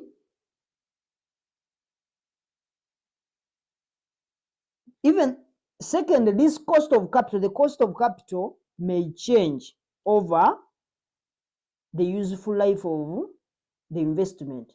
Remember, for us, we are going to say our required rate of return is 15%. And you find that the project is going for 10 years. For sure, within these 10 years, we expect that at least this rate must have changed. What will cause this rate to change is maybe in terms of inflation, the costing of the cost of finance is very high. So there are so many factors that are going to be leading to this rate to either increase or decrease. So the cost of capital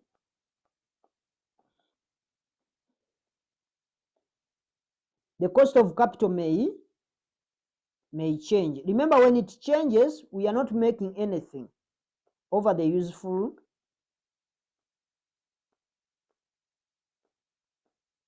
life of the investment.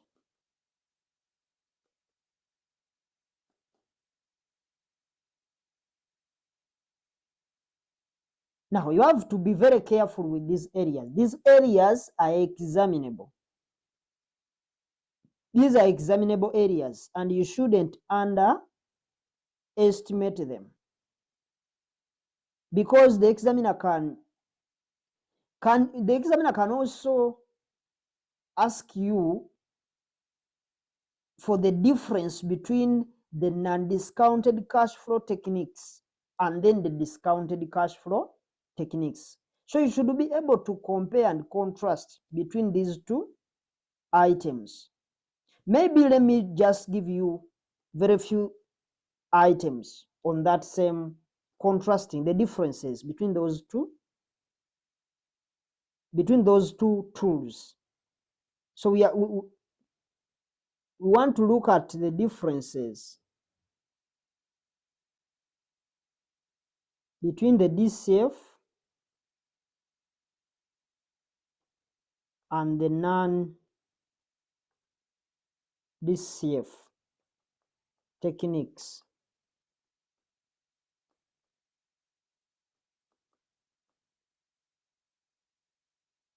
Of investment appraisal. So number one,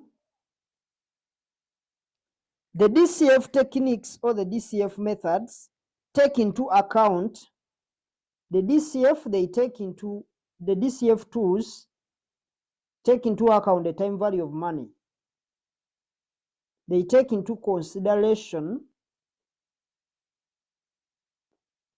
the time value of money.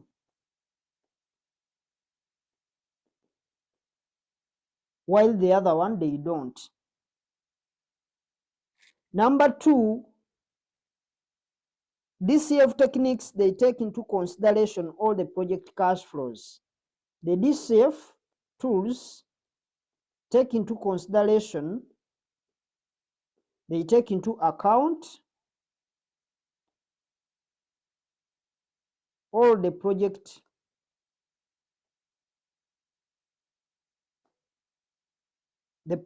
cash flows.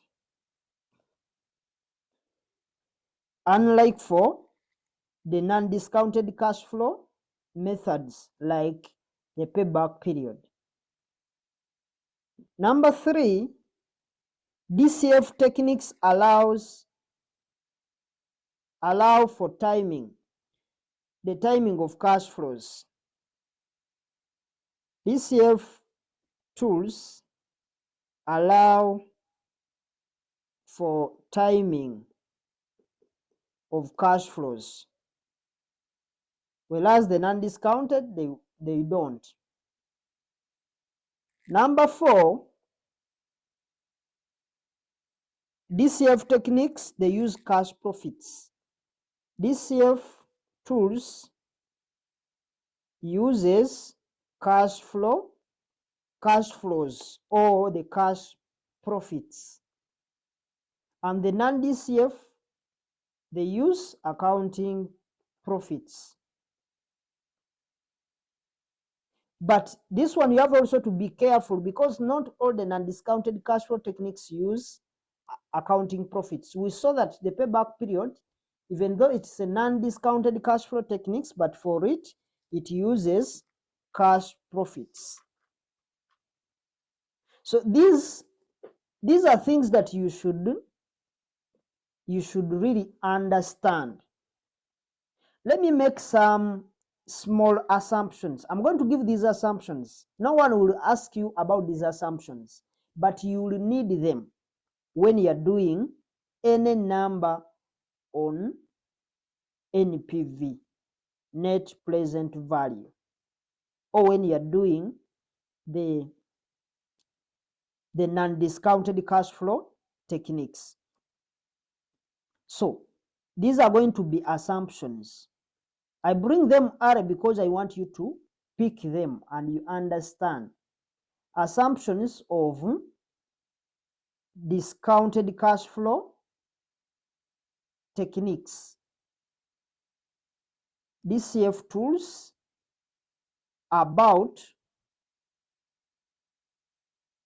the timing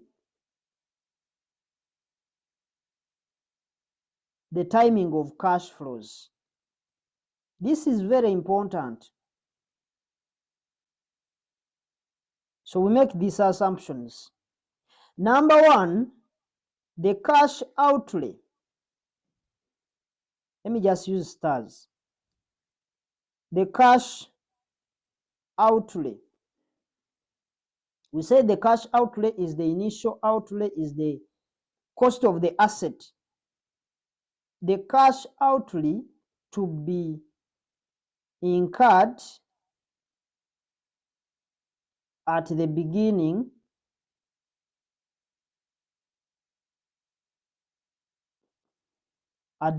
of an investment.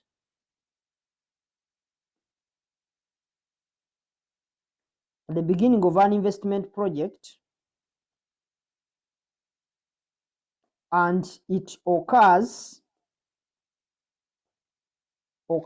in year 0.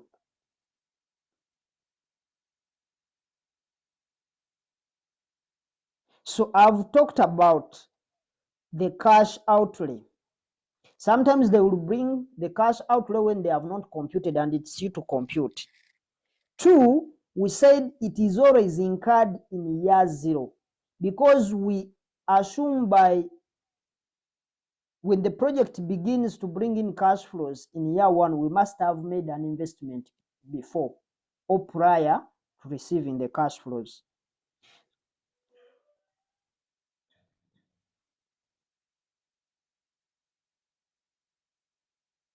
So an example of this, you can also look at the initial working capital. We also say that the initial working capital is always incurred in year 0.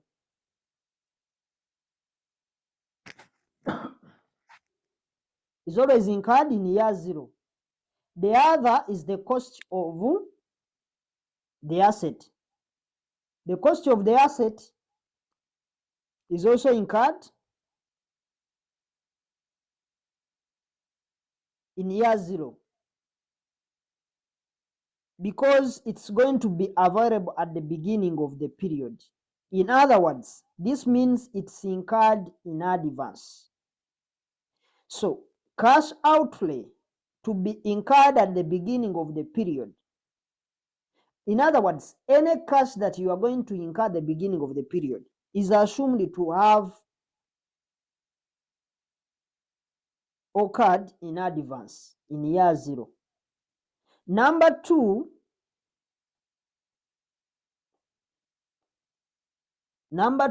a cash outlay or inflow. We can just call it a cash flow. Remember we said a cash flow is either inflow or outflow, which occurs during the course of the period or during the period. A cash flow which occurs during the period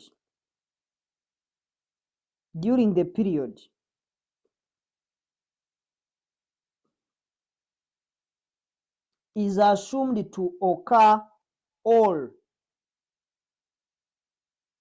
at once at the end of the period. In other words, if the cash is going to come in, maybe you are going to receive money this year, but you are receiving it maybe in June. It is taken to be that you receive that money at the end of the period. So cash flows which occurs during the period, it's assumed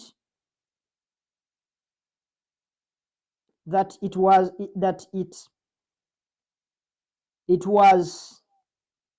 received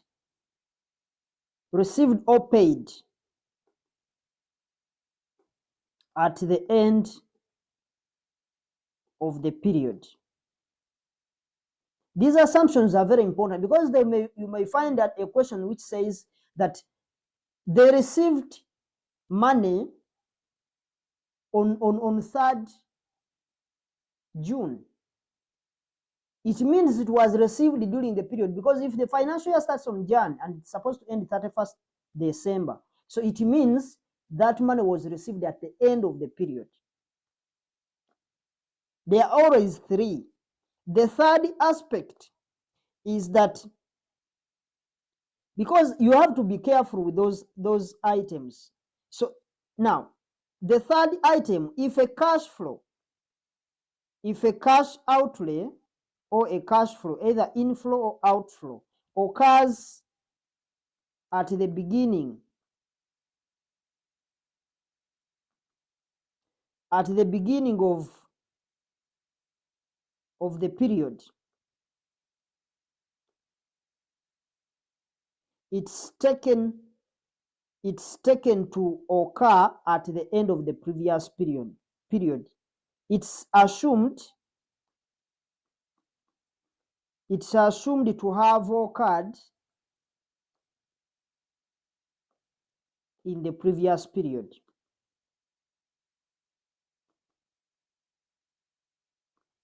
So the amount you are going to receive at the beginning of the period, it is assumed you earned that money in the previous. If the year starts 1st Jan to 31st December, if the money was received on 1st Jan, it means it was received, if this is 2024, it means this money was received 31st December 2023. That is, any cash flows that comes at the beginning of the period is assumed to have occurred at the end of the previous period. The one that comes in the mid of the period is assumed to have occurred at the end of the period. So any outflow that is supposed to be available at the beginning of the period is assumed to have occurred in the previous period. Therefore, this area is very important, and the examiner will not ask you any assumption, but you'll find yourself stuck if at all you don't understand them, because when you are doing NPV or IRR, these things are key. So we are going to look at the NPV. One thing you have to remember is that we talked about the assumptions, and the examiner will never ask you about these assumptions, but they are very important as far as NPV is concerned. In other words, when you are doing the discounted cash flow techniques, we always have to make these assumptions on the timing of the cash flows.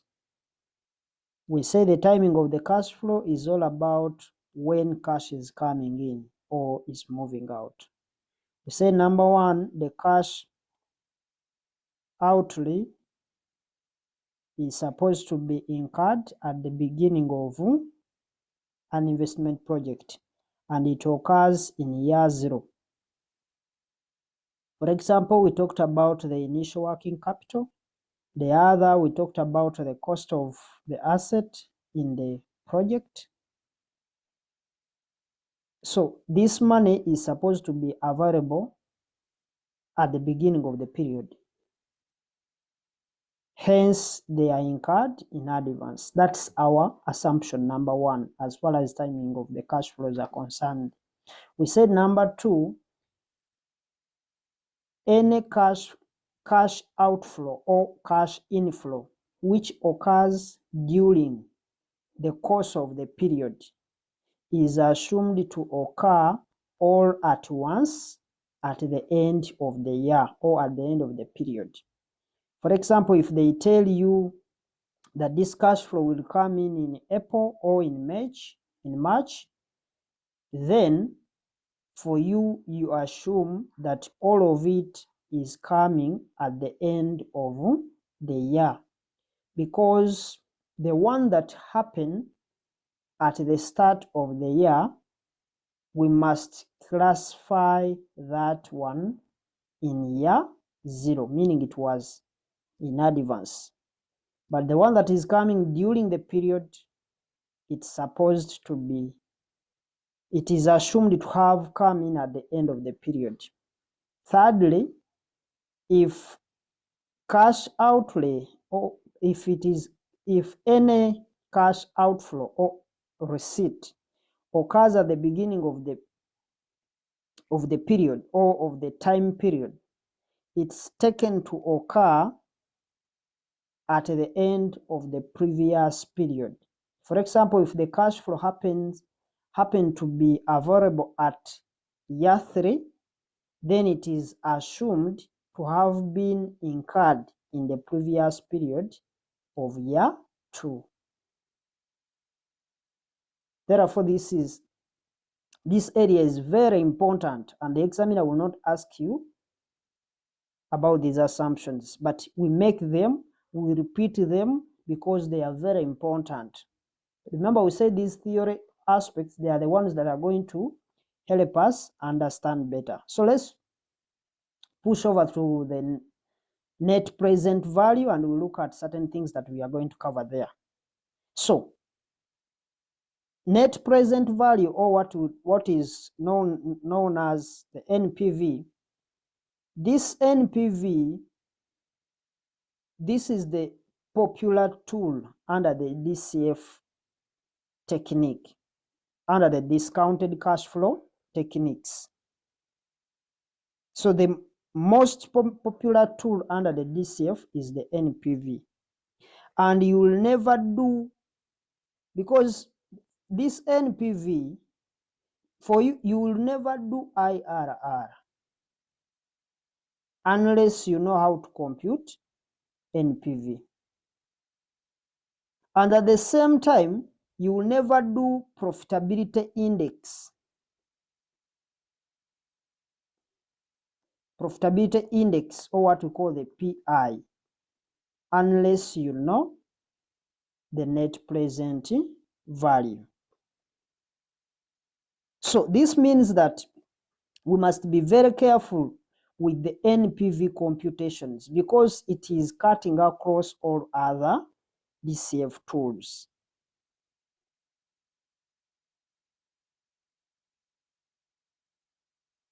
So we have seen very many, we have seen that IRR, the profitability index, they all rotate around this NPV computations. So we need to be careful when we are handling it. But as I said, we are not going to be doing calculations. We are going to Just understand the theory behind the NPV. We are not going to do any computation, but we just want to understand the theory behind this NPV. Now, NPV is the present value.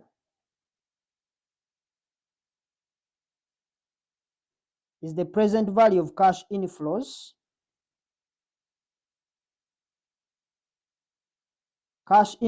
minus the present value of cash outflows. The present value of cash outflows.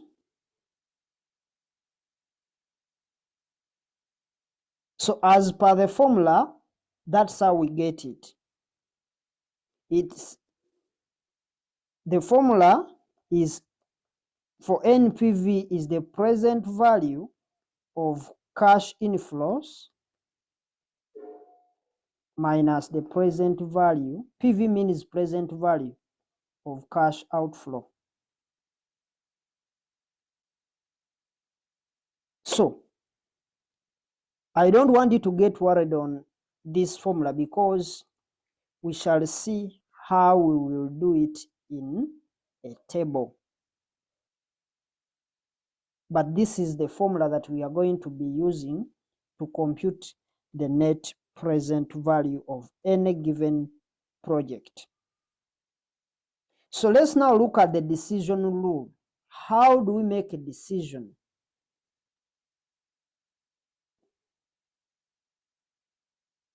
Decision rule.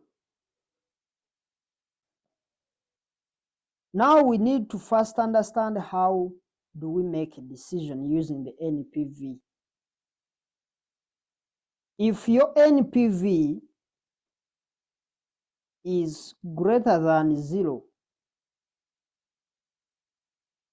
and it's a positive value, it's any number greater than 0 is a positive value. As long as the answer is positive, it's either NPV greater than 0 or NPV is positive. When these two happen, then we have to accept the project. To accept the project. But we decline or we reject the project if it is otherwise. So we accept the project because it's viable. But if the NPV is less than 0 or the NPV is negative, then we reject the project because the project is not viable. However, you may find a situation. There is when you find that the NPV is actually equaling to 0. But this NPV, that rate that will make you get the NPV equated to 0 is what we call the IRR. But let me explain something.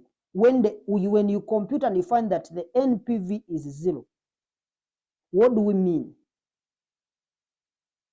Or how do we make a decision for such projects? It means that such a project may not be accepted or rejected because we are not making a loss and we are not making a gain. It is neutral. In other words, that will call for more information. If you happen to do a number and you get the NPV which is 0, if they ask you to advise, it is either they are going to accept or they will reject the project. But the criteria will go ahead to look at the additional information. You look at this other information that you have. Because remember we talked about the types of investment appraisals. So you have to look for more extra information in order to make a decision, because it could be a political issue, it could be a political project, it could be social gender in nature, or it could be environmental, whereby these guys, they are trying to save the environment. So even if the project is not viable, they will actually go ahead and proceed with the project. So you look at other information that is available to find out whether it's going to be executed or not. So if it happens to be the NPV is equal to 0, it depends on the circumstances at hand. So we can advise them to continue with the project if at all it is social gender, if at all it is political in nature. People are starving. They want to supply them maybe with basic needs. Even if the project may not look profitable, but you go ahead and accept it because we are saving, maybe we are saving the environment.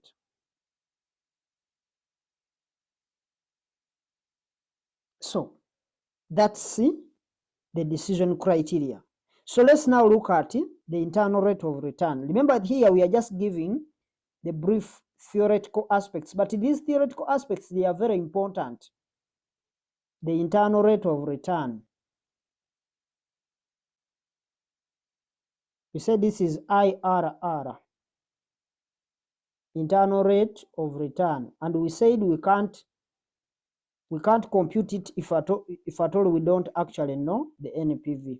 So we have to first know the computation of NPV. Now, we already said that for you to do IRR,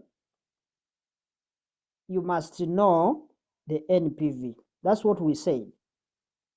So if you don't actually know how to compute the NPV, you will never do IRR. That's what we said. But IRR is a rate that makes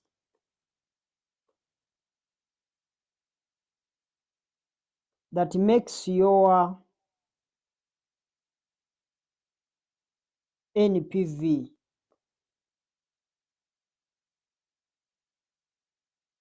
to 0. That's what I told you last time, that when you find that you've discounted the cash flows and you've gotten your NPV as 0, that rate that you have used, in other words, this one, it is a situation where the present value of cash inflows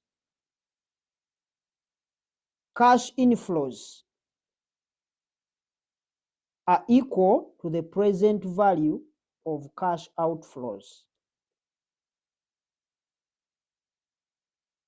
As long as the inflows and outflows are equal, then we say the rate that we have used to discount these cash flows to be equal. That rate is what we call the IRR. So it is technically a try and error technique, because it is difficult for you to compute this rate. There is no way you are going to estimate which rate that can actually bring out the NPV to 0. So it is always a trial and error approach that we use. So since it is a try and error, we have certain steps that we follow in its computation. So let's look at the steps that we follow. But just know, IRR is the rate that makes the NPV equal to 0. Because remember, the NPV, we said you less the present value of cash inflows minus the present value of cash outflows. That is NPV. So when you get inflows minus the outflows and you get 0, it means NPV is 0. That is the same as this. So let's look at the steps.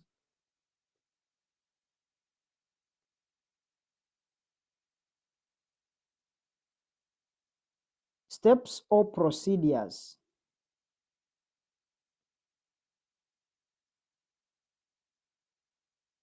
Followed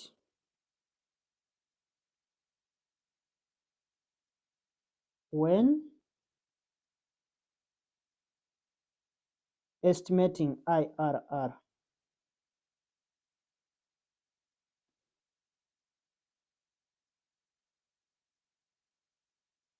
These abbreviations, they can also be used in an exam. But for you, as you are writing, you can, because the examiner can actually use those short forms. Step 1, since it is a try and error approach, we assume, step 1 is we assume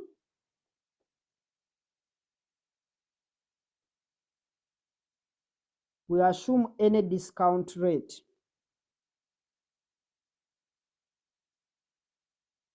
At the start, we assume any discount rate that we are going to use. Any discount rate that will enable us to get the first NPV, that will enable us to compute the first NPV. Remember, what we are targeting is to get the NPV 0. So if you are trying to look at how the NPV can be 0, so we use the NPV. That's why we guess and we pick any rate. That rate that we have chosen is the one that is going to give us the first NPV that we are going to have. Now, maybe to clarify on something, the examiner may give you maybe part A, and they are telling you to compute NPV. And part B, they are telling you to compute IRR. On the same question, maybe this is question, let's say question 1 part A, this is question 1 part B. If you have already computed NPV up there, you just compute the second rate. Meaning you can use the first NPV that you computed up there in section A, in part A. But if the question is just fresh, they just want you to compute IRR. If they tell you to compute IR, it is technically telling you to compute NPV. Now, since we said it is going to be a try and error, we select any rate to get the first NPV. And this NPV will either be a positive or a negative. It can be any, because it will be hard for you to spot a rate that will be giving you the NPV as a 0. So we shall either get a positive or a negative NPV. Now this is where the story comes. Number 2 is very important. Number 2, we have some rules that we apply here. We are saying that if the first NPV we've computed here is positive,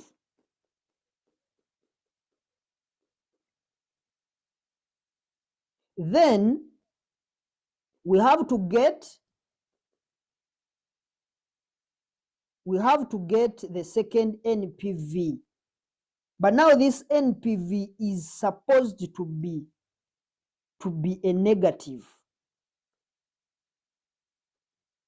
How are we going to do that? For us to do that, we are going to choose a second rate, but that rate must be higher than the first rate that gave us a positive NPV. Here, what they are meaning is that we've used any rate. We picked any rate and we computed our NPV. And we managed that the first NPV came out to be a positive. So if the rate we have used, maybe it was 5% and it gave us a positive NPV which is a positive, then we have to choose a higher rate. These assumptions are true. There is no way you will choose a higher rate and you don't get a negative NPV. If the first one was a positive, if you choose a higher rate, you will get a negative NPV. But the gist of the matter is that if the first rate was 5%, it is always advisable that you go far away from that same value. You can say that we are going to pick a higher value that we are going to pick is going to be maybe 20 or 15%, or others can choose 10%. But it is always advisable you take the higher one, because it is a try and error. If you don't get a negative NPV, it means you are going to repeat. You're just wasting your own time. So it would be prudent for you to just take a very high value to save time. So if the first NPV is a positive, for you must calculate a second NPV that is a negative. And for you to do that, you have to choose a rate which is higher than the first rate that gave you a positive NPV. So if the first rate was 5, we go for 20. And we compute. When we compute, it is a must you have to get a positive NPV, a negative NPV. Number 3, if now we come and say maybe our first NPV was negative, then if we had picked the first rate maybe to be 10%, and it is this 10% which gave us a negative NPV, then we select a lower rate, lower than this one. If this one was 10% and it gave you a negative rate, then you select a lower rate. A lower rate can be, someone can take 2%, the other can take at least 5%. You don't exceed, because if you take 8, it will be lower than 10%, but you are at higher chances of repeating the same computations. So you better go for a very low value so that you don't, because it is a try and error, it means you do it until you get the results that we want.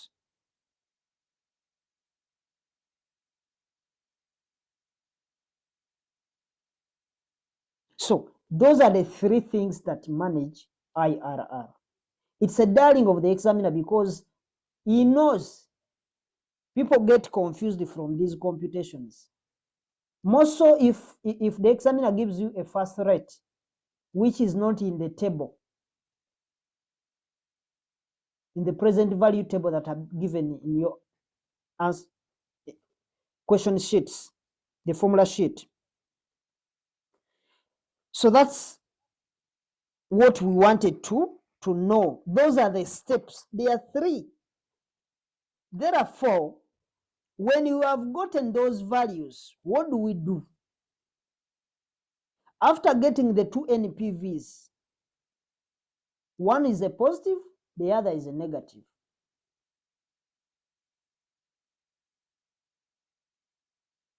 So by you getting a positive NPV, and also having a negative NPV, it means you also have a rate that gave you that negative figure. You also have a rate here that gave you that positive NPV. This is how it works. The positive NPV, you must have a rate that gave you that positive NPV. Here it is also the same. Now, when we have computed those, we put in the formula. The IRR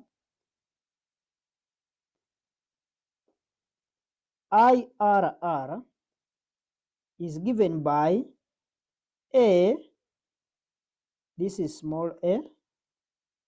You can use any letter as long as you tell us what they mean. IRR equals A plus capital A over capital A minus capital B into small b minus small a. That's the formula that we use, where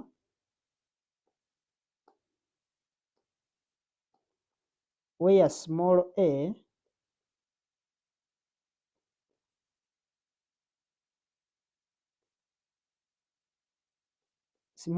is the lower rate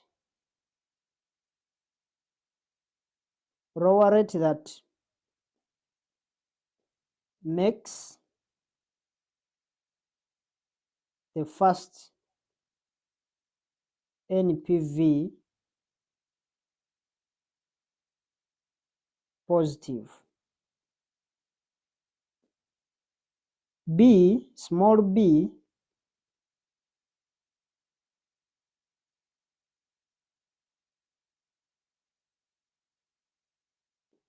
is the higher rate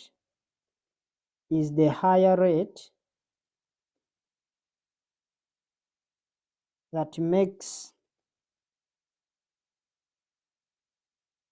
the first NPV negative.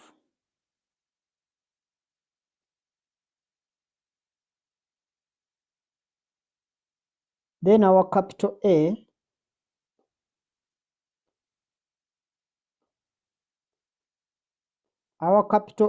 is the NPV obtained using the lower rate. That is the positive NPV. Then our B, capital B, is the negative NPV. In other words, it's that NPV obtained using the higher rate. So let's now look at the decision point or the decision rule.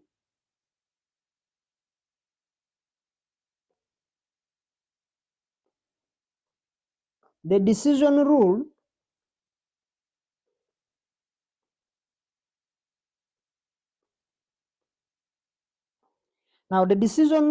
you make a decision by comparing the IRR with the required rate of return, RRR.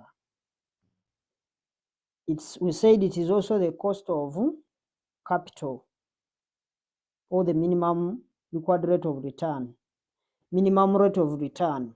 So if you find that your IRR is greater than the RRR, then here you accept the project because it is viable.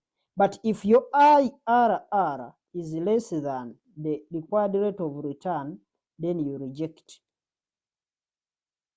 the project because it's not viable. And that's the only explanation you give. Reject the project because it's not viable. Accept the project because it is viable. And that's it. You get your 1 mark for commenting. So, but there is also a challenge. if you want to find out the IRR, finding IRR for perpetual cash flows, for a project with perpetual cash flows, finding IRR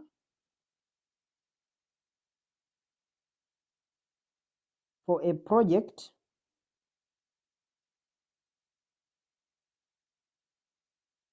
with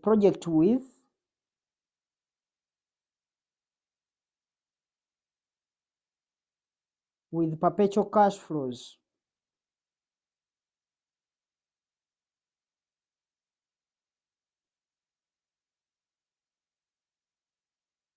We said the perpetual cash flows, those are the cash flows that are coming in indefinitely.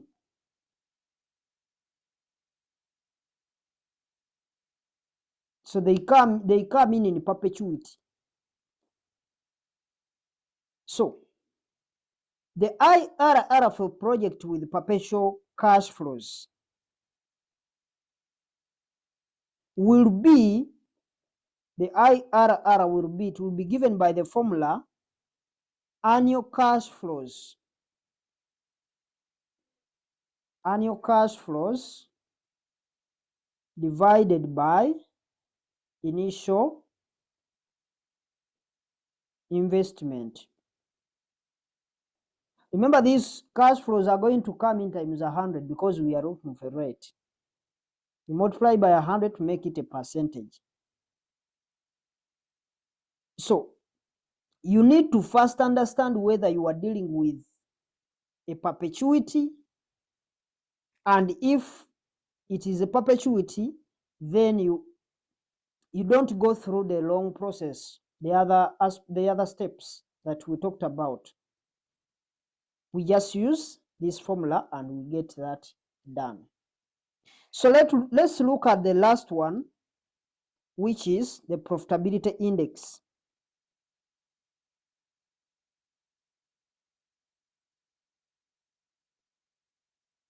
Profitability index, PI.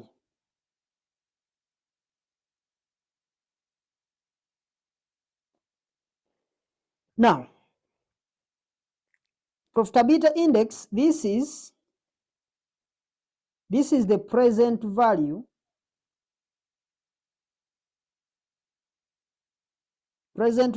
of the project's future cash flows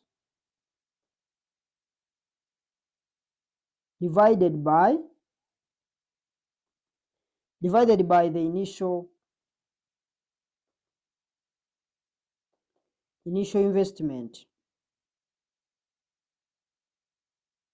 And here we are just providing, there are very many formulas for calculating this, but we are providing very few. So the formulas can actually work as a definition. So PI is actually the present value of future cash flows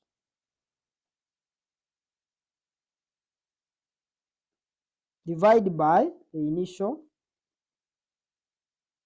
investment. Alternatively, PI can also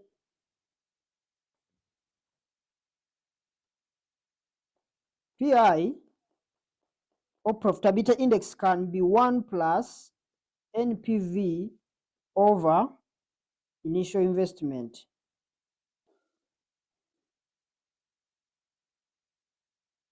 And here we accept the project when the PI is greater than 1. If you use this formula to calculate the PI, it must be greater than 1 to accept the project. Or, I said there are many formulas. PI can also be NPV over initial investment. We shall look at some of these practically.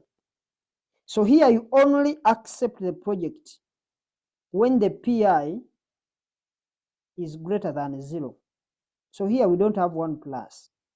So we accept, here we accept meaning we reject if the PI is less than 0, we reject.